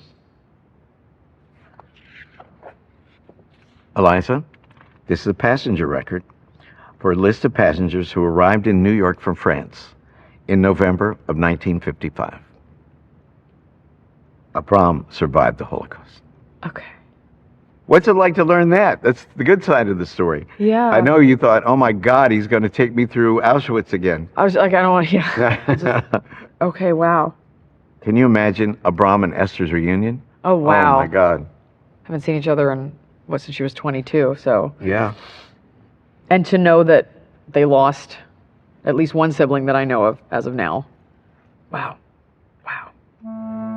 According to one of Abram's daughters, his family survived the war by hiding with a French farmer. Ironically, Eliza's grandfather, Benjamin, joined the United States Army during World War II and was stationed in France, meaning that he was unwittingly close to the site of an enormous family tragedy. Do you think he knew he had immediate family in occupied Poland? I don't know. Relatives who were being locked in ghettos and dying in concentration camps? I don't think he did because no one ever said anything. Mm. Like, why wouldn't you say that to your family? My Nana never, I mean, that's her husband, but no one ever said anything. Maybe he didn't know. Maybe. Oh, he didn't know. And he was in France. And he was in France, too. What a complex thing. Contingency, accident. Yeah, Just, you make a choice, have no idea. Unintended consequences. sure. Unintended consequences of leaving, unintended consequences of staying. Because some stayed and they were okay, and then to have a relative be there fighting for what's right while it's happening in just two different worlds right next to each other. Right. The complexities of war playing themselves out in the drama of one family. Yeah. What's it been like for you to learn about your father's family in this kind of detail? Mind blowing because I didn't know any of this, and I don't think my dad knew any of this, and he's kind of like the last of his family, at least I thought. I don't know what the kids that these people went on to have, but I always thought I had a very small family that like almost came out of nowhere. And it's such a gift to be given any family history just so you can kind of figure out your place in time in the context of all these people who were brave and who died. It's incredible. The paper trail had run out for Eliza and Bob. It was time to show them their full family trees. Oh my. Now filled with names they'd never heard before. Oh my God. For each, it was a moment of awe. He is your 43rd great-grandfather. That is insane. Offering the chance to see how their own lives were part of a larger family story. This is crazy. Thank you so much for this. I can't wait to share this with my brothers and sisters. I get to show this to my daughter. Oh my God. My time with my guests was running out, but we had one more surprise for each of them. When we compared their DNA to the DNA of other people who've been in this series, we found matches for both. Evidence of genetic cousins they never knew they had. For Eliza, this meant a new connection to an old friend. Oh my God. Really? Sarah Silverman. I saw her the other night. You and Sarah share long identical segments of DNA on your 2nd, your 10th, your 17th, and your 19th chromosomes. Okay. So this is a lot. Usually we establish a DNA cousin connection with identical shared DNA on one chromosome. Wow. And you shared on 4 chromosomes. That is a lot of sharing. My first thought was like, but she's from New Hampshire. She's Oh my gosh. She's from the Pale Settlement. That's where Yeah. that's from. That's really cool. Bob Odenkirk's new cousin shares his Irish heritage, as well as his comedic talents. Oh my God. Nathan Lane. Are you kidding me? No. That's insane. Nathan shares a long identical segment of DNA with you on chromosome 19. You know, I'm going to say he looks a little like me. He's got the eye thing that drifts down. He's got some good warmth in his cheeks, a nice big smile. And he can act. And he can act. Yeah, he sure can. Unbelievable. That is the greatest. That's the end of our journey with Bob Odenkirk and Eliza Schlesinger. Join me next time when we unlock the secrets of the past for new guests on another episode of Finding Your... I'm Henry Louis Gates Jr. Welcome to Finding Your Roots. In this episode, we'll meet actor Jesse Williams and journalist Sunny Hostin, 2 Americans who struggle to explain the diversity of their family trees. When people ask, which is the most common question I've been asked my entire life, is what are you? Before anybody even tried to get to know me or talk to me, it's just what are you? Like I'm this thing. And so why don't you talk for 10 seconds and you'll find out. It was a constant question. Right. Like, what are you? What are you? What are you? And I would say, I'm Black and Puerto Rican. Like, it was It just natural, because if you just choose one, then you're denying one parent and half of your history. To uncover their roots, we've used every tool available. Genealogists comb through paper trails stretching back hundreds of years, while DNA experts utilize the latest advances in genetic analysis to reveal secrets that have lain hidden for generations. This took a hell of a turn. And we've compiled it all into a book of life. It's heavy. A record of all of our discoveries. Oh, wow. And a window into the hidden past. I just can't imagine how difficult it was. You're trying to protect your spouse, you're trying to protect your children, you're trying to keep everyone together. This is a whole different background than I anticipated or understood. It's incredible. How do you find these things? Jesse and Sonny know that their roots stretch back both to Africa and to Europe, but neither has any idea how complicated their ancestors actually were. In this episode, they're going to meet those ancestors, black and white, who will turn their identities upside down.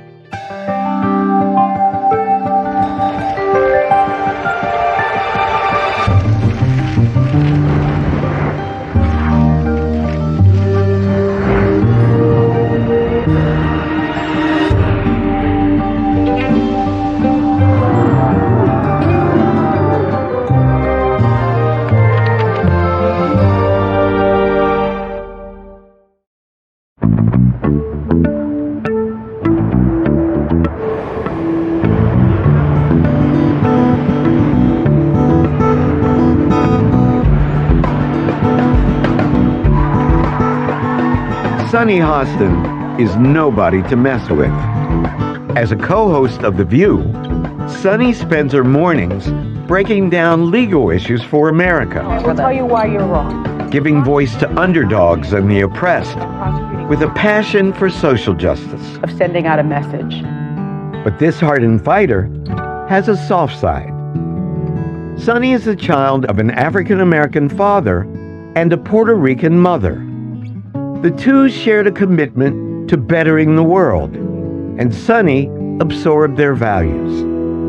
My father always reminds me of the fact that I would bring home any stray animal that I could find, including, injured squirrels and dogs I would find and strays, and then take care of them. And When did you first realize that you wanted to make an impact on the world? Oh, I was probably 7 or 8. Really? Yeah. That, I grew up growing up in the late 60s, early 70s. There was just so much turmoil. And my mother especially was very politically active, and would sort of take me on marches and protests and stuff like that. And I took it to heart.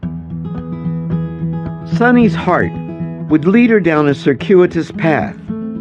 Searching for a way to make an impact, she considered becoming a journalist before setting her sights on the law. But after a successful stint as a federal prosecutor, Sonny faced a career crisis that would draw her back to her original ambition. I couldn't get into the criminal division. I was only offered a gig in the civil division. I didn't want to do that.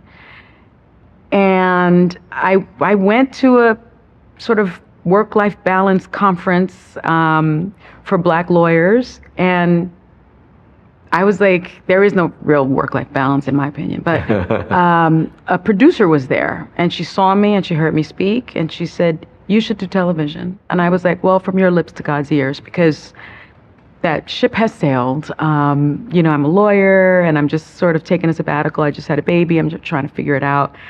And no one's going to pluck me from obscurity at this point. And I was late 30s, I think. And she was like, you may have been plucked. That moment changed Sonny's life forever. Within weeks, she was appearing on Court TV as a legal analyst for the Nancy Grace Show. James Byrd Jr., and then Trayvon Martin. The only obstacle, ironically, was her name. Sonny's real first name is Asuncion, a legacy of her Puerto Rican ancestry. But for Nancy Grace, it was a tongue twister. She struggled every take. It was like, Asuncio, and I mean, it was just so crazy. She couldn't get that own in She there. couldn't get it. And then she said at the break, "Can I say something to you?" And I was like, "Sure." She was like, "Do you have another name, a nickname? I don't know, And she just kept at it. And she was like, basically telling me, "You're very good at this, but that name is not going to fly. You need to just go by a nickname." And I said, "Well, some friends in school who couldn't pronounce my name called me Sonny, but no one in my family calls me Sonny. I don't use it professionally, And the next segment, I was Sonny Hostin. And it's really interesting, something about our world. My career took off. Yeah. All of a sudden, people remembered who I was. My second guest is actor Jesse Williams, who came to fame on the hit medical drama Grey's Anatomy and has since become a star on both Broadway and in Hollywood. Much like Sonny Hostin, Jesse's parents have diverse backgrounds. His father is African American, while his mother's roots lie in Europe. And just like Sonny, Jesse's parents were intensely committed to social justice. Indeed, to hear Jesse tell it, his childhood home was a kind of training camp for political activists. They'd have meetings and gatherings in the house. They would consistently be talking about politics, what's happening in the world, what's happening in this country.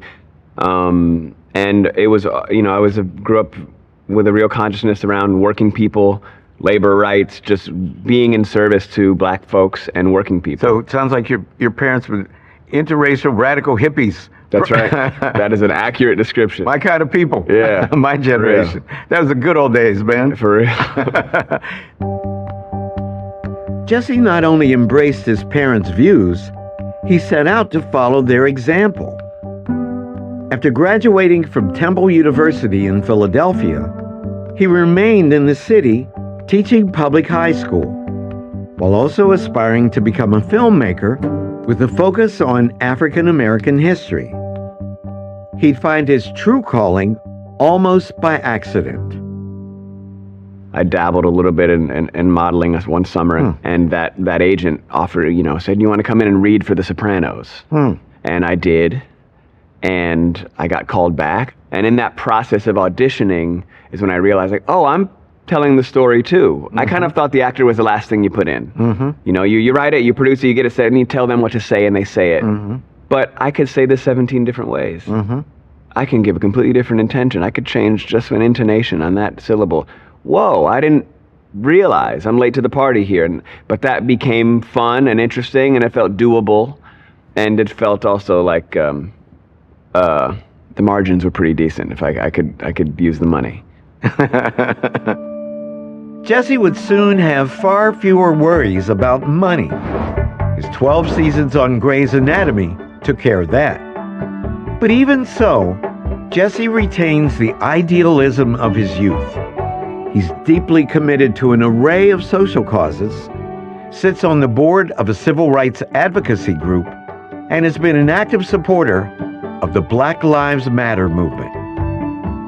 What's more, Jesse remains fiercely devoted to his parents and profoundly grateful for the unique foundation they gave him. Being a product of a white New England family and a black Southern family, those very different experiences have been such a blessing. I've had such a wealth of experiences that have informed my sense of self and understanding of this country and social behaviors and the meanings underneath them. And so my parents have had a hand in every element of my success. It's their success. It is purely an extension of what they poured into me. Meeting my guests, it was clear that both had been shaped by their progressive parents. Now it was time to look at their roots, to try to uncover ancestors who may have influenced them as well, even if those ancestors lived far more conventional lives. I started with Jesse Williams, and with his mother, Johanna Chase. Jesse knew that Johanna's maternal line led back to Sweden, but the details of that line had been forgotten. We set out to recover them and started with the woman who brought the line to America, Jesse's second great-grandmother, Inga Sophia Ekstrom. The little baby girl from Burseryd, Inga Sophia, parents, organist and school teacher, A.M. Ekstrom, and his wife, Lovisa Johansdotter, 19 years old. That is your great-great-grandmother's birth certificate. Wow. She was born on April Fool's Day, 1855, in Burseryd Parish in Sweden. And you can see where Burseryd Parish is on that map. Have you ever been anywhere near there? I've been to Stockholm once, maybe 5 years ago. My first and only time in Sweden. Well, that's where your people are from, man. That is your ancestral home. Wow. I had no idea. Burseryd Parish. Burseryd is a tiny farming parish in western Sweden. By 1855, the year Inga was born, her family had lived in the area for centuries. Inga would likely have spent her life there too, were it not for the fact that she was a gifted singer. And that changed everything. In the spring of 1871, Inga left Burseryd to study at the prestigious Royal Music Academy in Stockholm. I drove past the Royal Music Academy. I've seen it. I did not know that I had a family member who studied there. So this was not a family story that was passed down? Not to me. She moved more than 250 miles away from home when she was only 16 years old. Wow. Can you imagine? Wow. What are you feeling? This is a big deal. Yeah, it is a big deal. It is a big deal. It's incredible to imagine.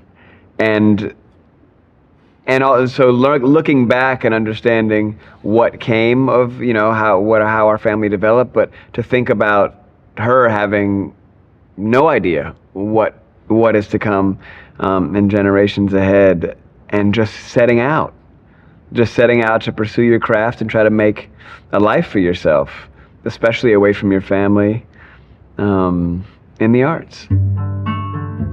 When Inga enrolled in the Royal Academy, the school had only been open to women for 15 years, and opportunities for female musicians were quite limited.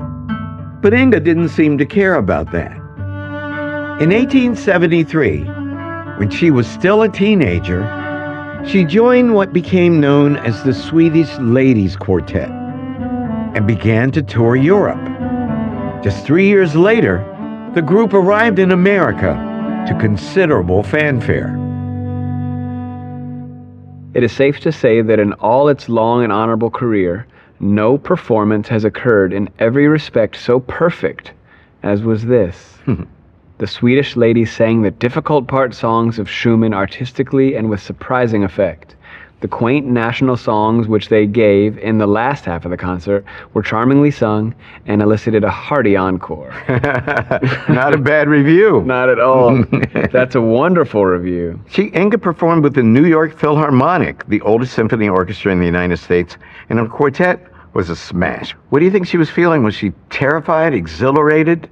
I think both. I think certainly exhilarated, and yeah, at some level we're all terrified when you're putting your neck out there. So that's bravery. And you know what? The more I look at her, the more I see a couple members of my family in her face. Actually, yeah, looks like my cousin. This concert was the beginning of an extended tour that would take Inga's quartet to some of the largest stages in the United States. It would also prove to be the high point of Inga's career. In 1883, 6 years after arriving in America, she married a fellow Swede in Chicago, started a family, and saw the quartet disband. So what does that tell you about what it was like to be a female artist in those days? Right.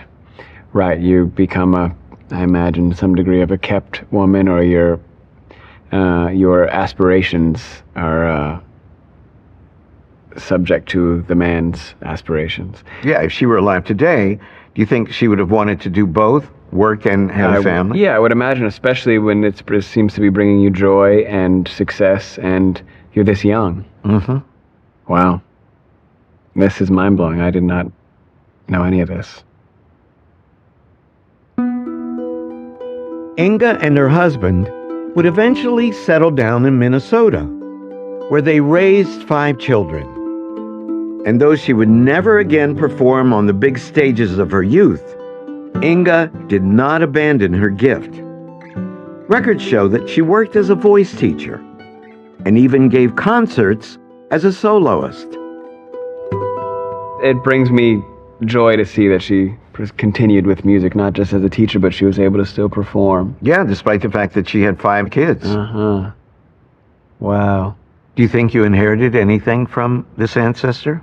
I'd like to think I inherited some bravery, some risk-taking, ability and talent. But I think that to be able to set a course like that for yourself and take advantage of the confidence and faith of others.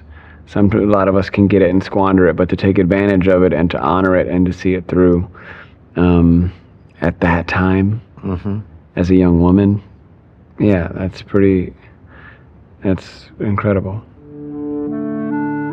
Inga's story illuminates the joy of genealogy, showing how we can find surprising connections to distant ancestors. But turning to another line of Jesse's family tree, we came to a man who would elicit a very different emotion. In the archives of colonial Massachusetts, we saw that Jesse's 8th great-grandfather, Joseph Herrick, was chosen to serve as constable in the town of Salem in the year 1691. Wow. Any idea what a constable did? No, I mean, it's, some local official with some regional or local responsibility of some kind. Joseph had to arrest residents of Salem who had been accused of crimes. Oh, police in some form. That's right. Law enforcement. So let's see what happened next. Please turn the page. Oh, boy. Jesse, this is a warrant taken on February 29th, 1692. Would you please read that transcribed section? Complaint on behalf of their majesties against Sarah Osborne and Tituba, an Indian woman servant, for suspicion of witchcraft, and thereby much injury done to Elizabeth Parris, Abigail Williams, Anna Putnam, and Elizabeth Hubert. This is a warrant for 2 of the first women arrested in the Salem witch trials. And your ancestor, Jesse, arrested them. Whoa. Wow. Wow, okay. Sarah Osborne would die in her jail cell. And though Tituba would be set free, this was not the end of Joseph's involvement in the infamous trials. A month later, he took custody of 2 more women accused of witchcraft, Martha Corey and Sarah Good. Both would be hanged in the madness that followed. And remarkably, Sarah was even related to Joseph through marriage. What do you think Joseph's thoughts were about the trials? Do you think he believed he was doing right? Or do you think this was all crazy and it was just a job and he had to do it? Part of me would suspect that caught up in the momentum and the chatter and gossip of this, there's probably some belief that it's right and you're serving and protecting. The personal angle, the fact that there's a relation, does make me wonder if there's some kind of grudge or something. You just throw her into the pot with everybody else, or you do believe it so much that unfortunately I've got to take you in, even though because for the greater good. Yeah. This is wild. I have a final thing to show you about your 8th great-grandfather, Joseph, but please turn the page. We've jumped ahead about 26 years. This is a page of Joseph's probate file. He died on February 4th, 1718. Would you please read the transcribed section? I give to my son John, my Negro woman Hannah, after my wife's death. Jesse, your 8th great grandfather enslaved a woman named Hannah. Wow. What's it like to learn that? Wow. I didn't know that. Okay.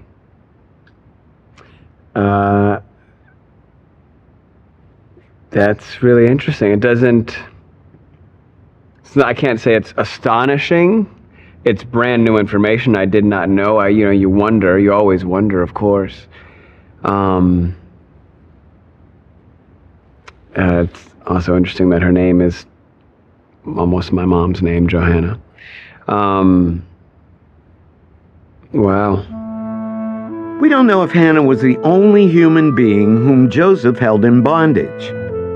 All we know is that at the time of his death, he was a slave owner, leaving Jesse to contemplate how he and his liberal-minded mother had arisen from such a source. What do you make of this guy, of your ancestor? That's, well, he enslaved somebody. That's not a small, medium, or large thing. That's a catastrophic, heinous thing. It's complex and conflicting, which is life. Mm-hmm. That's part of it. But I'm all the more proud of how far this family has come since then. Hmm. Yeah. Much like Jesse Williams, Sunny Hostin was about to learn that her mother's family was far more complicated than she'd ever imagined. The story begins with her maternal grandmother, Virginia Romero Diaz. Virginia was born in Puerto Rico in 1924, but settled in New York City as a young woman, and eventually played a major role in Sunny's upbringing. We were very, very close. And the only words she knew in English were like curse words. Mm-hmm. And she would use those. Some people would call it crass, but she was a real spitfire, man. Mm-hmm. She really was. Did she tell you much about her life? She did not like speaking about her life, actually. And what was always intriguing to me is that I would go back to Puerto Rico and on vacation to learn more about the island. She never went back. She never went back. And she would just say, too many memories. Our researchers now made the journey that Virginia had chosen to decline. And in the archives in Puerto Rico, we uncovered her birth record, which lists the names of her parents, Agustin Romero Campos and Anastasia Diaz. They're Sunny's great-grandparents. Wow. They were married in September of 1918, 105 years ago, and already had 5 children when Virginia was born in 1924. Really? Mm-hmm. So there are two siblings I don't know about. Yep. Wow. And, Never mentioned that.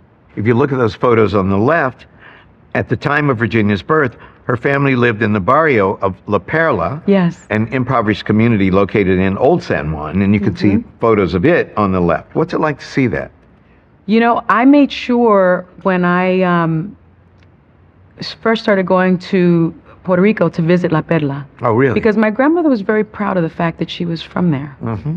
It's right on the water. Mm-hmm. And La Perla is the pearl. So it was supposed to be the pearl of San Juan. Right. But it was a barrio as well. And in fact, the first time I visited, the drug lords wouldn't allow me entrance. No kidding. Yes, until they found out that my grandmother was from there. And then I was able for a little while, with them escorting me, to walk around just a bit. There were certain places I couldn't go. Because they just sort of ruled it. Now, recently I went back and it's been cleaned up a bit. So they're no longer kind of ruling it.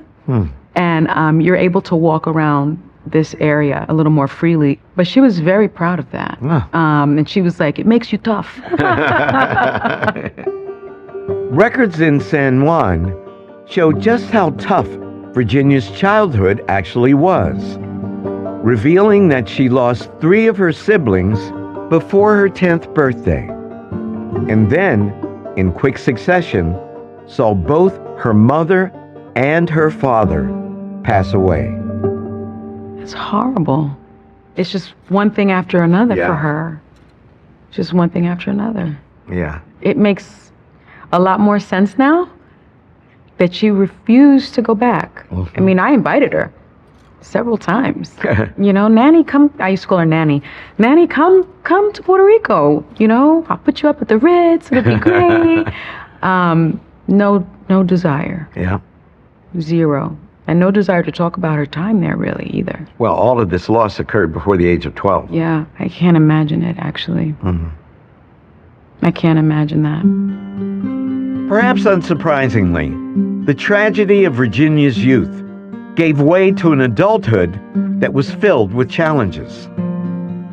She had a very brief relationship with Sonny's grandfather, a man named Augusto Beza Perez, before settling into a solitary life in New York City. And while it was easy to understand why Virginia had turned her back on the past, in doing so, she left Sonny knowing almost nothing about her deeper roots. We set out to restore what had been lost and trace Sonny's grandfather, Augusto, back 3 generations to a man named Fermin Beza. He lived in a region of Puerto Rico known as Aguadilla. You ever hear of him? No. Well, Fermin Beza, you just met your great-great-great-grandfather. Wow. 3rd great-grandfather. I've never heard the name, no. Fermin died in Aguadilla at the age of 63, which means he was born 200 years ago minus 1 year. He was born in 1824. Wow. Did you know that you had such deep roots in Aguadilla? No. I know when my mom learned that her father was in Aguadilla. But other than that, no. I mean, I've been there, but I didn't know the roots went back that far. Sonny's roots in Aguadilla were about to connect her to some painful history. Our researchers discovered that her 3rd great-grandfather, Fermin, was the son of a merchant who was likely involved in the slave trade. And Fermin himself owned at least 1 human being.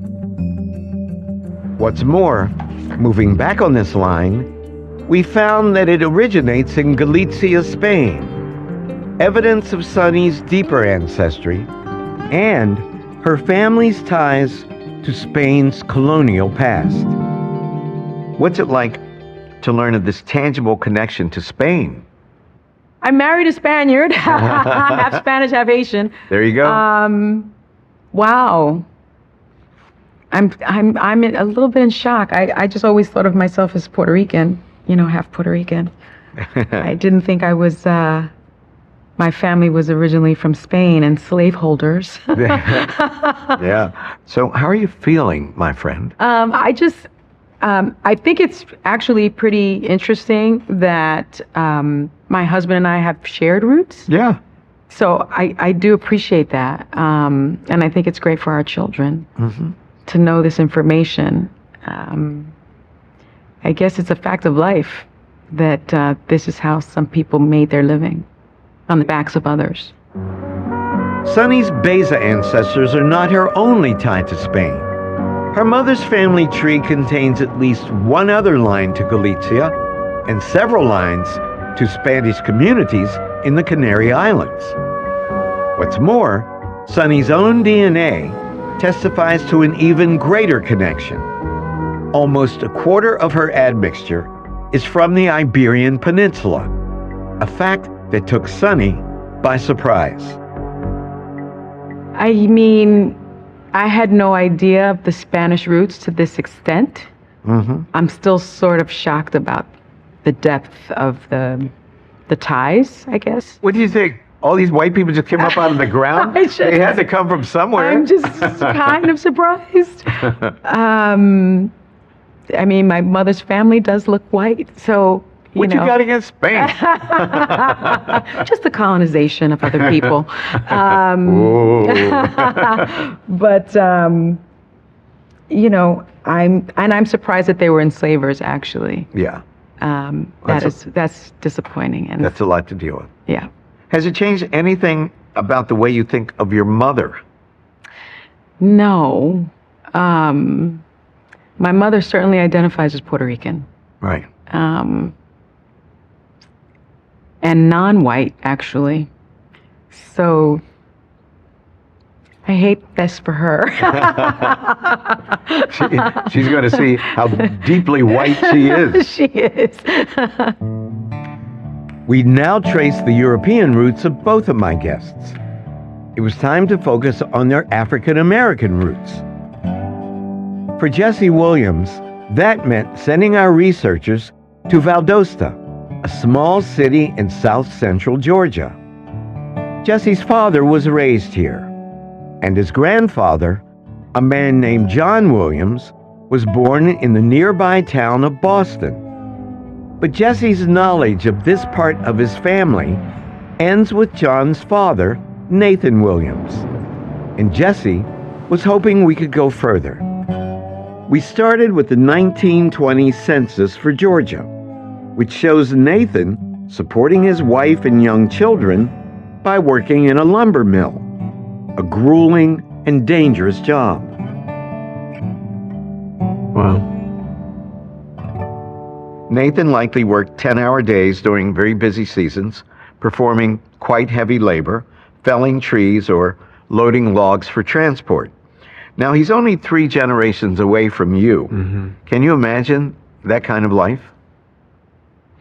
I can imagine it. I haven't done it, but I can imagine it. Particularly when I spend time down there. I remember just growing up, going down to Georgia and hearing stories about, my father working in a tobacco tannery and family members picking peaches and cotton, and your that kind of hard work is something you hear a lot about, but it's quite something else to place a name and a person with it and think about how hard he was working. Do you think a job like that would put a strain on a marriage? I think a job like that would put a strain on everything. Unfortunately, Nathan would soon find his job and his marriage too much to bear. By 1928, he had left his family and had settled down with another woman just 30 miles away, where he helped to raise her children. Okay. And your grandfather, John, was just 8 years old when this happened. Right, okay. How do you think this affected your grandfather? I would imagine it affected him greatly. I mean, because it also sounds like, it's my understanding that from this point on, he was no longer in the kid's life. Right.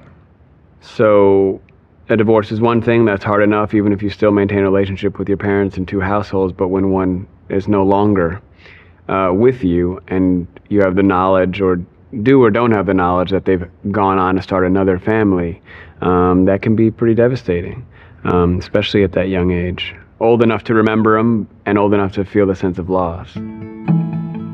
Nathan's departure not only pained his son, it also put a tremendous burden on his wife, Jesse's great-grandmother, a woman named Elvia Williams.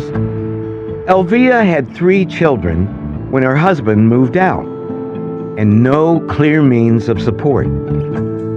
Ultimately, she found work as a maid, and by 1940, records show that Elvia was earning $120 a year, roughly $6,000 today. It's a shockingly low wage. But Elvia kept her family together and close by. Indeed, she was living just a few miles from her son John when she passed away in 1952. She had to raise 3 children alone after Nathan left her. So she must have been a pretty tough lady. Yeah. Yeah. Do you see anything passed down to your grandfather or to your father from her? Well, like, almost all black folks who've made their way through this time is, figuring out how to stretch and be an alchemist. Make something out of nothing over and over and over and over again, and be able to spread it to feed as many mouths as you need to. And she did that on $120 on a good year. Right. On a good year. Hard to even imagine. Yeah. As it turns out, Elvia was not the only survivor in her family. Moving back 2 generations, we came to her grandfather, Jesse's third great-grandfather, a man named July Hadley. July was born about 1828 in Georgia, which means he almost certainly was born into slavery. Searching for evidence of his life, we noticed that there was a white slave owner in Georgia named Samuel Hadley, who died in 1851. Digging deeper, we saw that Samuel's estate records include a familiar name. Inventory and appraisement of the estate of Samuel H. Hadley, deceased. One Negro man, July, $600. Well, there you go. Jesse, we believe that that's your third great-grandfather. What's it like to see this, the name of your enslaved ancestor, on this document where he's being left like a piece of property, which legally he was, similar to a piece of furniture? Yeah. What's it like to see that? Well, it gives us, it's helpful. I take satisfaction from knowing it and seeing it and be able to name it when it's been unnamed for so long, and name him, obviously, when he's been unnamed to me for so long. So it gives me, someone and something to honor. Like almost all enslaved people, July Hadley left very few records behind. But we were able to learn a little more about his life, starting with a map of the estate where Samuel Hadley held him in bondage. We believe that July likely worked this land planting cotton. And perhaps unsurprisingly, the area was familiar to Jesse, even today. Wow. And we are, all the time I spend in my life down here in Lowndes County with my family, it's very close. We haven't geographically gone very far since then. Same in my family. We're right there, they would say, a stone's throw. So I can and will visit this land. And I see Boston. So that's where my grandfather was born. Yes, that's right. Wow. Damn.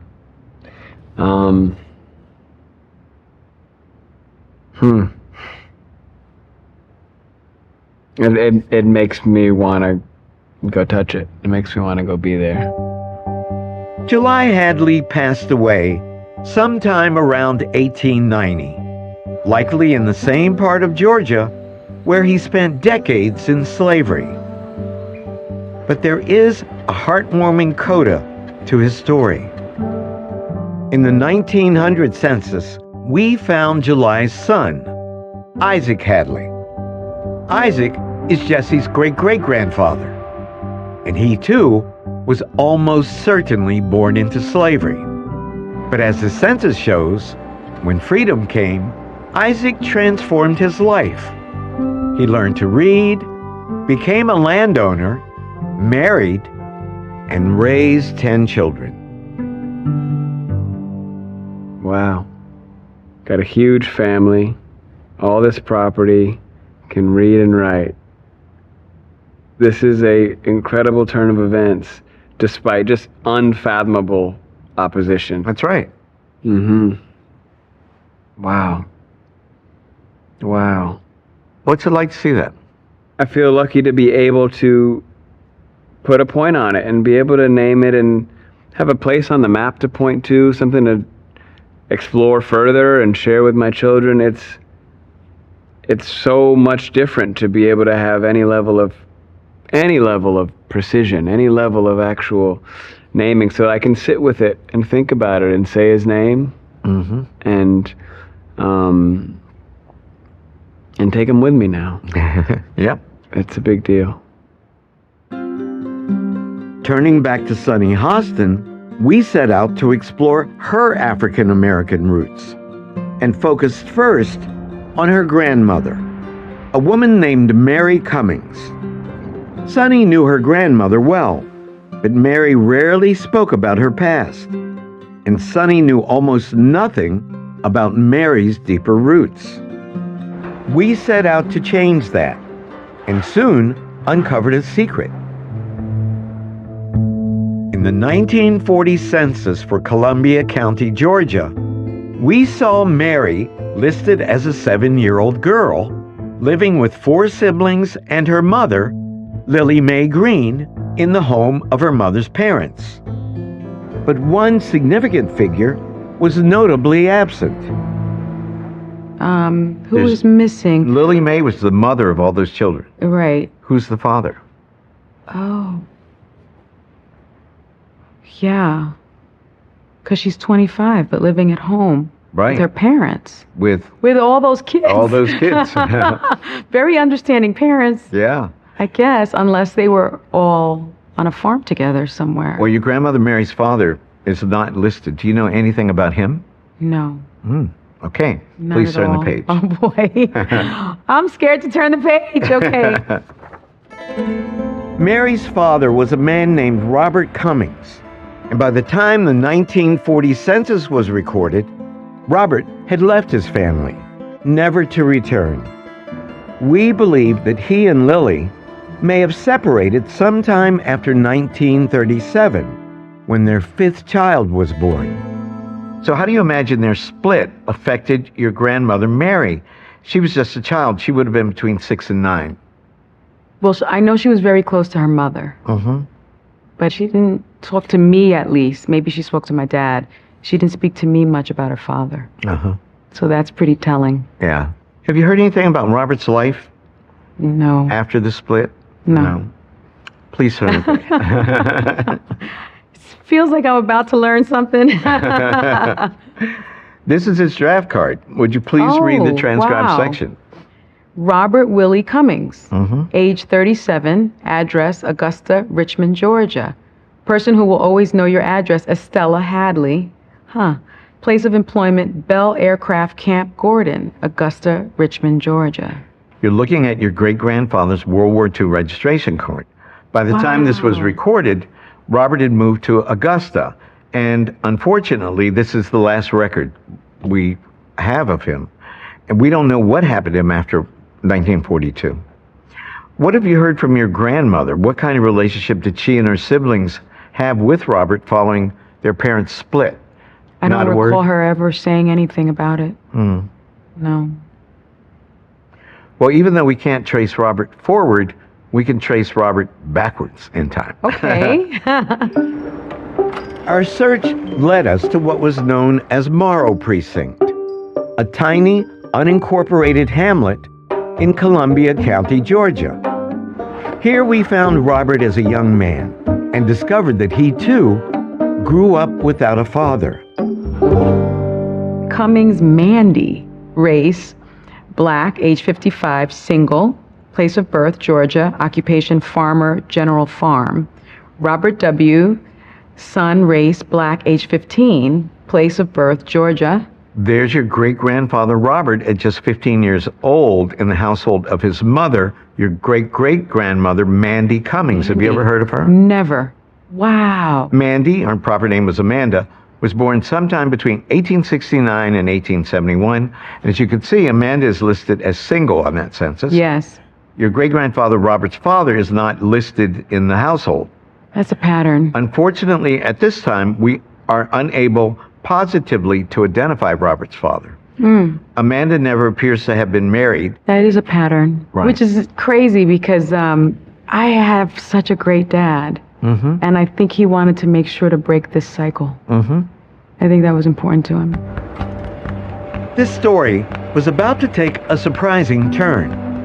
Moving back one generation from Amanda, we came to her father, a man named Dean Harris. Dean is Sonny's third great-grandfather. He was likely born into slavery in Columbia County, Georgia, around 1835. And sometime after emancipation, he adopted the surname Cummings. But that's not all he did. Personally appeared before me this 15th day of July, 1867. Dean Harris, who makes oath as follows: I, Dean Harris, do solemnly swear in the presence of Almighty God that I will faithfully support the Constitution. What? And obey the laws of the United States, and will, to the best of my ability, encourage others so too. Signed, Dean X. Harris, sworn to and subscribed before me, Register of the 25th Registration District. Did he vote? He registered to vote.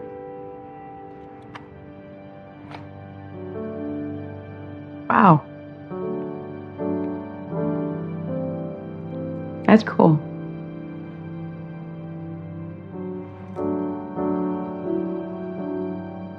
Wow.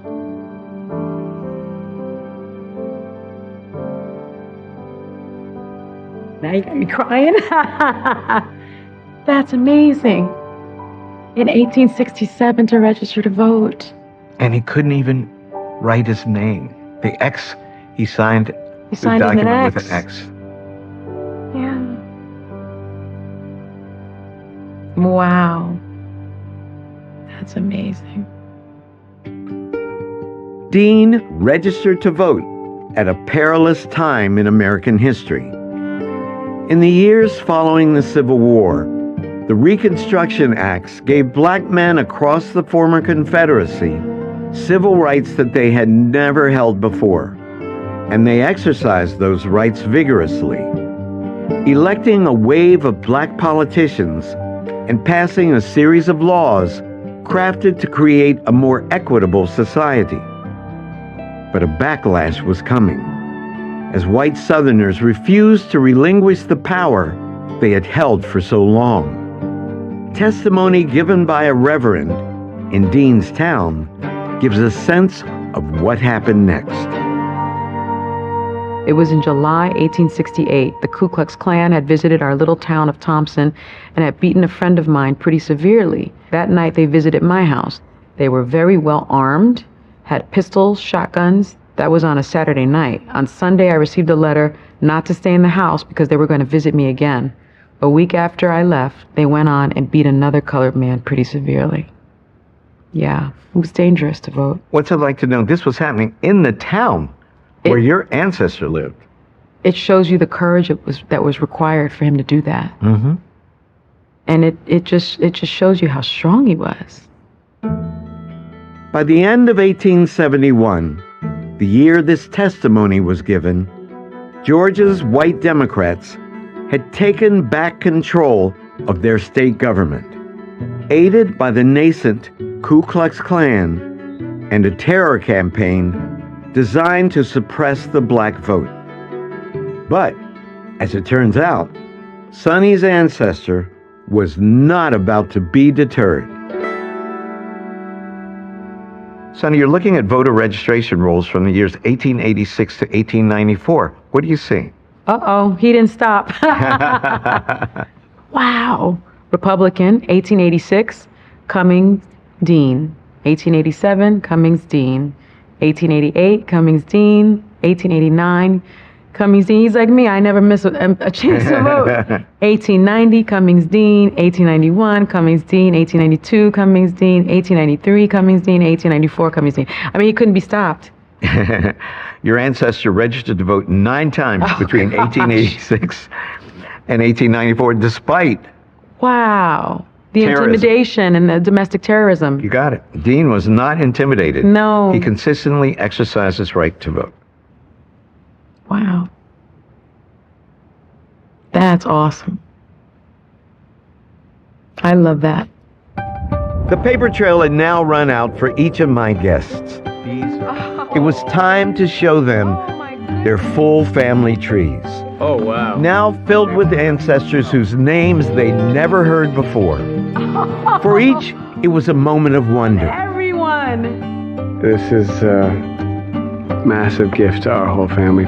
Providing a chance to reflect on the sacrifices made by women and men on both sides of the color line, who laid the groundwork for their success. I feel more full. I feel more full in a space that was otherwise blank and didn't really have a utility, but this does, if that makes sense. I feel like it's something I can do something with. And all of that, it just completes a picture. Yeah, I'm really grateful. Thank you. What do you think you inherited from your ancestors? Well, certainly the determination to be involved with societal politics. Yeah. For sure. Yeah. I'm such a fighter when it comes to that. I actually never understood why it's so important to me. Maybe, they say in Puerto Rico, el sangre llama, the blood calls you. Yeah. And maybe that's part of it. Could be. That's the end of our journey with Sunny Hostin and Jesse Williams. Join me next time when we unlock the secrets of the past for new guests on another episode of Finding Your... I'm Henry Louis Gates Jr. Welcome to Finding Your Roots. In this episode, we'll meet singer Dionne Warwick and actor Danielle Brooks, two African Americans in search of their enslaved ancestors. I know I'm a strong woman. I have been strong, literally, from birth. So I want to know where it all came from. It's so cool because first I didn't have a name, and now I have a name. And then I didn't have a story, and now I have a story. To uncover their roots, we've used every tool available. Genealogists comb through paper trails stretching back hundreds of years. Amazing. Absolutely amazing. While DNA experts utilize the latest advances in genetic analysis to reveal secrets that have lain hidden for generations. That blew my mind! And we've compiled it all into a book of life, a record of all of our discoveries. Oh, wow! And a window into the hidden past. So you know what that means? He thought. Dolphin joined the Union Army to fight for the freedom of our people. That is cool. This has been one of the most enlightening, fulfilling moments I've felt in a long, long time. It changes the game for my family. Danielle and Dionne came to be facing one of the greatest of all genealogical challenges, reconnecting roots that have been severed by slavery. In this episode, we'll overcome that challenge, recovering names that were erased willfully and revealing stories that are profoundly uplifting.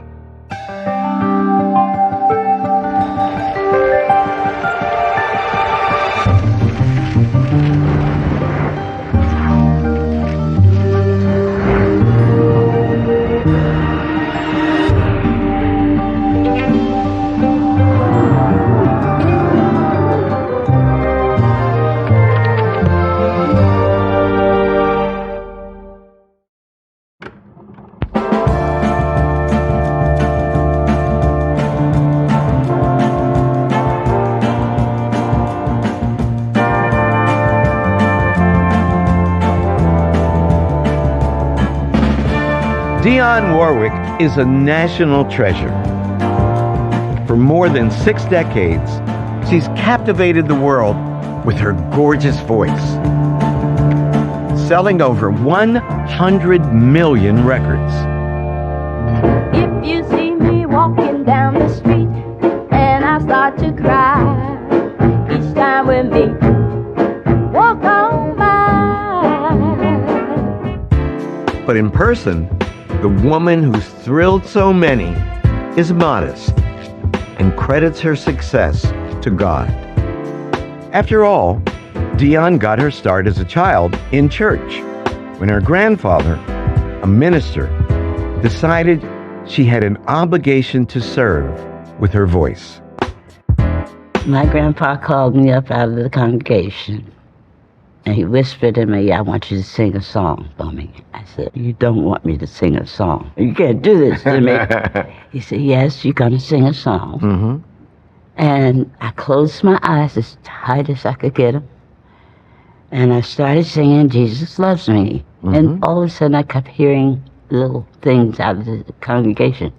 "Oh, how sweet. Oh, she sings really good. Oh, that's lovely.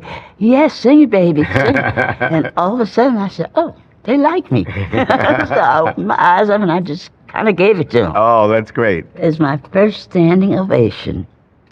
While this first ovation came easily, challenges lay ahead.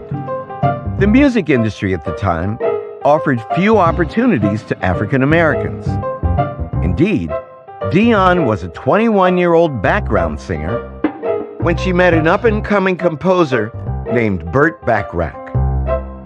Then, suddenly, everything changed.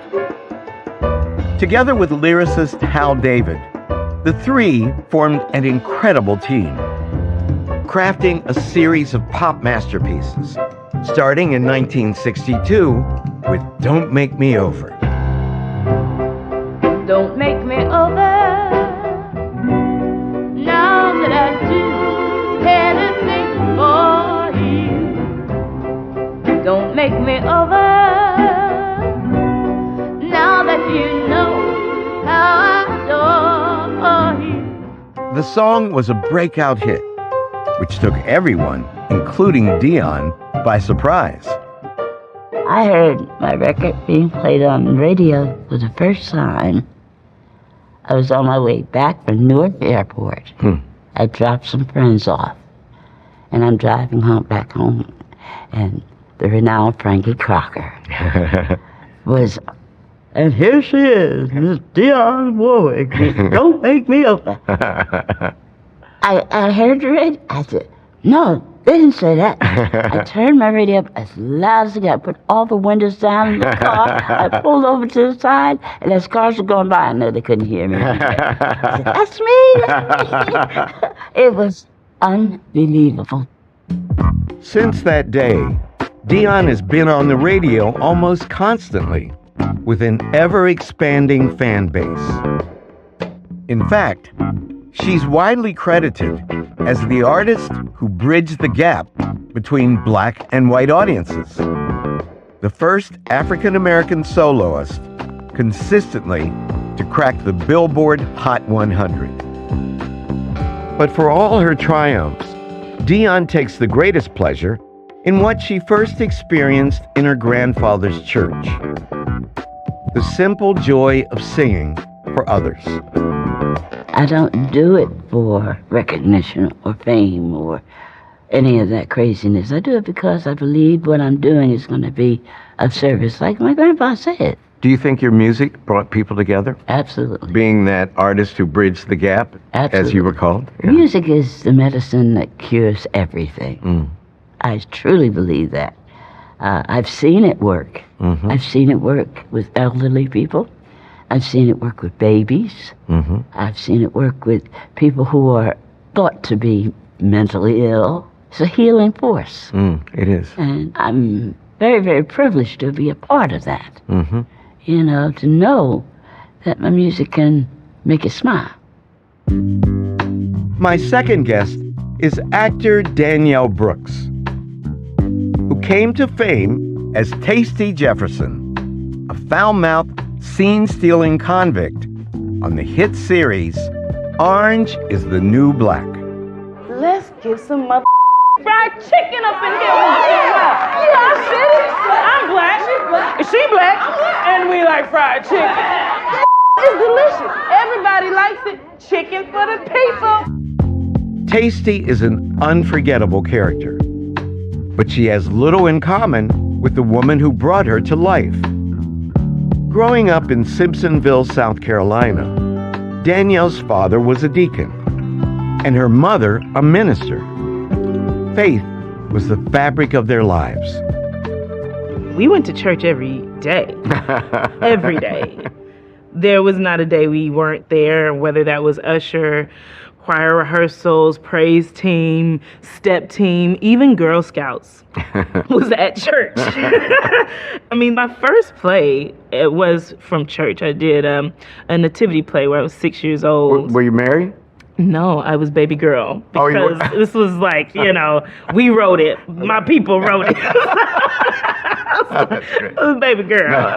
And I guess I did a great job. Everybody told my mom and dad and just was like, your daughter, she's good. So from there on, like... You were hooked. I was hooked. Danielle's talents would reach a much wider audience, but not before she made another crucial discovery. In high school, she was one of the few African American students in a drama program that had no black teachers. She struggled to fit in until one day, while searching for a monologue to perform in a class, she chanced upon August Wilson's The Piano Lesson. That changed my world because these people in this story spoke like my mom and aunties and uncles did. It was so relatable. And so when I read one of the monologues from it, my heart, everything was so open. So when I delivered it, it was an experience I hadn't had in any other monologue that I had done from Tennessee Williams plays or doing Shakespeare. I had never felt that before. You occupied the role. Oh, yes, sir. The Piano Lesson took Danielle on a journey she could never have imagined. She used the monologue she'd found to audition for the prestigious Juilliard School in New York City.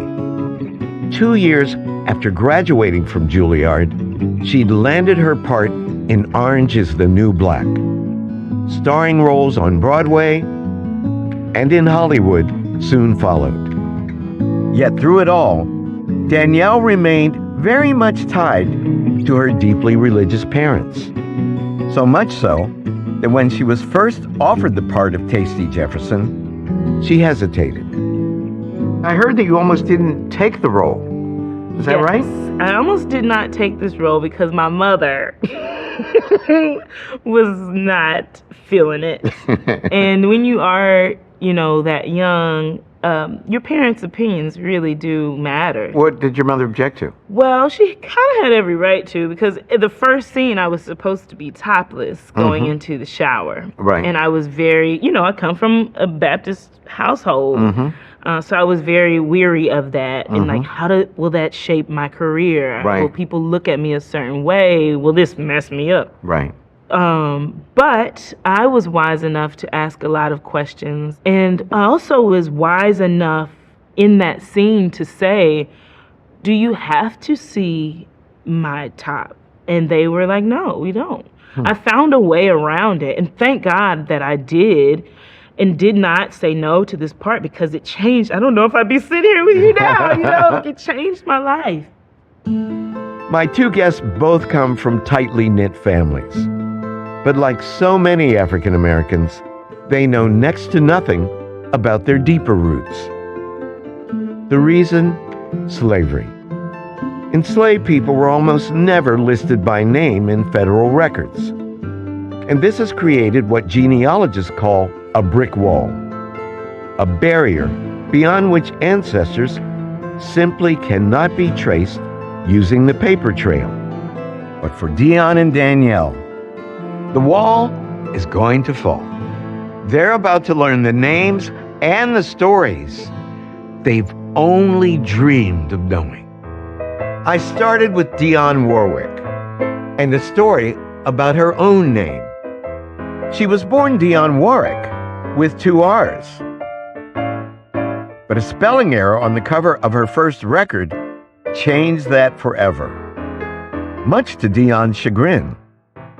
It was a mistake at the printing plant. They made me a Wick instead of a Rick. And I didn't like it at all. I hated it, as a matter of fact. No, it wasn't your name. Exactly. By that time, of course, all the recordings had gone out and labels had been printed. And I said, well, when it comes back to being printed again, you're going to put my name on there, not somebody else's name. And I really was very upset about that, because, you know, you took something that's mine. Yeah. Again, my grandfather, he said, my baby, listen, look at it this way. You know your name is Warwick. Use Warwick as your stage name. Wow. Your professional name. I said, I didn't want to do it. I didn't. But I said, okay, Grandpa, I can look at it that way. Unfortunately, the Warwick surname would prove elusive to our researchers. We were able to trace Dion's beloved grandfather back just one generation before we hit the brick wall of slavery. We had better luck with Dion's grandmother. We traced her ancestry back to a couple named Guy and Mary Ann Russ. They're Dion's great-great-grandparents, and they're listed in the 1870 census living in Jackson County, Florida, with their 5 children. Have you ever been to this area of the country? Yes. Jackson County? Did you know you had such deep roots there? No, not at all. I mean, some serious roots. Yeah, I see. Now, Dion, think about this. This census was recorded 5 years after emancipation, and both Guy and Mary Ann were adults. So you know what that means, that your great-great-grandparents most likely were born into slavery. Yeah. Have you ever thought much about how slavery impacted your own ancestry? You know, I felt there had to be some sort of relationship to slavery within my family. I mean, there's no way that it could have been gotten around. That's right. We all descend from enslaved people. Exactly. Nobody black was on the Mayflower. You're right about that. We now set out to see if we could find any evidence of Dion's ancestors before emancipation. Since some formerly enslaved people took the surnames of their former owners, we searched for any white farmers in Jackson County with the same surname as Guy and Mary Ann, Russ. It was a painstaking process. But in the 1860 census, we found a slave schedule for a white farmer named Joseph Russ. It lists 31 enslaved people, not by name, only by age, gender, and color. Now, what's it like to see that, to think that one of your ancestors might be represented by one of those hash marks? Yeah, well, and it irks me to even think that people were owned. Yeah. How can you dare own me? No, that's something you'll never do. But there it was, you know. Now, your great-great-grandfather Guy was born between 1814 and 1816. So in 1860, the year that census was taken, Guy would have been between 44 and 46. Do you see anyone listed there around that age on that record? One black male, 46 years old. We believe that you're looking at your great-great-grandfather Guy. Wow. Dion, what's it like to see that? To see your ancestor listed namelessly? It's ugly, you know. And the only way that those that were purported to own a human being could exist was by transferring their name. And I think it's only because they couldn't pronounce ours. Yeah, Okay? that's true. That we had certain regality to our own. The names we brought names on the we ships. brought with us, language that we brought with us. They could not understand how could you dare have something that we don't have. And they took it all away. They tried to. Because fortunately, there were those of us that were able to kind of escape it. Yeah, some. Yeah. Not enough. Not enough. No. Exactly. When this census was recorded, the Civil War was still a year away. meaning that Dion's ancestor had roughly 5 more years of bondage to endure on Joseph Russ's plantation.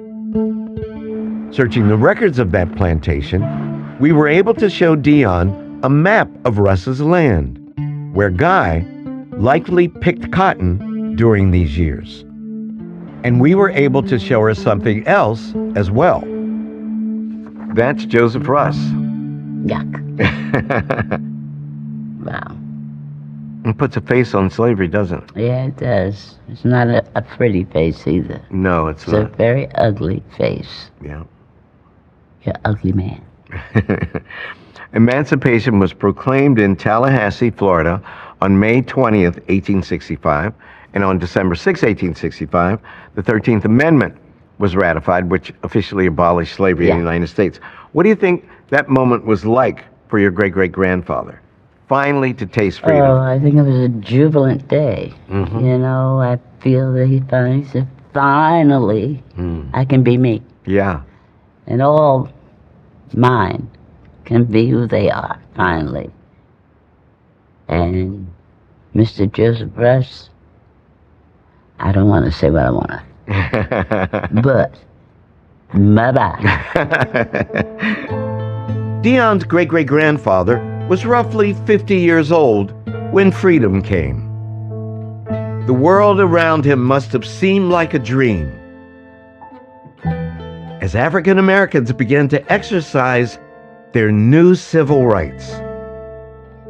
In his own county, black men were even elected constable and tax assessor and gained 2 seats in the state house.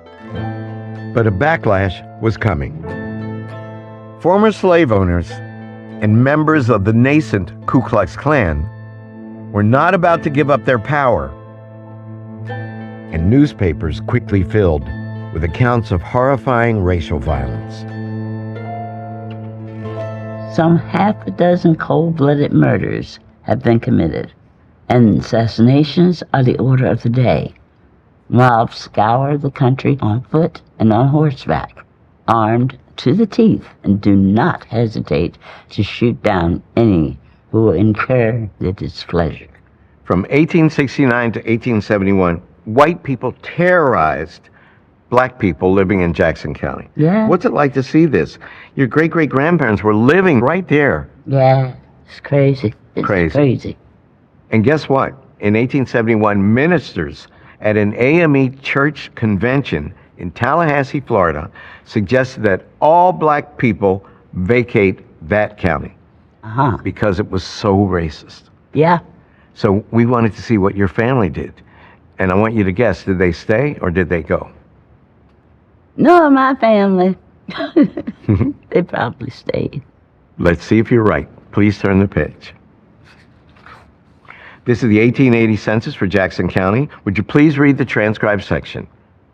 Guy Russ, age 66, farm laborer. M.A., 39, wife, farm laborer. So you guessed right. Your great-great-grandparents remained in Jackson County. I know my family. What is it about your family that made you guess correctly that they stayed to fight it out? From the immediate family that I know, grew up around and with,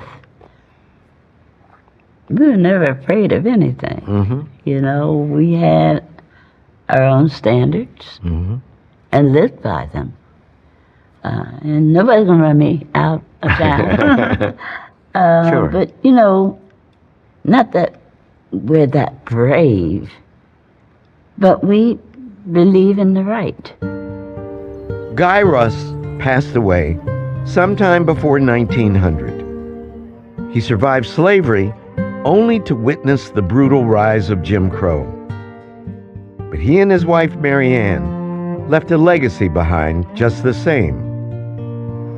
They stayed together, stayed on their land, and secured a future for their children. They paid their dues. It sure did. What's it been like for you to learn these details about your father's family?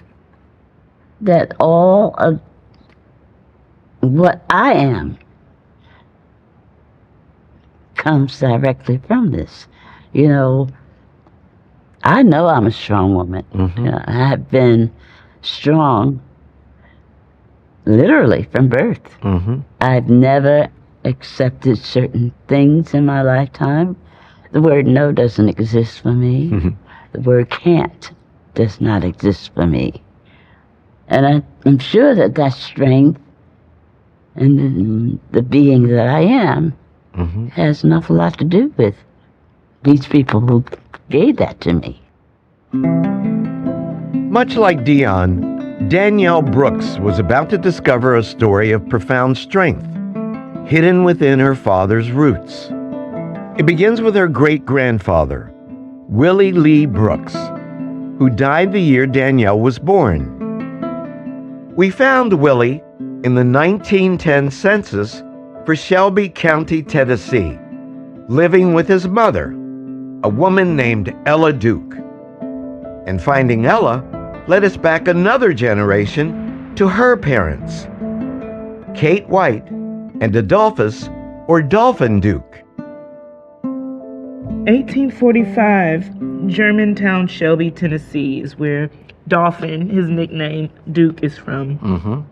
Kate White, which is crazy, these names Duke and White, which is, that's, I'm guessing, slave names, right?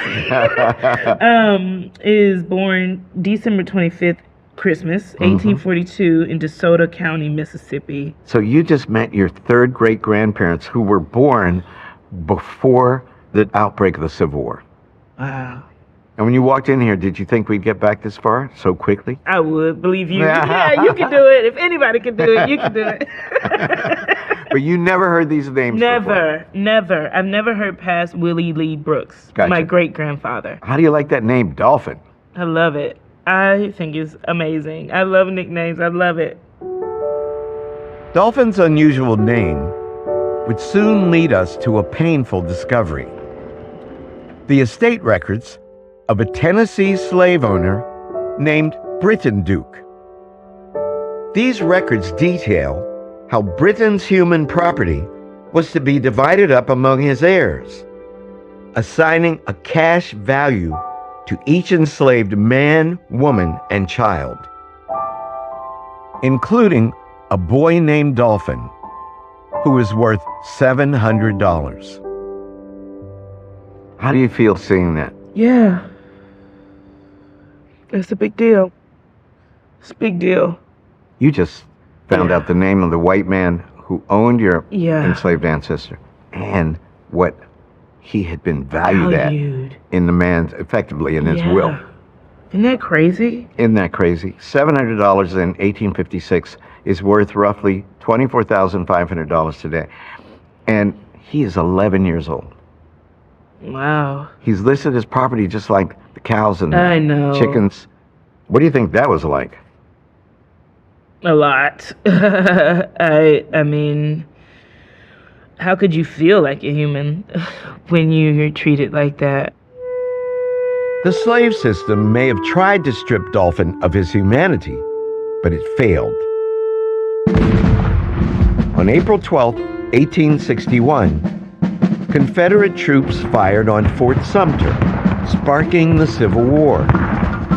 By June of 1863, Union forces had taken control of most of western Tennessee, including Shelby County, where Dolphin had been enslaved. Dolphin was now free, and he quickly showed that he was very much his own man. Dolphin Duke Company, 59 Regiment, U.S. Colored Infantry, age 18, enlistment, June 1st, 1863, at Germantown, Tennessee, term 3 years. So you know what that means? He fought. Dolphin, listed here as Dawson, joined the Union Army to fight for the freedom of our people. That is pretty cool. Did it ever occur to you when you were watching Glory that you might have an ancestor who fought with the U.S. colored troops? Never. That's empowering. That's a big deal. Yeah. Dolphin's military records indicate that he was only 5 feet 1 inches tall, but that didn't hold him back. He was assigned to the 59th Regiment of the United States Colored Troops, one of roughly 200,000 black men who served in the Civil War. What's it like to see that, to think that your ancestor could have been one of those men? You know, we don't know what he actually looked like. Wow. I'm big on pictures because they tell 100 stories. Oh, yeah. You know, so even this and knowing his height, I might could choose which Say, one. that little dude right there. Yeah. Yeah, it's pretty amazing. The white gloves and the guns and just the amount of power they must have felt for the first time in their life. Can you imagine being given the chance to go to war, to fight against the people who had enslaved you and your parents and your grandparents? Now that's a dream. That is a dream. That's a dream for you. Dolphin's dreams would soon collide with the harsh reality of war. In June of 1864, his regiment marched south from Memphis into Mississippi and encountered the Confederate Army at a place known as Bryce's Crossroads. A brutal battle ensued. Union forces were soundly defeated, suffering thousands of casualties. Dolphin likely saw many of his fellow soldiers fall around him. It's just mind-blowing to imagine seeing that much death. 750,000 men died during the American Civil War. In contrast, 50,000 Americans died in the Vietnam War. Ooh. The bloodiest war in the history of the United States. Wow. And this wasn't the only time your third great-grandfather Dolphin found himself in danger. 1 month later, in July of 1864, the Union forces pushed into Mississippi again, and Dolphin was soon in another battle. Please turn the page. This is a letter written by a soldier who fought at what was called the Battle of Tupelo, Mississippi in July of 1864. We believe your ancestor was there too. Would you please read the transcribed section? The tide of battle ebbs and flows beneath the hot rays of a July sun. Once more the rebel leaders urged their men to the charge, but their men knew by bitter experience the men with whom they were fighting. Soon they break and escape to the woods. Infantry, cavalry, and Negroes have all served their country faithfully, have fought like veterans as they are, and are entitled to their country's gratitude. They performed heroically. What's it like to know that? You know.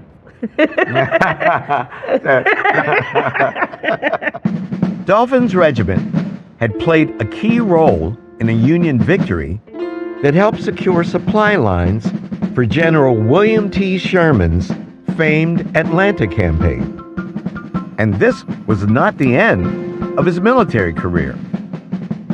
Dolphin served honorably for the rest of the war, then returned home to Memphis in January of 1866. By that time, he was roughly 21 years old, and he'd spent almost 3 years in the Army. So he's back home. What's he doing? What's he doing now? Please turn the page. Dun, dun, dun. Making babies. Would you please read the transcribed section? Dolphin Duke has this day prayed and obtained a license to marry Kate White. Date of marriage, June 15th, 1867. What's it like to see that? That is cool because, you know, as black people, we didn't have marriage licenses and we were just jumping brooms. Danielle, of course, is correct. Southern legislatures denied enslaved people the right to marry. So African Americans resorted to symbolic ceremonies, sometimes involving jumping over a broom to honor their relationships. For Dolphin and Kate, a legal marriage was a fundamental part of their new freedom. It was also a springboard to a better life. After his marriage, Dolphin became a farmer in Shelby County, growing corn and cotton. He fathered at least 7 children, And by the time he passed away in 1898, he had more than 20 grandchildren. Looking back on his life, he fought for his and his country's freedom from slavery, and he was able to live to see it in action. What do you make of him? What do you make of this ancestor of yours? First, he's a human being, a full person. That's like a big deal. Not just an anonymous enslaved ancestor. Not just an anonymous enslaved ancestor, but also not just this generic ancestor. You're right. He's a person. He's a person. You know? With a name on your family tree. Yes. It changes the game for my family. Turning back to Dionne Warwick, we focused on her maternal grandfather, a man named Nitch, or Nicholas Drinkard. Nitch was a fixture of Dionne's childhood, and she vividly recalls his beautiful tenor voice. But Dionne knew almost nothing about her grandfather's roots. We set out to change that and traced Nitch back 2 generations to his grandfather, John Drinkard Sr. John is Dionne's great-great-grandfather, and we noticed something unusual about him. He and his wife owned a farm in Georgia in the early 1900s, a time when most African Americans in the South were landless sharecroppers. This indenture made and entered into the 11th day of August for the consideration of sum of $60, all that tract or parcel of land situate, lying, and being in the county of Early. You know what you're looking at? The deed? The deed of them buying their land. Yeah. Isn't that cool? That's your great-great-grandparents purchasing their land. Mm-hmm. And you can see a map of your family's property on the left. That's the Drinkard family land. What's it like to see that? It's amazing, especially during that period of time. Yeah, absolutely. It's fabulous. The Drinkards owned a substantial farm near the border of Georgia and Alabama, where they likely grew cotton, the staple crop of the region. But they didn't stay on the farm for long. By the late 1920s, they'd resettled in Newark, New Jersey, just miles from where Dionne would be born and raised. Did you ever hear any stories about why the family came north? And what No. happened to that land? Never, ever. I didn't even know there was land. Okay, please turn the page. Sure. This is a newspaper article from September 1919. Could you please read that transcribed section? Weevils, caterpillars, spiders, and rain have combined to make almost a complete failure of Early County's cotton crop this season. Price is low, and only those who need the money are selling. Well, you know what a boll weevil is. Yeah. Boll weevils are beetles that eat cotton buds and flowers, and a boll weevil infestation made its way to Georgia in August 1915. By the end of 1919, the state had experienced $40 million in losses. That's worth $690 million today. Wow. 2 years later, in 1921, the University of Georgia published a report stating that the boll weevil, quote, has disturbed our economic situation more than any other single factor since the conclusion of the Civil War. Huh. So this was affecting your ancestors because that's how they were making farmers, yeah. Yeah. Crazy. We can't be certain how this catastrophe impacted the Drinkard farm. There are no records to tell us. All we know is that in 1923, Dionne's grandfather Nitch defaulted on a bank loan, and his family's property was sold at auction. How do you think your grandfather felt? It must have been devastating. Oh, it had to be, you know. Your mom was just 3 years old. Yeah, Grandfather was a proud man. Did he ever talk about this? No. Mm-mm. I don't know why, but historical things of this nature that we're discussing today was never, ever mentioned or talked about. Why do you think? Too painful? Could possibly have been that, you know. People think, well, if I don't tell them, why? Why make them suffer like I did? Yeah. Well, let's see what your family did next. Could you please turn the page? This is the 1930 census for Newark. Would you please read the first transcribed section on the top left? Nicholas Drinkard, head 34, molder at Essex Foundry. Delia May, wife 27, housewife. Willie D, son 11. Arthur Lee, daughter 9. Marie, daughter 7. Handsome, son 5. Annie M, daughter 3. All these people I knew. Yeah. What do you think it was like for them to start a new life in a completely different place after all that history that they had in Georgia? Yeah. You know? It must have been quite interesting to go from a farm, into factories and doing things that they knew nothing about. After moving north, Nitch took a job in a metal foundry. But that wasn't all he did in his new home. Sometime in the early 1940s, he formed a family gospel group and named them the Drinkard Jubilaires. Tell me about this. How was the group first created? My grandfather. He loved to sing. He had a voice that was angelic. And he knew his children could sing. And these are his children. It's my Uncle Nicky, my Aunt Annie, my Aunt Rebe, my Uncle Larry, and Sissy.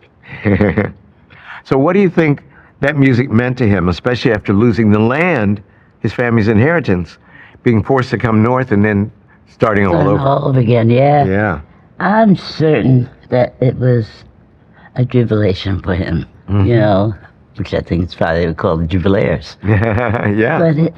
But knowing that his children had that kind of talent and being able to sustain it and give it foundation had to be a wonderful feeling. Dion's grandfather passed away in 1952. But the Jubilaires kept going and became a force in the music world. In 1958, renamed the Drinkard Singers, they recorded one of the first gospel albums released on a major label. In the 1970s, members of the group sang background vocals for the likes of Aretha Franklin and Elvis Presley. What would your grandfather say if he could see how many people the Drinkard singing ministry reached? It's my babies. I know he'd be proud as punch. Yeah. What's it like to see the legacy he created throughout his life? Amazing. You know, I come from a singing family. So you're a walking embodiment of family tradition. The whole tree. Do you think that all these stories help you to understand who you are? No doubt. I know why I feel my strength most times. And sometimes show it when I have to. Right. Also my beliefs in what I know I'm capable of doing. I don't fool myself into thinking I can do everything. And as is shown here, they didn't feel they could do everything, but what they could do, right. They did. They did. That's right. Did it with fervor. We'd already traced Danielle Brooks's father's roots back into the slave era in Tennessee. Now, turning to the maternal side of her family tree, we found ourselves in Lowndes County, Mississippi in the 1850s, looking for traces of Danielle's fifth great-grandparents, a couple named Fraser and Susan Sharp. Their surname led us to a slave schedule for a white farmer named Elisha Sharp. At the time this schedule was created, Fraser was roughly 35 years old and Susan roughly 25. Do you see any people who match those ages? I do. 3 black males, 37. 1 black male, 36 years old.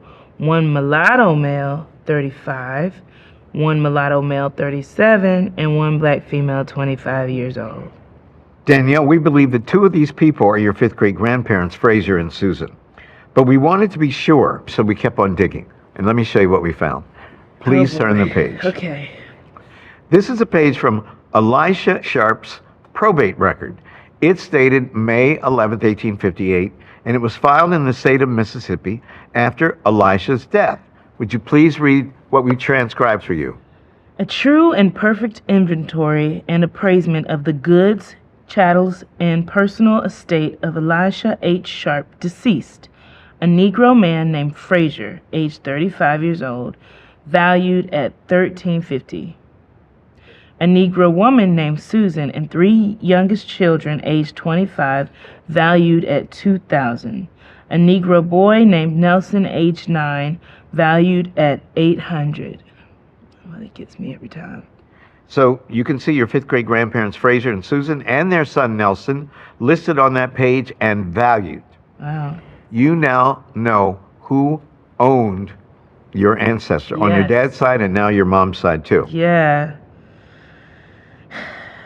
It's sad. It's heartbreaking to think about that, you know? Yeah. I think it's crazy, too. I think about, like, $2,000, you know, you could win that on a game show in 10 minutes. You know, Yeah. it's so crazy to me. So crazy. Fraser and Susan somehow managed to survive slavery and keep their family together. We found them in the 1870 census for Lowndes County, living with 4 of their children. But freedom brought a new ordeal, one we'd already seen with Dion's ancestors in Florida: White Terror. In the years after emancipation, Lowndes County exploded with violence against African Americans who tried to exercise their civil rights. The situation was described in harrowing detail by a man named Robert Gleed, a black politician who testified before Congress in 1875. The election in our city and county was wound up on the 2nd of November, and on the night before, we had a very unfortunate occurrence in our city. 3 buildings were set on fire, and 4 men on that night were killed. Most of the colored people were run out of their houses during the night, and all the men laid out pretty well. Ooh, and a good many women. It was the worst time, I believe, we have ever had in that county as far as an election was concerned.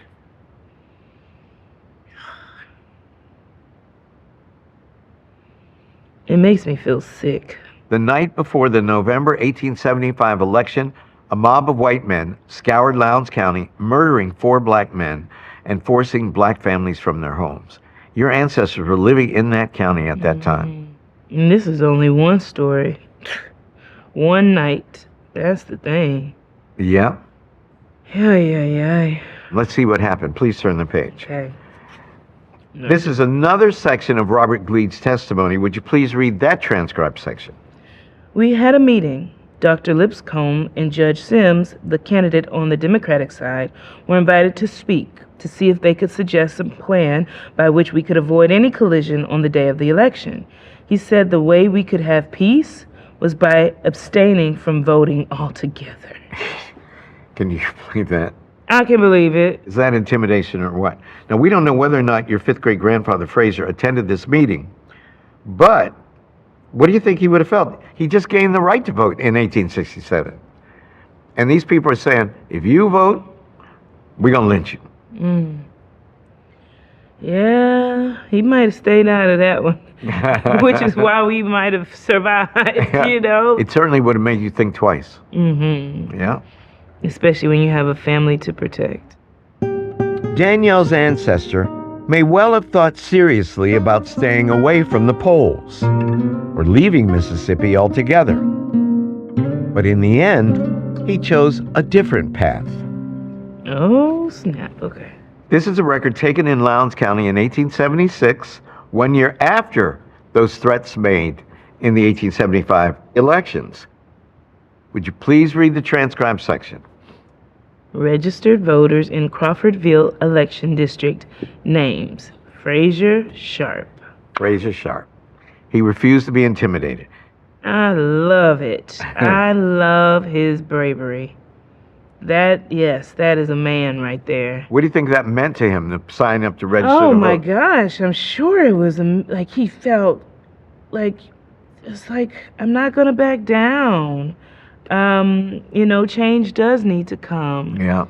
And to do it for the next generation and the next generation. So I'm very thankful to one of my grandfathers back in the day, because I don't know which one it is. Your fifth great grandfather. Yeah. Very thankful to my fifth great grandfather. grandfather. The paper trail had now run out for Danielle and Dion. It was time to show them their full family trees. That's quite a group. That is quite a group. Wow. Isn't that amazing? Oh, that's getting framed immediately. This is your family tree, darling. Oh my gosh. This is life. This is, I am because of these people. For each, it was a moment of awe. It's amazing. Offering the chance to see how their own lives were part of a larger family story. This is so cool. There are names, like a lot of them. I'm crying on this. Oh, that's all right. It's yours. It'll dry. Oh my God. This has been one of the most enlightening, fulfilling moments I've felt in a long, long time. It's wonderful. That's what it is. Thank you. Thank you. Thank you. My time with my guests was drawing to a close, but there was a surprise still to come.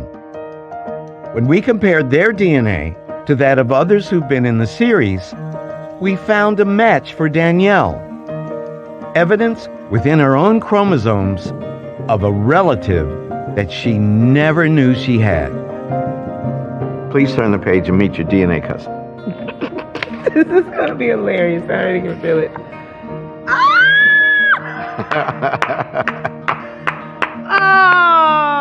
Oh, yes! Sterling came round. Danielle's mother shares a long stretch of DNA on her 12th chromosome with renowned actor Sterling K. Brown. So if your mother's related to Sterling, then so are you. What's it like to learn that? You want to hear a funny story? Sure. So I ran into him in LA, and I was like, he's doing his thing, and I was like, I just want to say hey. So I was like, what up, bro? And I guess I accidentally scared him, and he said, Jiminy Christmas. I was like, what? Jiminy Christmas. I was like, if you're not the most pure-hearted person I've ever met to truly not cuss, but just to say Jiminy Christmas. Jiminy Christmas is your cousin. That is cool. I have so much respect for this guy. So it's really cool to know that somewhere down the line, we are cousins. That's the end of our journey with Danielle Brooks and Dionne Warwick. Join me next time when we unlock the secrets of the past for new guests on another episode of Finding Your Roots. I'm Henry Louis Gates Jr. Welcome to Finding Your Roots. In this episode, we'll meet comedian Tracy Morgan and actor Anthony Ramos, two men who grew up in New York City, facing enormous odds. You got swept up in it. And what I said was, I don't want to end up like my dad. My dad died when he was 39. I said, I don't want to go out like that. Just like the stuff we had to deal with at such a young age, metal detectors in our school because kids were getting shot. Yeah. I'm like, yo, we're 11 years old. Kids is bringing guns to school, ready to pop off at any moment. And you just like, yo, I'm just trying to go to math. Right.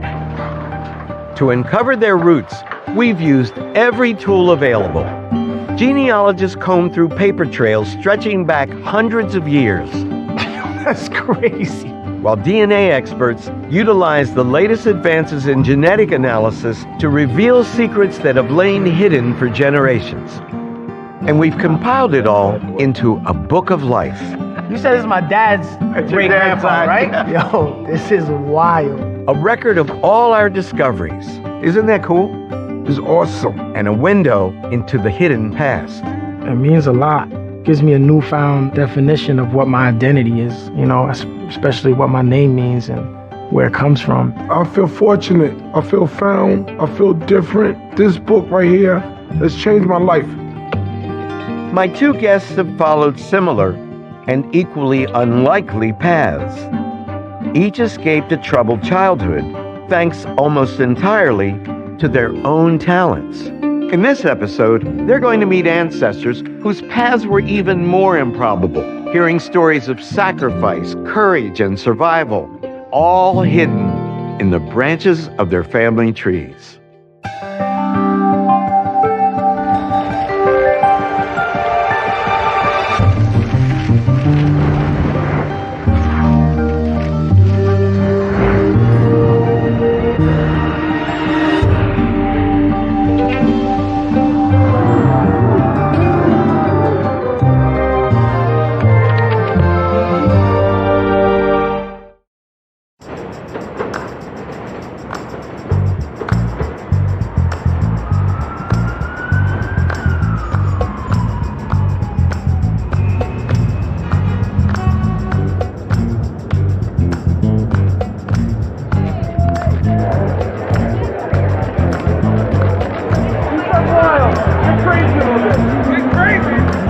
Tracy Morgan is a man with very few secrets. The superstar comedian, beloved for his roles on Saturday Night Live and 30 Rock, has built an extraordinary career Tracy Morgan. by being utterly open about his struggles.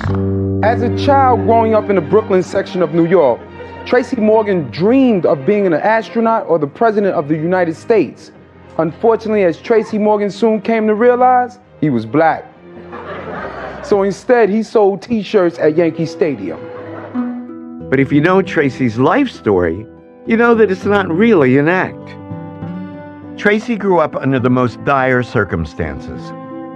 In a shattered family, moving between housing projects in New York City. By the time he was a teenager, he'd seen many friends and relatives succumb to life on the streets. And he would likely have gone that way himself were it not for his sense of humor. I had a pretty rough childhood growing up. And you see the drug dealers, you want to be like them. They got the fancy car and everything. Right. And I had older friends that was hustling and selling drugs.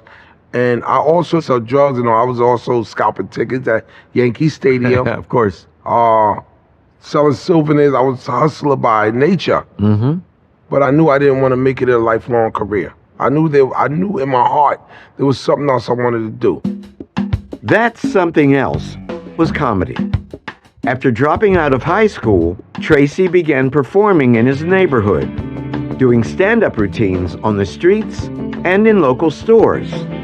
He was living on welfare with no idea where his talents would lead him.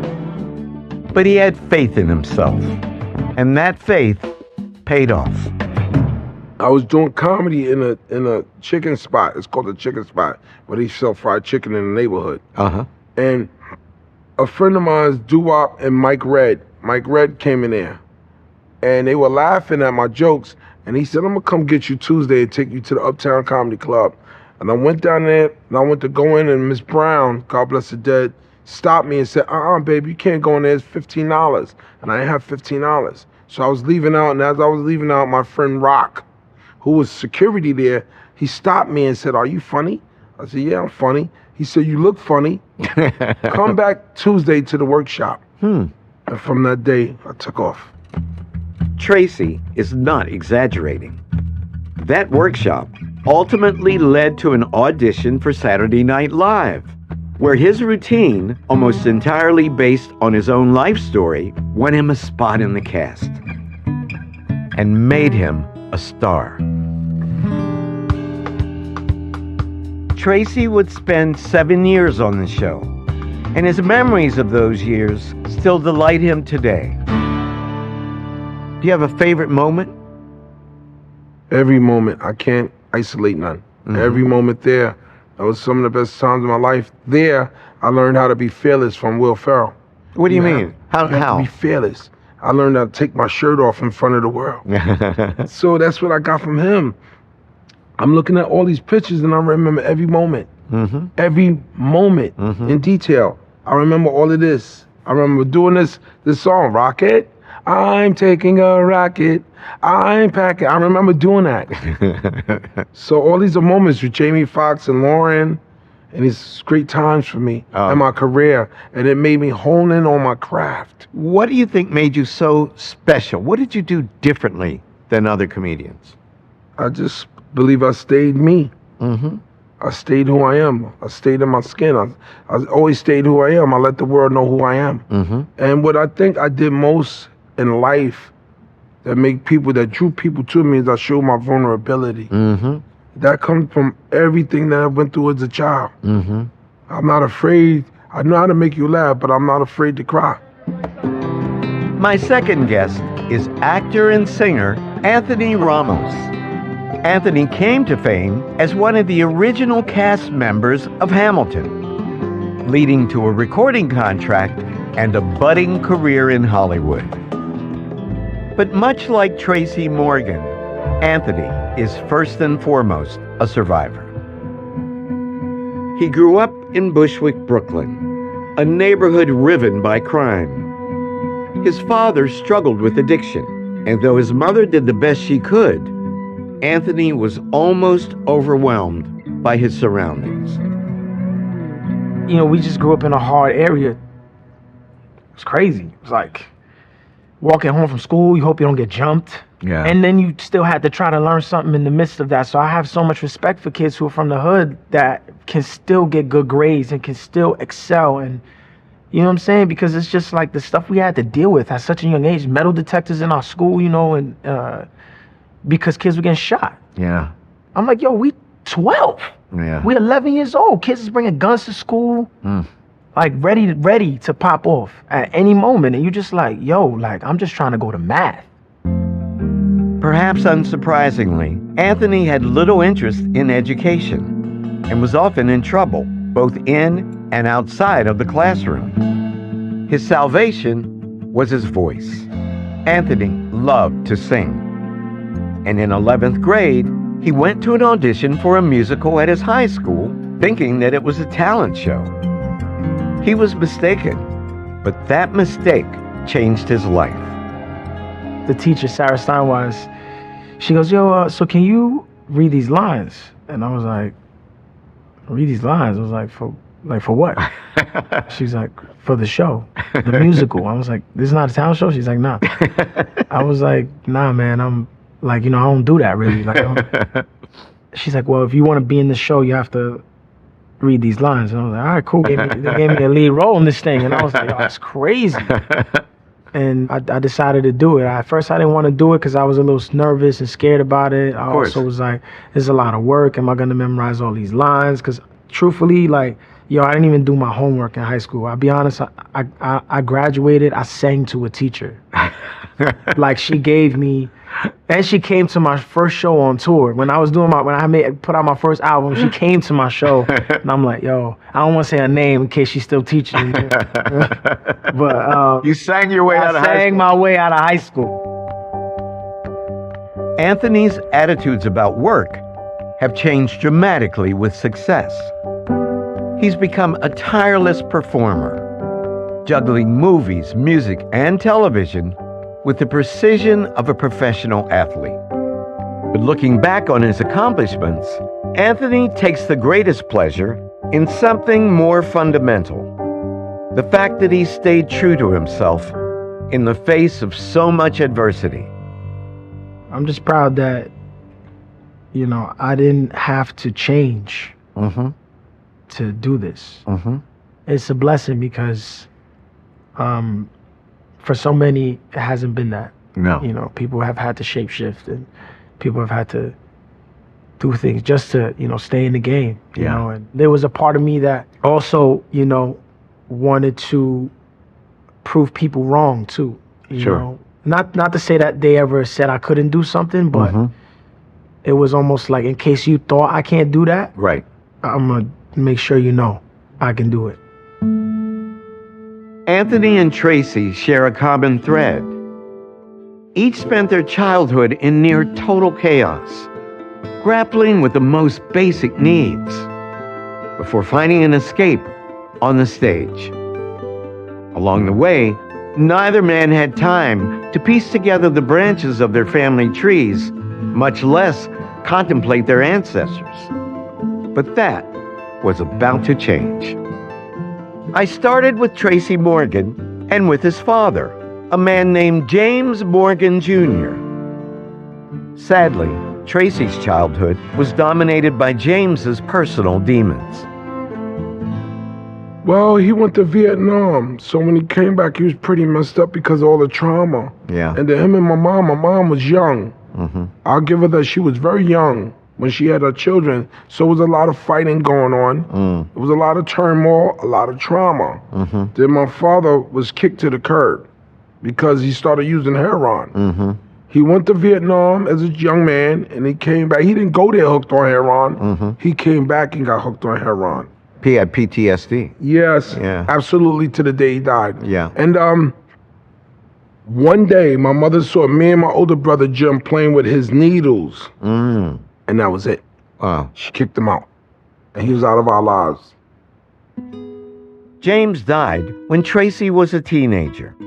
And though the two reconnected at the end of his life, Tracy came to me knowing very little about his father's roots. We set out to recover what had been lost. In the 1950 census for Manhattan, we found James as a 2-year-old child, living in the home of his grandmother, a woman named Nanny or Nan Morgan. Nanny is Tracy's great-grandmother, and Nanny had a secret. She never married Tracy's great-grandfather, a man named Julius Alexander, meaning that Tracy's surname was not passed down along his direct paternal line. The source of your surname is your great-grandmother, Nanny. Her maiden name was Morgan. Wow. She and Julius never got married. So James took her surname, and that's how you have it. That's why you are Morgan, because of Nan. Nanny Morgan. You got it. So my great-grandfather is Julius Alexander. Yes, that's right. That's him. That's him. But they just never got married. Her It's maiden okay, name. I got his blood. Oh, no question. You got his DNA. So and I don't hers. even, I got their blood. But you took your surname from Nan's maiden name, Morgan. That's where it comes from. So my name would have been Tracy Alexander. That's right. Wow. Tracy's great-grandfather, Julius, was born in North Carolina in 1894. And though his name was unfamiliar, he actually had a great deal in common with Tracy's father. The story begins in the National Archives, where we found a draft card that Julius filled out when he was 23 years old. What military service have you had? None. Date of registration, June 5th, 1917. Your great-grandfather, Julius, registered for the draft. And you know what was happening at that time? World War I. So, my great-grandfather fought in World War I. Turn the page. Let's see. Tracy, would you please read the transcription in that white box? Date of sailing, September 29th, 1918. Port of embarkation, Hoboken, New Jersey. Name, Alexander Julius. Rank, private. You got it right. Your great-grandfather was not only drafted, he got shipped out to France. How's that make you feel?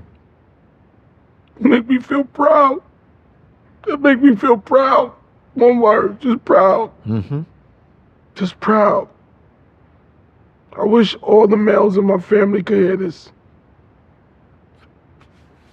That he was there. He was doing there, his duty risking his life for us. Julius was assigned to a depot company, meaning he was likely providing supplies to combat troops. The job was crucial to the war effort, and when Julius arrived in France, the war had reached its peak. America and its allies were attempting to break through the infamous trench network of the Western Front with a series of attacks now known as the 100 Days Offensive.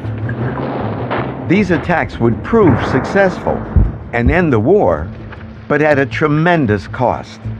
The Allies suffered over 700,000 casualties, and Julius was lucky not to be one of them. He returned safely to the United States in July of 1919, just months after the end of the fighting. He made it. He made it through hell. Your great-grandfather served in France for 9 months. Knowing a lot of this about my father's side, and it's helping me let a lot of things go. Oh, yeah. Because I thought I was doing bad when I met the man with no shoes, until I met the man with no feet. Yeah, that's right. And just think this, your great-grandfather must have come back with PTSD. 2 generations PTSD, brother. How do you think he dealt with all that? I mean, he was a kid from North Carolina. A sense of humor. Maybe it's a sense of humor. Maybe so. If you don't laugh about it, you're going to cry about it. Yep. That's how I dealt with all my things in my life. Yep. I laugh about it. Tracy wondered what happened to Julius after the war. In the 1920 census for North Carolina, we found our answer and uncovered yet another generation of Tracy's newfound family. Alexander Samuel, head of household. Black, age 54, home owned or rented. Rented, occupation, operator farm. Sarah, wife, black, age 48. Julius, son, black, age 25, occupation farm laborer. So there's your great-grandfather Julius living on a farm with his parents. You just met your great-great-grandparents, Samuel Alexander and Sarah Fraser. This is my great-great-grandparents, and my father didn't even know all of this. He didn't even know that, no. It's just incredible, it's surreal. We know very little about Samuel and Sarah, but we believe they were sharecroppers because the 1920 census indicates that they were renting their home, which means it was likely owned by a white farmer and that they were working for him. So when he returned from the war in 1919, your great-grandfather Julius went back to live with his mom and dad to help his family sharecropping. What's it like to see that? He was a good son. He went home and helped because that was a hard life being a sharecropper. You know that. 25 years old. Yeah. I think about me and all my achievements. It pales in comparison to this. Definitely. Without a doubt. All of this that I've done in my life pales in comparison to this. What would your father have felt? What would he have made of all The this? same thing, probably more. Me to the 10th power. Yep. Me to the 10th power. I know my dad.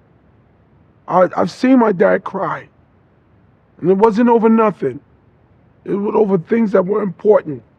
My dad would have felt the same way I feel, like glorious, happy to know these things, but he would have been emotional more than me.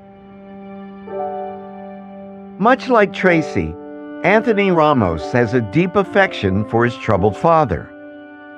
Indeed, with the passage of time, Anthony has come to see how his father's character informed the man he is today. I think I get my acting from my dad. For sure. You know, he's like, you know, my dad would come to the apartment with a bunch of papers about something, you know, what case he was about to win against what government institution he was gonna. Right. He's always just like, kid, I'm gonna get him. I'm telling you, this, you know, this happened and that. He's like, they owe me. And then he, you know, he give you an elaborate, you know, explanation as to what's going on. And the dude could sell. He could sell Raid to a bug, bro. I promise. Like, he'd be like, I'm telling you, this is actually good for you. This is the different kind of Raid. This one has nutrients. Give me 2 cans. Right. Give me 2 cans. You know what I'm saying? Like, he's so charismatic storyteller. Smart. Super smart. Quick-witted. Quick-witted. So you could see how your mom fell in love with him. Yeah. 100%, you know. Despite his charms, Anthony's father was absent for much of his childhood. And although Anthony knew that his roots lay in Puerto Rico, his father's family stories had not been passed down. Indeed, Anthony knew almost nothing about his paternal grandfather, Mario Martinez Cedeno, the man who brought the family to New York City. Date of birth, 8th of October, 1929. Place of birth, Bayamón. Mm-hmm. Wow. Name, Mario Martinez Cedeno. Yep. What's it like to see that? That's wild. You know, I didn't know he was from Bayamón. Have you been to Bayamón? Yeah, I've been to Bayamón a few times. Yeah, it's just crazy. Like, see, I said Daniel. I didn't know his last. I didn't even know his last name. I mean, I knew it was Martinez, but obviously, you know, we Latino, so we got 18 last names. Yeah, I know. I like that system, though. Yeah. We like to hold on to everything. We can't let nothing go. Though Mario was born in Bayamón, he didn't stay there long. In 1952, he joined the United States Army and was sent to fight in the Korean War as part of the 65th Infantry Regiment, an almost entirely Puerto Rican regiment known famously as the Bucaneers. Those are photos of the Puerto Rican soldiers in the 65th in Korea. Wow. I got that flag, yo. Puerto Rico's proud. Boricua's proud, yo. Always be like, ain't leaving home without this flag. Wow. Now, how do you think your grandfather felt? He was 20 years old, joined the army in the middle of a war, the biggest war since World War II. I mean, I would imagine he was nervous. Yeah, I was big time. The Bucaneers were frontline combat troops, and they found themselves in a brutal war. They fought under the harshest of conditions and sustained heavy casualties. But as Hispanics, they also faced prejudice from their fellow soldiers. They were openly mocked for the way they spoke, what they ate, and the color of their skin. Even so, they distinguished themselves repeatedly in battle. And in 2014, the regiment finally received the Congressional Gold Medal. 2014. Yeah, 2014. Obama did this. Wow. A little late. Just a little bit. What's it like to learn this? It's crazy. It's like, got shipped, you know, against, you know, he gets shipped over and, you know, didn't have a choice. Still went out there and, I mean, whatever he, I mean, you know, he still went out there and fought and contributed to this war that none of these guys asked for, you know, but they still protected people who, going out there fighting for people who, again, didn't look at them as equals. Yeah. And he, you know, he did it. What's your father going to say when you tell him about this? Yo, I mean, I don't know. Do you think he knows that his father served in Korea? He's never said anything about it, but he might. I mean, he might have an idea, but I wouldn't be surprised if he said he had no idea. Mm-hmm. And I'm looking forward to telling him about this. You know, he might be like, "Yo, kid, so about that medal, think I could Sure, Dad, you can have the medal." This story was about to darken significantly. Following his service, Mario returned to Puerto Rico. And in 1954, he married Anthony's grandmother, a woman named Ada Otero Ray.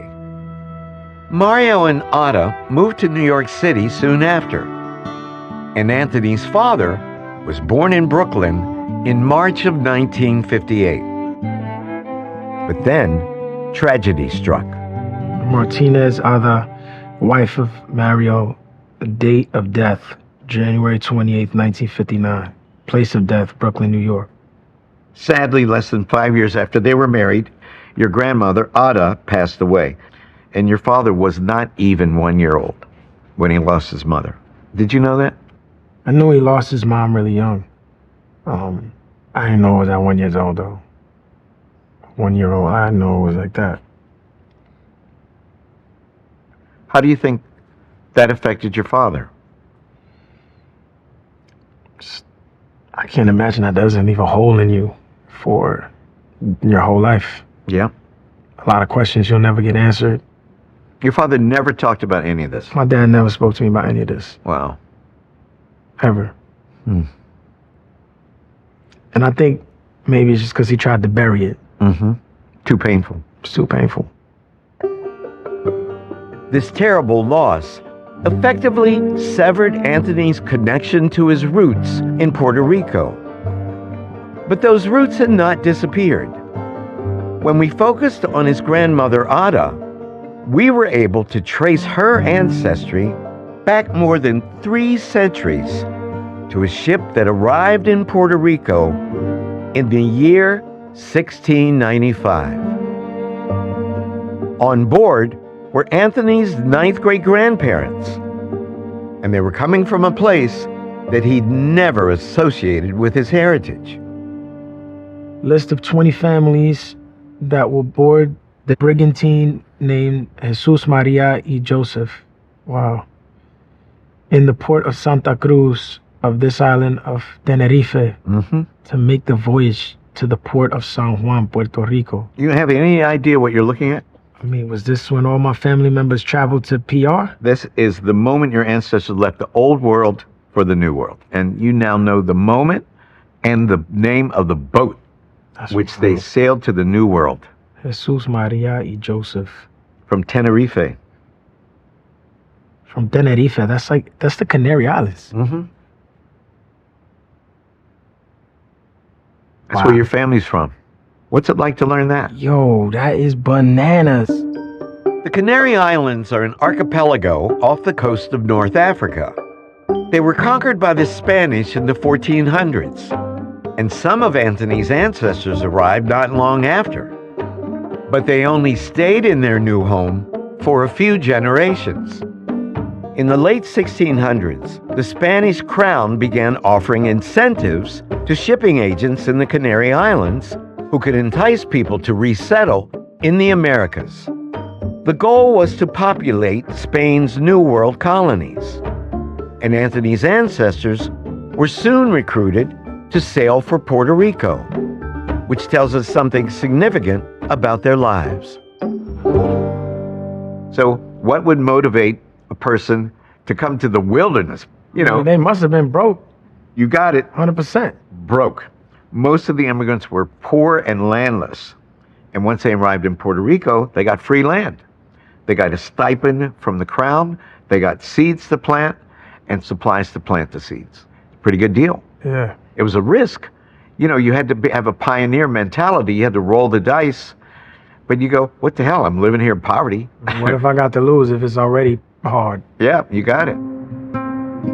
After arriving in Puerto Rico, Anthony's ancestors settled around the city of San Juan. They would remain there until the early 1950s, when Anthony's grandmother, Ada, set off for New York, meaning that there is a continuous paper trail mapping Anthony's roots from the Canary Islands in the 1500s to his own birth in Brooklyn in 1991. What does it mean to you to have this incredible history restored to you and it'll never be lost again? It means a lot. It gives me a newfound definition of what my identity is, where it comes from. And because I didn't know any of this. I mean, I never had a relationship with... I mean, I had a short relationship with my mom's mom, and that was it. The rest, all three of my other grandparents, I didn't know. Wow. You know, so I didn't grow up with grandparents.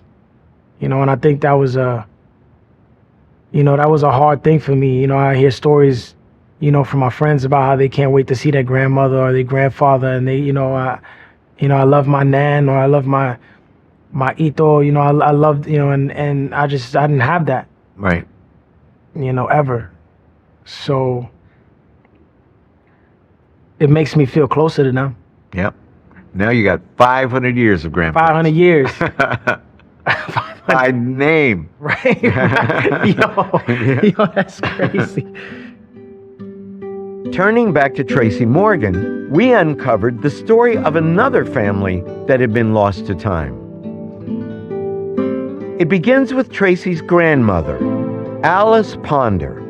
Alice was a powerful figure in Tracy's upbringing, providing him with love, support, and a sense of family continuity. Tracy even knew Alice's mother, Viola. But Alice's father, a man named Carmen Ponder, was another matter. It seemed that Carmen had abandoned his family when Alice was a child and disappeared. At least that was what Tracy believed. The truth, however, was more complicated. In the archives of Savannah, Georgia, we found Viola and Carmen's divorce file and saw that Tracy didn't know everything about his grandmother's parents. My grandmother was my girl. Would you please read the transcribed section? Carmen Ponder versus Viola Ponder. Dear Viola, please be advised that on July 29, 1955, the plaintiff in the above styled case filed suit for a total divorce against you alleging desertion. Yes, your great-grandfather Carmen filed for divorce. Did you know that? He filed for divorce? He filed for divorce. Yeah. He said his wife deserted him? Yes, he said that she deserted him. Viola? Yes. It's a surprise, huh? Wow. When Carmen filed for divorce, he and Viola had been separated for almost 20 years. They'd married when they both were very young. But if Carmen's words are to be believed, it seems the breakup still pained him. My name is Carmen Ponder. My wife and I lived together until on or about the 1st of May, 1937. My wife left me at said time, and we have not been living together since. I did not give her any cause to leave me, but on the contrary, she was living with another man and finally left Savannah with him. I have not condoned her acts of desertion and not forgiven her for leaving me. Your great-grandmother took up with another man and split. What's it like to read that? It's horrible. Well, she was 15 when they got married, and he was 22. So what do you think happened? Nobody is ready to get married at 15. Your child. Yeah, you know. I think she might have just outgrew the marriage. Yeah, I fell in love with another guy, fell out of love. You know how that goes. Wow. Explains a lot. We now began to look at Carmen's roots and soon uncovered another shocking surprise. Carmen's mother, Daisy Wright, was married to a man named Julius Ponder. But when we compared Tracy's DNA to that of Julius's known descendants, we didn't find any matches. Meaning that Julius was not Carmen's biological father. And though we couldn't determine who was, we know something about him. Based on Tracy's genetic profile, Carmen's father was a Jewish man, and Tracy himself is 5% Ashkenazi. How does that make you feel? I'm a brother on the street, man, you know. I'm all about jive, man. And to find out that my great-great-grandfather was Jewish. 100%. It's like getting knocked out. Not in a bad way, but I don't mind that. I just want to know how my great-great-grandmother got pregnant. Right. Was it love? Was it rape? I mean, what was it? Right.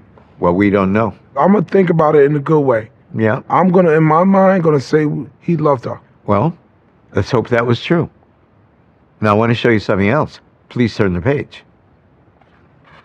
That is your great-grandfather, Carmen. It's Carmen. I know. Now, if he don't look like he's half white, I ain't from Piedmont, West Virginia. He is definitely Look at half his nose. white. It don't look like mine. Look at his color. Absolutely. Look at that hair. Look at those features. Wow. I wonder what he would say now if he saw his family. Yeah. His empire. Yeah. I wonder what he would say now. We had one more story for Tracy. Shifting to another line of his mother's family tree, we came to a man named Wiley Wharton. Wiley is Tracy's third great-grandfather. He was an African American, born around 1817, likely in Halifax County, Virginia. But unlike most African Americans of his day, we found Wiley listed by name in the 1860 census, which could only mean one thing. Anybody listed by name was free. Your ancestor was in the tiny percentage of black people who got their freedom before the Civil War. Wow. My great-great-great-grandfather was free. He was free. Did you ever imagine that somebody in your family line was free before the Civil War, before the Emancipation Proclamation?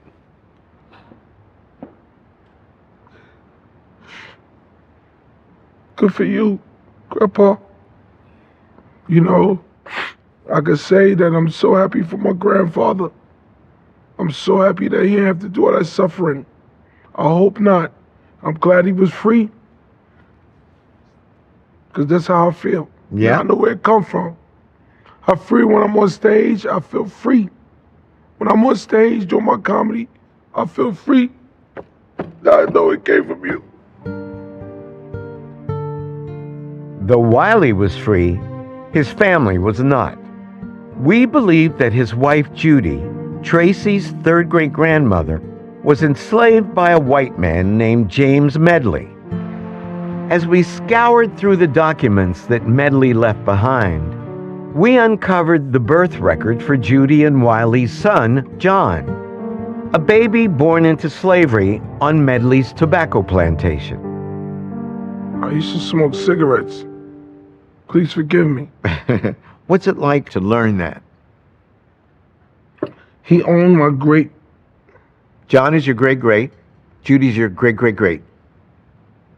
And there's Judy giving birth to John. And He owned both of them. And he owned both of them. But he didn't own Wiley. No, because he was free. Wow. It's surreal. It is. You watch all these movies on TV and you grew up watching Alex Haley, Roots and all that, and now you're face to face with your roots. Yep. And it's bittersweet. It's sweet to know where I come from and know who I am, but it's bitter to know that you had a master. There was a master. Oh, yeah. Can you imagine owning another human being and No. thinking that's right? No. I want to show you a final thing. Please turn the page. We're looking at the slave schedule in 1860, and remember, the name of the white man who owned your family was James Medley. Mm-hmm. So these are all of the enslaved people that he owned in 1860. And as you can see, the record lists all of them by sex, by age, and by color, but not by name. Now, this guy owned 71 human beings.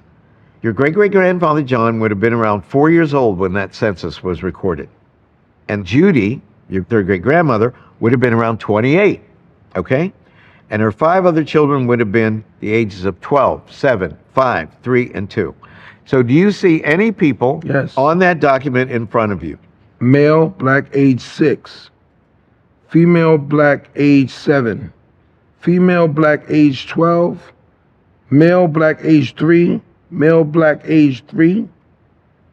Female, mulatto, age 5. Male, black, age 2. and they line up exactly with your ancestors.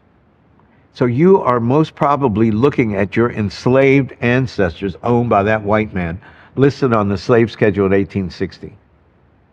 But remember, their father was free. It must have been horrible. Must have been awful. Can you imagine what that must have been like for him to see his family still held in Alienated slavery? from his kids. Yeah. Alienated from his kids. Yeah, you got it. There is a grace note to this story. Tracy wondered what happened to Wiley and Judy when freedom came, bringing with it a host of new challenges. In the 1880 census, we found our answer. Walton Wiley, age 60, mulatto, occupation farmer, can read, can write. Judy, age 50, mulatto, can read, can write. They stayed together and they learned to read and write. Those are your third great grandparents. Isn't that cool? Thank the Lord. And all that listed with all their children, man. All the children stayed with them? They all stayed with them. The Wharton family stayed together through slavery and freedom. What's it like to see that? This is heavy stuff for me. I feel fortunate. I feel found. I feel different. It's a sense of pride. It's me knowing it's changed my life. This book right here has changed my life. We'd already traced Anthony Ramos's paternal roots from Puerto Rico to Tenerife, one of the Canary Islands, where some of Anthony's ancestors settled after Spanish conquistadors arrived in the 1400s. But we soon discovered that Anthony has ancestors who were living in Tenerife long before that. The story begins with his 15th great-grandfather, a man named Andres de Llerena. In records, Andres is described as a Guanche, the Spanish word for a native islander. And it seems that he suffered a great deal for that very reason. Whoa. Andres specifically states that because they are Guanches, Fernandez de Lugo hates them and drives them from their land and from said island of Tenerife wherever he wants. Your 15th great-grandfather, Andres, wasn't Spanish. He was a member of the indigenous people whom Spain conquered when they colonized that island. It's unbelievable. How about that? What's it like to learn that? It's deep. I can't imagine, it's like it's people just driving you out. The Spanish conquest of Tenerife was brutal. Significant numbers of indigenous people died in battle or from disease. But Anthony's ancestor faced a different ordeal. A record from the year 1506 places Andres on the estate of a conquistador and makes clear that he was not there by choice. You, Fernando de Llerena, have a Guanche slave named Andres. Did it ever occur to you that you descend from someone who had been enslaved? Explains why I got that fight in me, yo. Yeah. But I always had thoughts like, what if, you never know when you Puerto Rican or come from one of these islands, you come from one of the islands, your family comes from one of the islands, you just don't know. Right. No, you don't know. It's a mixed bag. You don't know who's from where, from what happened. So, I've definitely wondered, Well, Anthony, we do not know exactly the circumstances under which Andres became enslaved or how long he lived in bondage, but we believe it was for at least 10 years, considering the conquest of Tenerife ended in 1496. That's a long time to be a slave, man. This story was about to take an incredible turn. Records show that in 1506, Andres persuaded his enslaver to allow him to find another human being to serve as his permanent replacement, thereby allowing him to go free. he had to find a substitute slave to take his place. How do you convince somebody to do that? Yo, my man, can you just like take my place with this family? I'm just trying to get this freedom real quick. I promise, like when I get my freedom, I'm gonna try and come back and get you or something. What kind of, how he made that deal? Well, you said your father was a fast That's talker. what I was literally thinking about that. My dad would have talked his way into freedom, 100%. I remember those cans of Raid. My dad would have been the only slave, like, yo, trying to suck, yo, I promise, I'm gonna get this freedom. You want this freedom too? Come on. Andres's deal was unusual, but it wasn't unprecedented. By this time, a trade system was already in place, bringing enslaved Africans to the Canary Islands. And that's likely how Andres obtained his replacement, possibly with financial assistance from his extended family. Even so, it's hard to believe that anyone could have predicted what Andres would do with his freedom. After marrying and starting a family, he joined a Spanish military expedition against North Africa and was never seen again. We believe he died fighting for Spain. What do you make of this? I don't know. I can only imagine that he was probably like, yo, this is probably the easiest way for me to have a better life. Yeah. So, you know, F it, I'm out. Yeah. I'm gonna go side with these guys because they got it better. And if I see a window, then, you know. The only way up, the Spanish weren't going anywhere. Right. I mean, they're still there, in effect. So the only way was to become part of the system. And that's what he did. Right. It's that every man for himself kind of thing, you know what I'm saying? Like, I can't imagine that he was really thinking about morals. No. In that moment. No. But what a story. It's unbelievable, man. We had one more detail to share with Anthony. According to his will, Andres married a woman named Maria de Lugo, and she came from a very illustrious family. Her father, Anthony's 16th great-grandfather, was the king of the indigenous people of Tenerife. There is even a statue of him standing on the island today, a tangible sign of Anthony's royal roots. And there he is. That is a statue of your 16th great-grandfather. It's unbelievable. You ever feel like a prince? Yo, Ma, you hear that? I'm a prince. My dog's name is Prince. Oh, really? Yeah. Well, aptly named. What is it like to discover this and to see your ancestor? You know, you couldn't make this story up. Yo, my man was ripped, though. I'm not going to lie. He was in good shape. Yeah. So, got some good genes, hopefully. You know what I'm saying? He could have put some pants on, but, you know, it's wild. Yeah. And he was an indigenous person before the Spanish. He was a king conquered by the Spanish, but he was there long before the Spanish conquered the island. That's unbelievable, man. Isn't that unbelievable? Come from royalty, brother. It's unbelievable. Can't even. It's so crazy. Definitely didn't feel that way in Bushwick. The paper trail had run out for both of my guests. It was time to show them their full family trees. Anthony, these are all the ancestors we found. Now filled with names they'd never heard before. It's moving. It's incredible. It's moving to me. My heart is singing. My heart is singing. It's beautiful. I mean, I am still who I am, but I understand, you know, I think I have a little more of an understanding as to why. Stepping back, I had a final question for each man. I wanted to know how our journey had changed them. For Tracy, the answer was simple. The stories of his ancestors had helped him make sense of his own story. I'm happy to know who they are.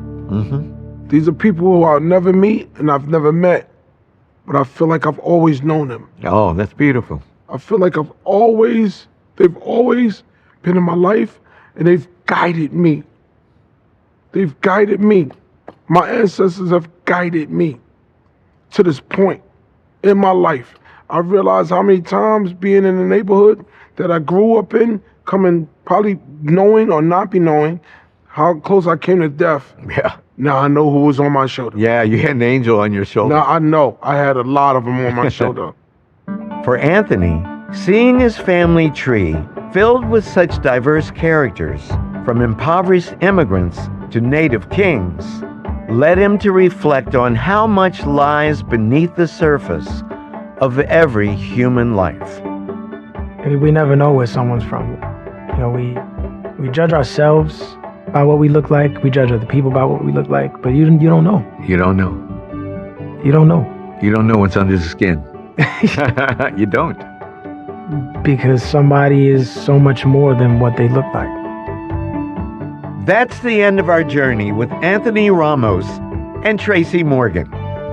Join me next time when we unlock the secrets of the past for new guests on another episode of Finding Your Roots.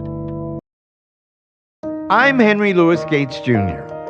Welcome to Finding Your Roots. In this episode, we'll meet Michael Douglas and Lena Dunham, two children of celebrated artists whose ancestors came to fame in highly unusual ways. Anyone who knows the whereabouts of Danielovich is obliged to inform the court. Your great uncle Michael was a wanted man. This is wild. This is. Do we know what he is wanted for? My 8th great-grandfather was the mayor? You descend from the mayor of New York. That is not something that I ever would have guessed at. To uncover their roots, we've used every tool available. Genealogists comb through paper trails stretching back hundreds of years. Whoa, whoa. While DNA experts utilize the latest advances in genetic analysis to reveal secrets that have lain hidden for generations.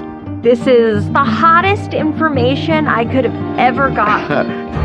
And we've compiled it all into a book of life, a record of all of our discoveries. It's incredible. And a window into the hidden past. Do a lot of people cry when this happens? Every once in a while. Okay, it's beautiful. I feel more of a spiritual, religious connection to Judaism than I ever had before. No! You saved the best for last. My two guests descend from extraordinary artists, yet each charted a unique path for themselves. In this episode, they're going to be introduced to ancestors who did the same thing, meeting women and men who took chances that their parents never could have imagined.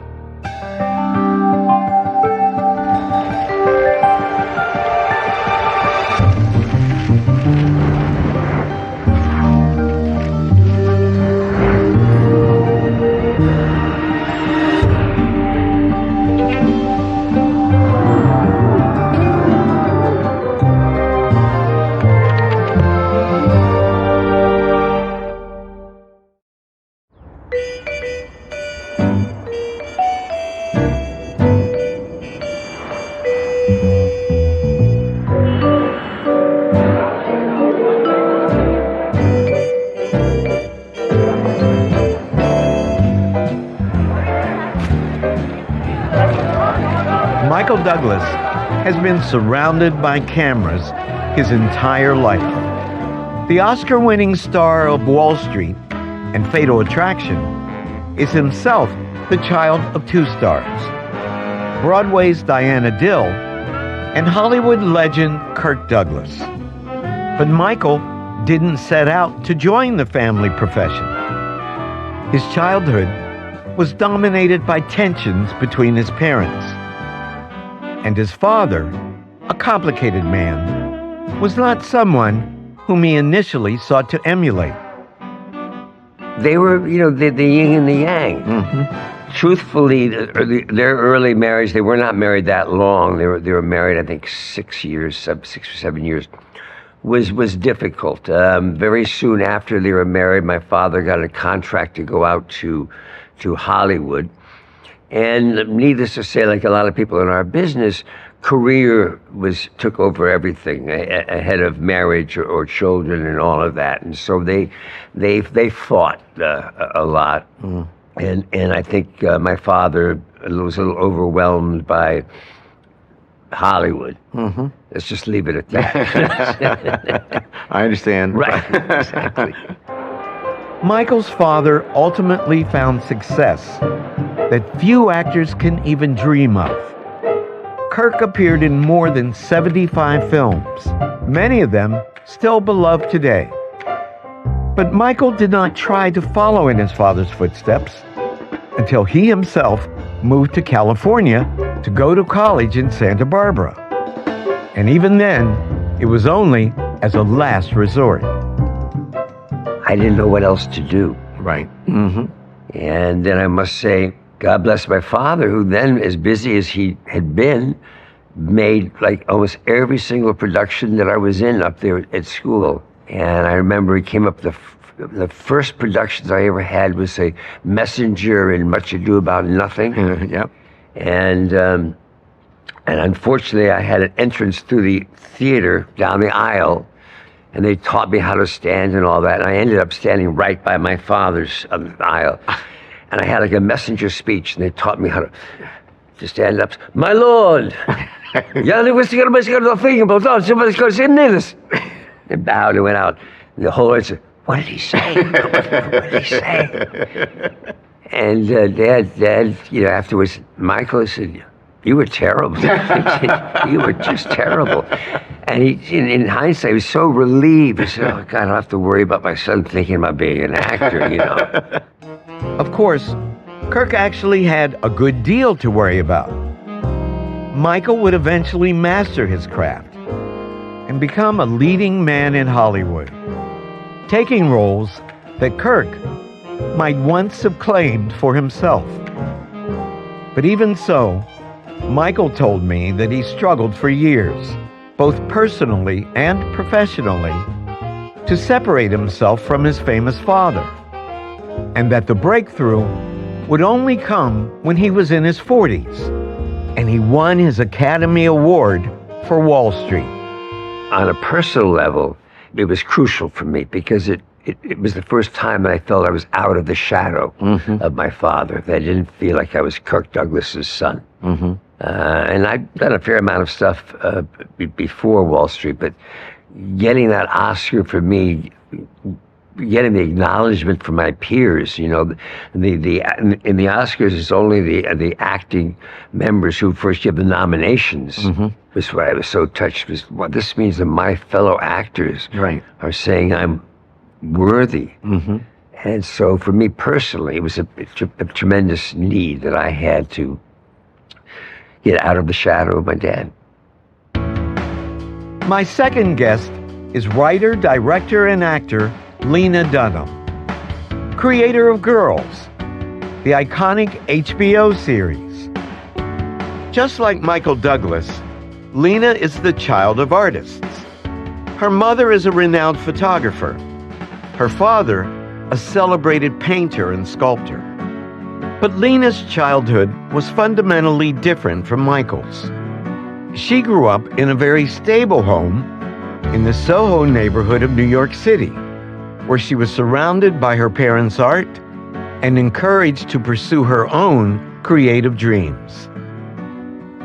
I was constantly getting to use their tools. So if I wanted to borrow a camera that was my mother's studio, or play with my father's paintbrushes, or work with the clay that he was using to make a sculpture, it was fun because as kids we had access to these, what felt like these really adult tools. Big time. Yeah. And so it was nice. You weren't just like using your paint by numbers set. Did you ever want to be a doctor, a lawyer, or was it always? It was always a writer, something. I always felt really connected to the fact that my parents got to do this amazing thing of going into a room and being creative for the day. And I think my parents always were conscious and made me conscious of what a gift that is, what a privilege it is to be able to do that for your life.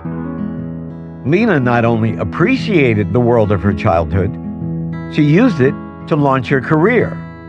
After college, she decided she wanted to become a filmmaker and ended up shooting a low-budget feature in her family's apartment, guided by a pragmatism she'd gleaned from watching her parents work. The thing about my parents is that they've always really treated being artists like a business. And I think that's the thing that made it make sense to me is, you know, they treat it like a 9-to-5 job. They go into the studio, they do it, they think about, you know, what they have the resources to make, what they don't have the resources to make. And in life, I'm just not, I don't like to like entertain things I can't have. I'm not a window shopper. I don't like to tour houses that I couldn't afford. I don't get crushes on people who don't have a crush on me. It's just not my thing. And so I was really thinking, I'm not going to try to, you know, create a film that would be shot on the moon. I really want to do something that I can actually make. And that's still the way that I think. I mean, my resources have grown, but to this day, I think, okay, where am I? What's practical to actually create? And then I write to that. Lena's first film was a hit on the festival circuit. But Girls took her to the next level, creating an array of memorable characters and exploring emotions that are rarely even acknowledged on screen. It's no wonder the series became a classic, or that it made Lena a celebrity, the subject of both praise and controversy. Fortunately, through it all, Lena preserved both her creative vision and her mental health, a feat that she credits to her parents. I really often tell people that the difference between people who get swept up in this business in a negative way and never come back and the people who get to hold a shred of reality is whether you have a family that supports you and believes in you and sees you and doesn't try to benefit from your success in ways that are destructive. And I am so blessed.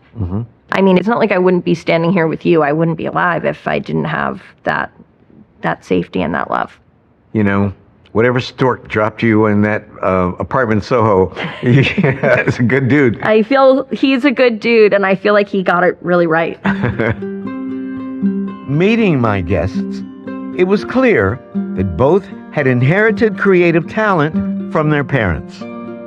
Now it was time to see what had been passed down to them from their more distant ancestors.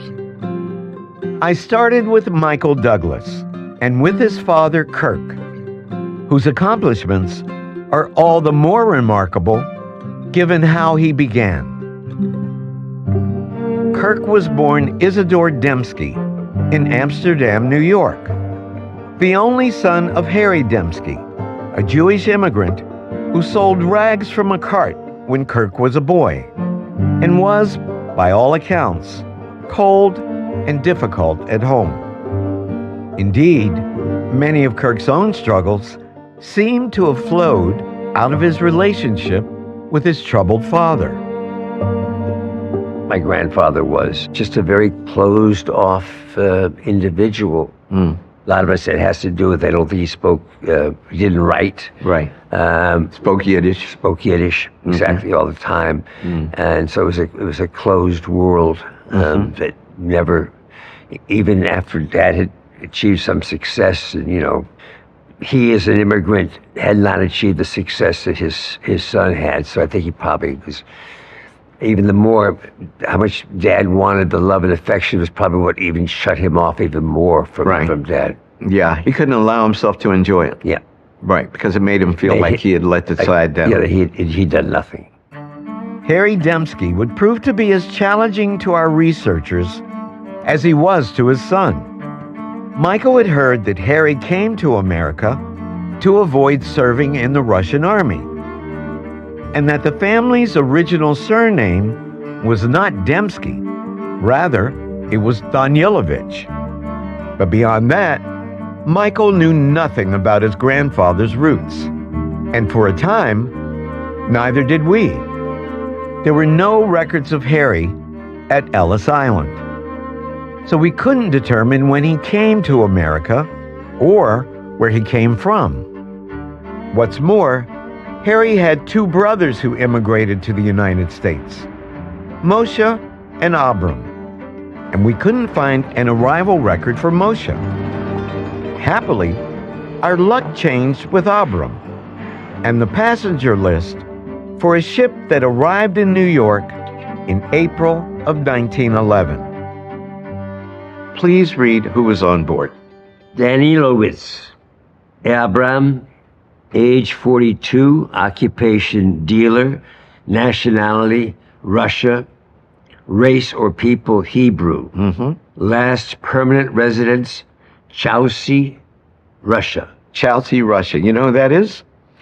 That's your father's uncle. Oh, well. That is the arrival of your great uncle Abram, recorded with the surname Danielovich, arriving in New York. Chelsea is your ancestral hometown. Whoa. It was then part of the Russian Empire. Did you know, have you ever heard of this place, Chelsea? Never heard of that. Chelsea, wow. Today, Chelsea is a small town in eastern Belarus. But when Michael's relatives lived here, it was part of the notorious Pale of Settlement, the vast region where Russia confined and severely restricted its Jewish population. Jews in the Pale were second-class citizens, subject to continuous, sometimes violent discrimination. And though it's often difficult to learn about their lives, with Michael's ancestors, we were fortunate. We found photographs of the neighborhood in Chelsea where we believe his family lived. In essence, it was the town's Jewish quarter. 90% of the residents there were Jewish. Okay. It's the ghetto, right? Yes, the ghetto. What's it like to learn this? Well, it just gives you a better understanding of how it all worked. You know, even then, how it all worked. I mean, I'm sure all Jews like to be together, but not together that much. No.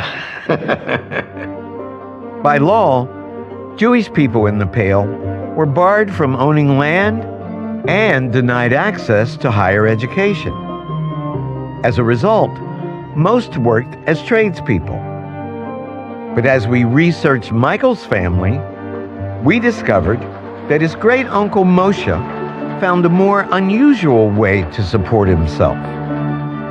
Crime. Under the decree of the Mogilev District Court, is wanted a Chelsea townsperson, Moshe Danielovich, accused under Article 1654. Anyone who knows the whereabouts of Danielovich is obliged to inform the court where he is. Your great-uncle Michael was a wanted man. This is wild. This is. Do we know what he is wanted for? We do. But have you ever heard this story? No, I never heard.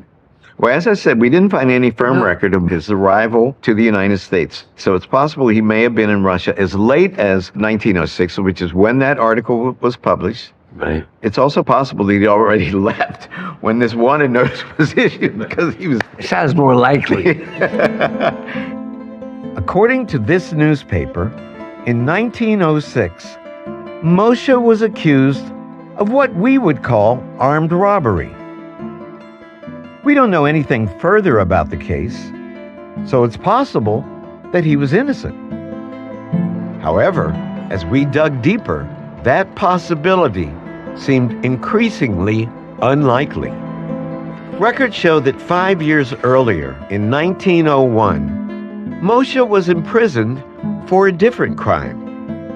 What's more, we discovered that Michael's grandfather, Harry, was born Gersha Danielovich, and that he, too, had trouble with the law. November 12, 1903, Gersha Danielovich, Alexander Berepechka, and nobleman Alexander Benkovsky, charged under Articles 13 and 1642.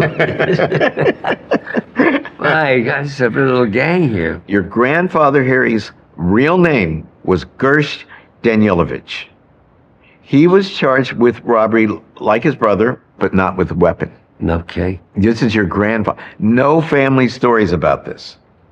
Incredible. No, never. I guess this is probably the part that they were not proud about when they first came to this country. Yeah, we left that behind. Yeah. What's it like to learn that? Well, it just all kind of comes to life. They must have been struggling to make ends meet. But it looks like somewhat of a professional gang. I mean, it doesn't seem like a one-off. It seems like they live and survive by robbery.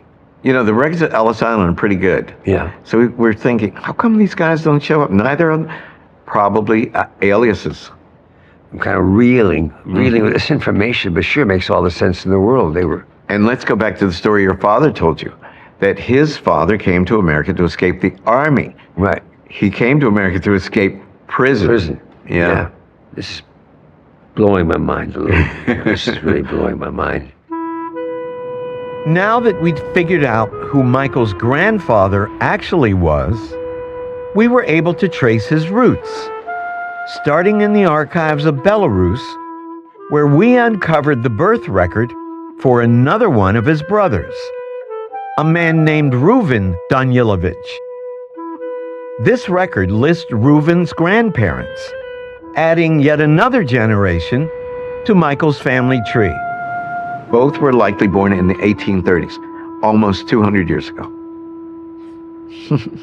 200 years ago, and that would be my great-great-grandparents. That's right, your second great-grandparents. Great-great-grandparents. Right. Tolstoy was born in 1828. They are contemporaries of Tolstoy's. I can't get over this. What's it like to see that? Well, it makes me feel they have some connection or continuity beyond just my grandfather or back there, because for me, it's always bothered me that I didn't really know anything just pretty much from when he got here to this country. And so to see this and to get I didn't even know he had two brothers.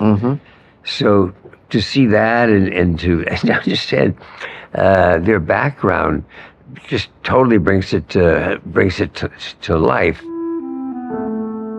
We had a final detail to share regarding Michael's roots in Belarus. Our researchers were able to find the cemetery where we believe his Danilovich ancestors are buried.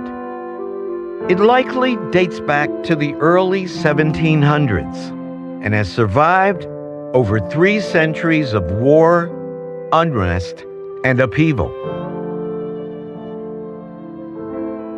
Well, glad to know they're buried.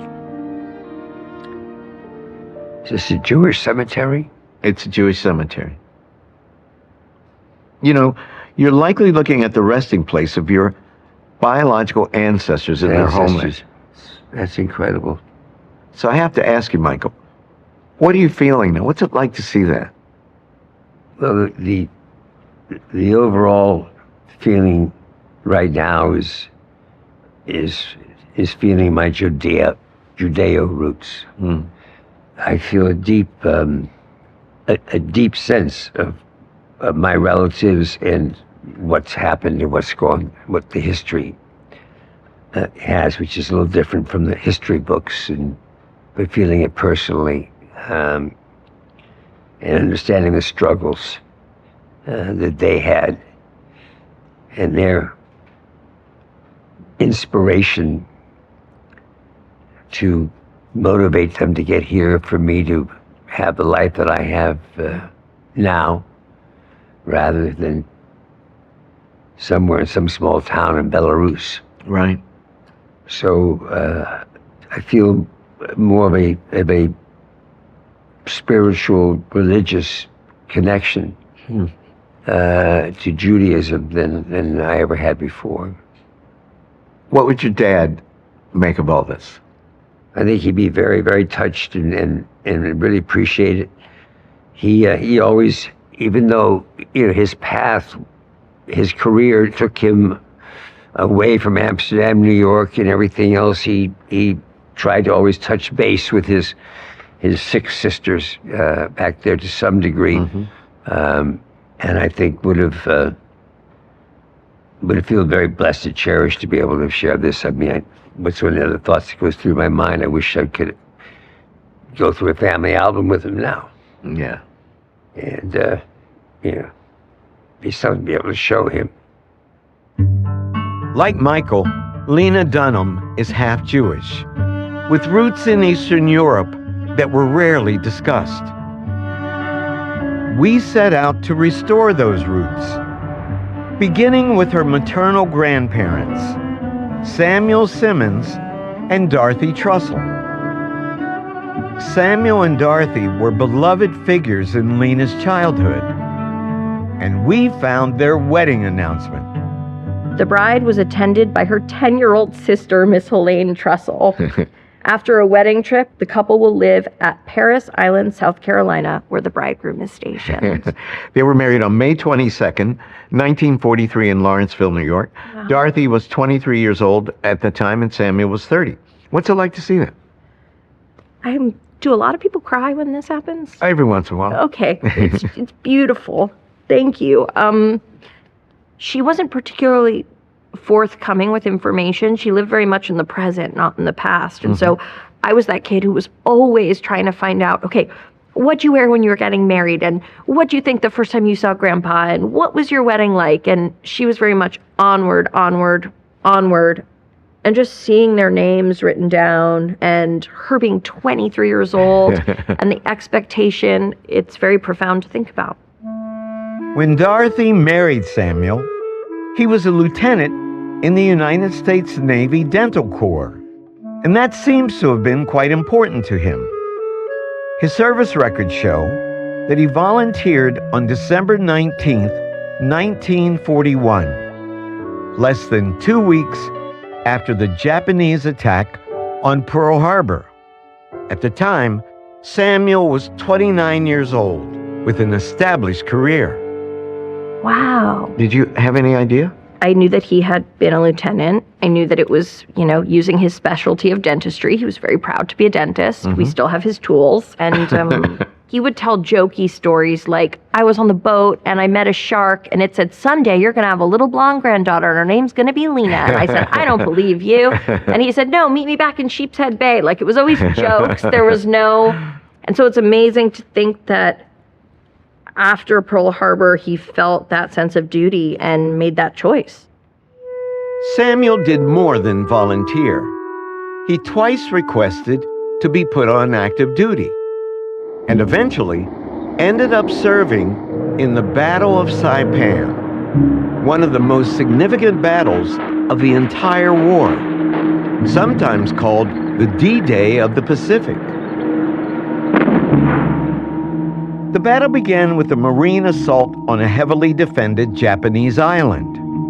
Casualties were staggering, as the Americans were forced to fight for every inch of their beachhead. And your grandfather was there. Really? Yeah. Did he ever tell you any stories? Nothing. Well, as a dentist, Samuel would have been on a ship helping wounded Marines during the initial invasion. Once they cleared the beach, he likely landed and set up a dental hut to treat the wounded more quickly. Wow. And either way, he was very close to the fighting and likely in near constant danger. And you had no idea. No. Take a look at that. That is one of the huts used as a dental dispensary in Saipan at the time of the battle. What's it like to see that and to think of your grandfather working out of that hut? It's definitely a different vibe than his office in Great Neck, Long Island. And I feel very proud. Samuel likely assisted on emergency surgeries, often for Marines who were shot, unfortunately, in the mouth or the jaw. Wow. What do you think that must have been like compared to that dental practice back home? I can't, going from, drilling out people's cavities or doing orthodonture, which was later his, putting braces on, brats who didn't want braces. I can't imagine. And he was a very empathetic person. My grandfather, I remember he was a friend to, any kid who was in his town who was experiencing trouble or who didn't have a father figure. My grandfather really felt a duty to step in for people. And so that empathy must have made him really good at this job and also made it really, really hard to see the things that he saw. We now attempted to trace Samuel's roots, but immediately hit a wall. There were no records to take us past his parents. Fortunately, we had more success with his wife, Dorothy. We were able to trace back from her to Lena's great-great-grandmother, a woman named Regina Seltenvert. Regina immigrated to New York when she was 14 years old and married when she was 19. Her marriage record indicates that she was born in a place called Tarnów, which is now in southeastern Poland. This proved to be a goldmine for our researchers. In Tarnów's archives, we found Regina's school records, offering Lena a precious glimpse of her ancestors' childhood. That's beautiful. Isn't that amazing that still survives? It's amazing. She was attending an all-girls elementary school. What a little cutie. What's it like to see that? It's incredible. I mean, to think of her as a little girl who has not yet come to America, who has not yet given birth to the child, who will then give birth to my grandmother. It's beautiful. Well, Regina made the journey to America while her parents stayed behind in Tarnów. And that means she likely never saw them ever again. Wow. Can you imagine when you were 14, your parents would put you on a boat? No, I and can't. They go, we'll follow. And they never did. And they never did. Wow. This story was about to darken significantly. Records show that Regina left at least 11 siblings behind in Europe. We don't know what happened to them all, but one of her brothers, a man named Moses Seltenvert, moved to Hungary and was living there with a wife and children when World War II broke out. The family was soon split up, and Moses' daughter, Ilona, was sent to a place called Kamieniec Podilski, where she met a terrible fate. Wow. Between August 26 and August 28, 1941, Kamieniec Podilski was the site of a horrific crime. The SS rounded up newly arrived deportees and, together with the local Jews, marched them to the outskirts of town and murdered them on the spot. Over 3 summer days, it's estimated that 24,000 Jewish people were murdered. Wow. And more than half of them were Hungarian Jews. Miraculously, Regina's brother, Moses, along with his wife and son, somehow managed to survive the Nazi terror. They appear on a list of Hungarian Jews compiled by Allied soldiers at the end of the war. But Ilona is missing from this list. And we found no trace of her in any post-war document. It's an amazing thing to see those names and to know that they're a part of our family, but to also know that they had to spend the rest of their lives with this other person who was so important to them missing and wondering about her fate. Must have made surviving a very complicated thing. Oh, yeah, absolutely. As it was for everyone who survived. So what's it like to even begin to contemplate that you have a genetic connection now to the Holocaust of which you weren't aware? It's an incredibly painful thing to think about people with whom I share probably not just DNA, but, you know, features and emotional responses and an approach to life. Those people being placed in this situation and having their lives extinguished this way. I don't think there's not a way to reckon with it. It's too big and and the whole act is too vast, but to see a personal connection to it literalizes it in a way that is, that's very, very powerful. We now trace the roots of both of my guests back to Eastern Europe. It was time to look westward. For Michael Douglas, that meant turning to his mother, Diana Dill. Though she never found fame like Michael's father, Diana was a superb actor in her own right.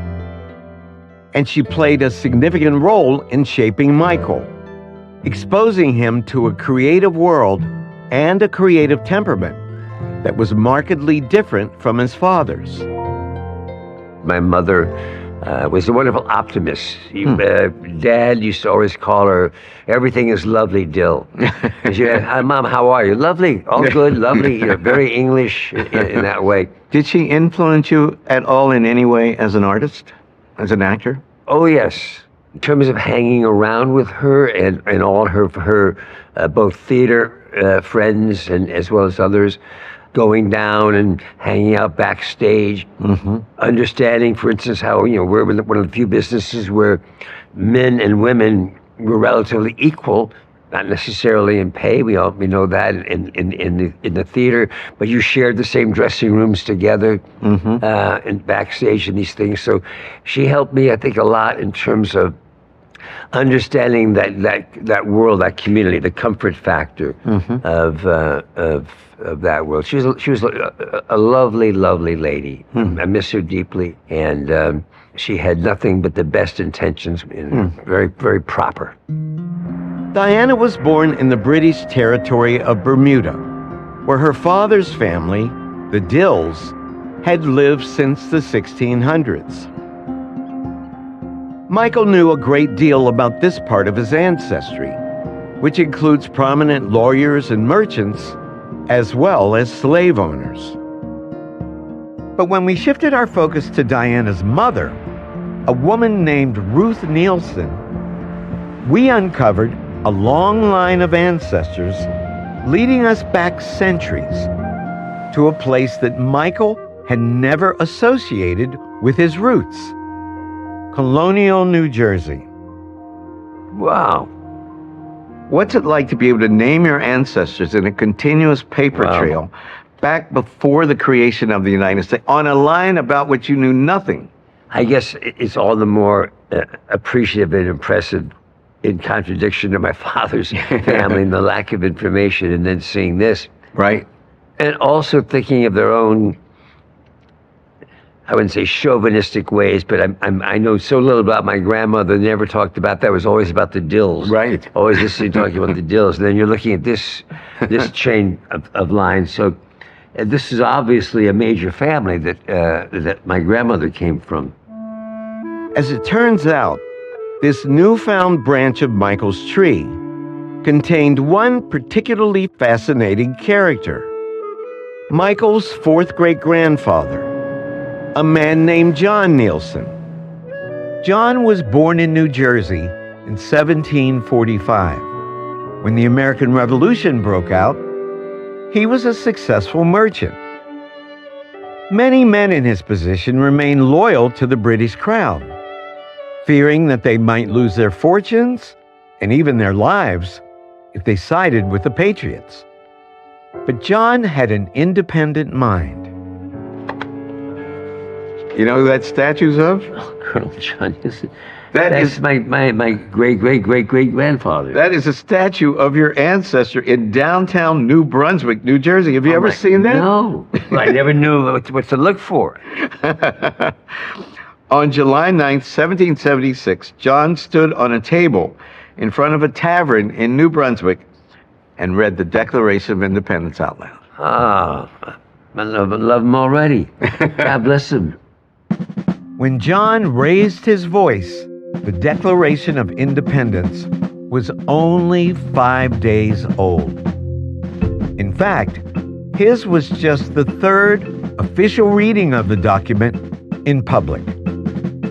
And that wasn't all that John did for the revolution. Within weeks, he was appointed colonel of a battalion of a New Jersey militia. And in February of 1777, he set off to raid a British stronghold outside of New Brunswick. John's soldiers were poorly equipped and were forced to attack uphill in the dead of winter. Luckily, their leader had a plan. We took up our line of march in the evening, about sundown, and proceeded with a steady march without being discovered, although there was snow on the ground and frosty night, until we were in the midst of the British quarters of Bennett's Island, and succeeded by completely surprising and capturing the whole of the party, and returned in safety to our quarters near Cranberry, having lost but 1 or 2 men. Whoa.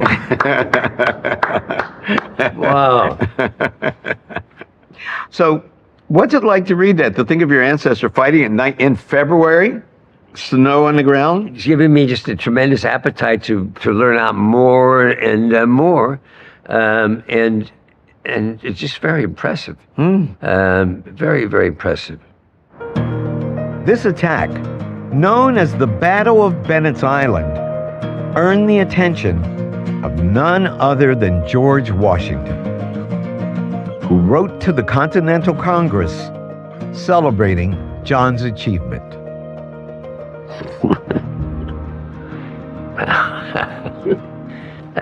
This is incredible. This is really incredible. That is George Washington praising your ancestor. How does that make you feel?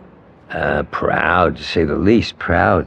But just know what an integral part he played in helping us start our new country. I mean, he was willing to risk his life. Yeah. I want to show you something else. Could you please turn the page? Michael, this is a letter to your 4th great-grandfather, dated June 26, 1778, so almost a year and a half after the letter we just showed you.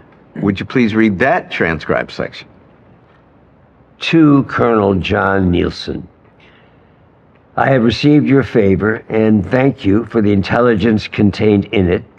Various and uncertain information relative to the enemy's movements has made it difficult to determine the part to be taken by this army. I shall rely upon you to advise me constantly of their situation. I am, sir, your most obedient servant, George Washington. Whoa, my. After his attack on Bennett's Island, your ancestor began providing military intelligence directly to General George Washington. Right. And that is an actual letter that Washington wrote to him. So he knew him. What's it like to see that? It's hard to articulate it. It just, obviously brings to life the history at that particular time. But to think that he's your direct descendant of somebody of that heroic proportion is cool. It's very cool. John Nielsen served in Washington's army until the end of the war, making numerous contributions to the Patriot cause. Then, when peace came, he returned home and thrived, living well into his 80s. But as we searched through the records that John left behind, we discovered his will, written in 1827, and it added a layer of complexity to his story. I, John Nielsen, give and bequeath to my son James Nielsen the time of my servant colored boy Mark, while he arrives at the age at which he will be free by law. Give and bequeath to my son Abraham Nielsen my colored servant girl Anna, until she arrives to the age at which she by law will be free. So your 4th great-grandfather was a patriot. But a slave owner. But he also was a slave owner. So what do you make of this contrast? I mean, he's inspirational other than the fact that he was still a slave owner. Yeah. I think the overwhelming feeling for me is for him to risk as early as he did reading that Declaration of Independence is a very courageous act, you know, and his war record is amazing. And you just try to equalize that with hanging on to slaves 40 years later. Is the essence of what the United States is about. We have in Hebrew this expression tikkun luman, which means to make the world a better place or to try to repair the world. And you feel that obligation or that sense much more when you see something like that. Right. Again, it makes you want to be a better person. Like Michael, Lena Dunham was about to see a branch of her family tree traced back deep in colonial America. But this story began much closer to home. Lena's paternal 8th great-grandfather was a man named Stephanus Van Cortlandt. Stephanus was born in 1643 in what was then the Dutch settlement of New Amsterdam and is now part of New York City. Holy moly. Did you have any idea that your roots in the city go back to the 1600s? Absolutely not. I mean, I always felt like, okay, my parents came to New York in 1971, or now I live, and then came me. And I knew that we'd had relatives who lived in upstate New York and maybe had homes in the city, but this is a pretty wild connection to the city. Stephanus wasn't just any New Yorker. He was a successful merchant with a talent for politics. When the British conquered New Amsterdam in 1664, he won their trust, held on to his business, and ultimately became the first mayor of New York who had actually been born in the city. He was the mayor? He was the mayor. My 8th great-grandfather was the mayor of New York? He was the mayor. And not only was he the mayor, he served 2 terms as the mayor. Wow. First between 1677 and 1678, and then later from 1686 to 1688. That is not something that I ever would have guessed at. Stephanus had some positive effects on his hometown, and even helped to plan New York's first public wells. But he also made a series of deals with the Lenape, a Native American tribe, obtaining access to thousands of acres of land in exchange for goods that were likely of little value. A revelation that saddened Lena, even though it didn't surprise her. I always assumed that there would be plenty of things that my ancestors had been involved with that were things that I would find to be sort of more morally and spiritually reprehensible, if we want to use that word. And we all have to reconcile ourselves to the fact that we have members of our family who may have thought that they were doing the right thing for their families and for the people in their, he may have thought he was doing the right thing as a leader. But I think we understand now that that's not how we want people to lead. And so we all have to find a way to both be interested in our history and embrace our history, and also really reckon with the parts of it that we would love to rectify. Mm-hmm. Parts that you find unsavory. That's exactly right. And I think it's important not to hide from those things or pretend that they're not there, but instead to examine them and think about how we can not do modern repetitions of ancient behavior like that. There was another beat to this story, one that would render it even more unsavory. In 1691, Stephanus wrote a letter to a fellow merchant, detailing some of his business plans and laying bare one source of his wealth. I have written to you before my departure for Long Island. I am now going to Staten Island to rouse up the collection of the tax there. I will supply myself in order to send up as much pork in the spring as you will order. If you can, let Rensselaer too provide the people with small beer. He got a Negro boy from me, and thus it will be easy for him and me to settle with each other. So you know what that means. Yeah. Most of us think of slavery as unfolding in Mississippi and Alabama, right? Yeah. But it was everywhere in the United States, and Absolutely. certainly in New York in the 17th century. Yeah. Did you ever assume that your ancestors would have owned slaves?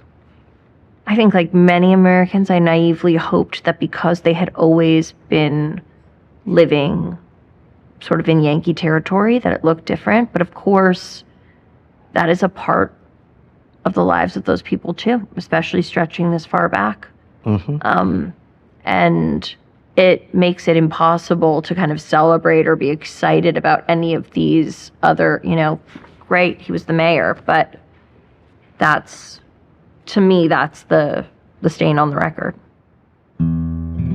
Like Michael Douglas, Lena had now seen the best and the worst of humanity, interwoven within the branches of her own family tree. Surveying it all, she struggled to balance the good with the bad. It's an overwhelming mix of emotions. You get the joy of discovering relatives that you didn't know existed, of remembering things about the relatives that you did, the pain of finding out things that happened to them that were, parts of very dark parts of history, and the reckoning with the things that they may have done that were parts of dark parts of history. And to have all of that intersecting and interweaving, I guess, is really a part of the complexity of being a modern American. The paper trail had now run out for Lena and Michael. It was time to see what DNA could tell us about their deeper roots. For each, we had a surprise. When we compared their DNA to that of other guests who have been in the series, we found matches, evidence within their own chromosomes of distant cousins that they never knew they had. Are you kidding? Your DNA cousin is the actor Scarlett Johansson. Oh, it's amazing. All right, this is cool. This is so cool. Michael and Scarlett share identical stretches of DNA on 4 different chromosomes, all of which appear on Scarlett's maternal lines, which stretch back to Jewish communities in Eastern Europe. That's incredible. Well, I look forward to seeing Scarlett next time. Yeah. Like Michael, Lena's cousin flows out of her Jewish heritage as well, tying her to someone for whom she and her family have had a long-standing affection. Please turn the page. No! My husband's gonna freak out. It's Larry David, That's the Larry. other LD. Your DNA cousin is Larry David. Larry shares The hottest information I could have ever gotten. Larry shares multiple long identical segments of DNA with you and your mother. No way. This means that you share at least one common ancestor somewhere on your mother's side of your family tree. This is... I could not have turned the page and been more delighted. This is incredible. You saved the best for last. That's the end of our journey with Lena Dunham and Michael Douglas. Join me next time when we unlock the secrets of the past for new guests on another episode of Finding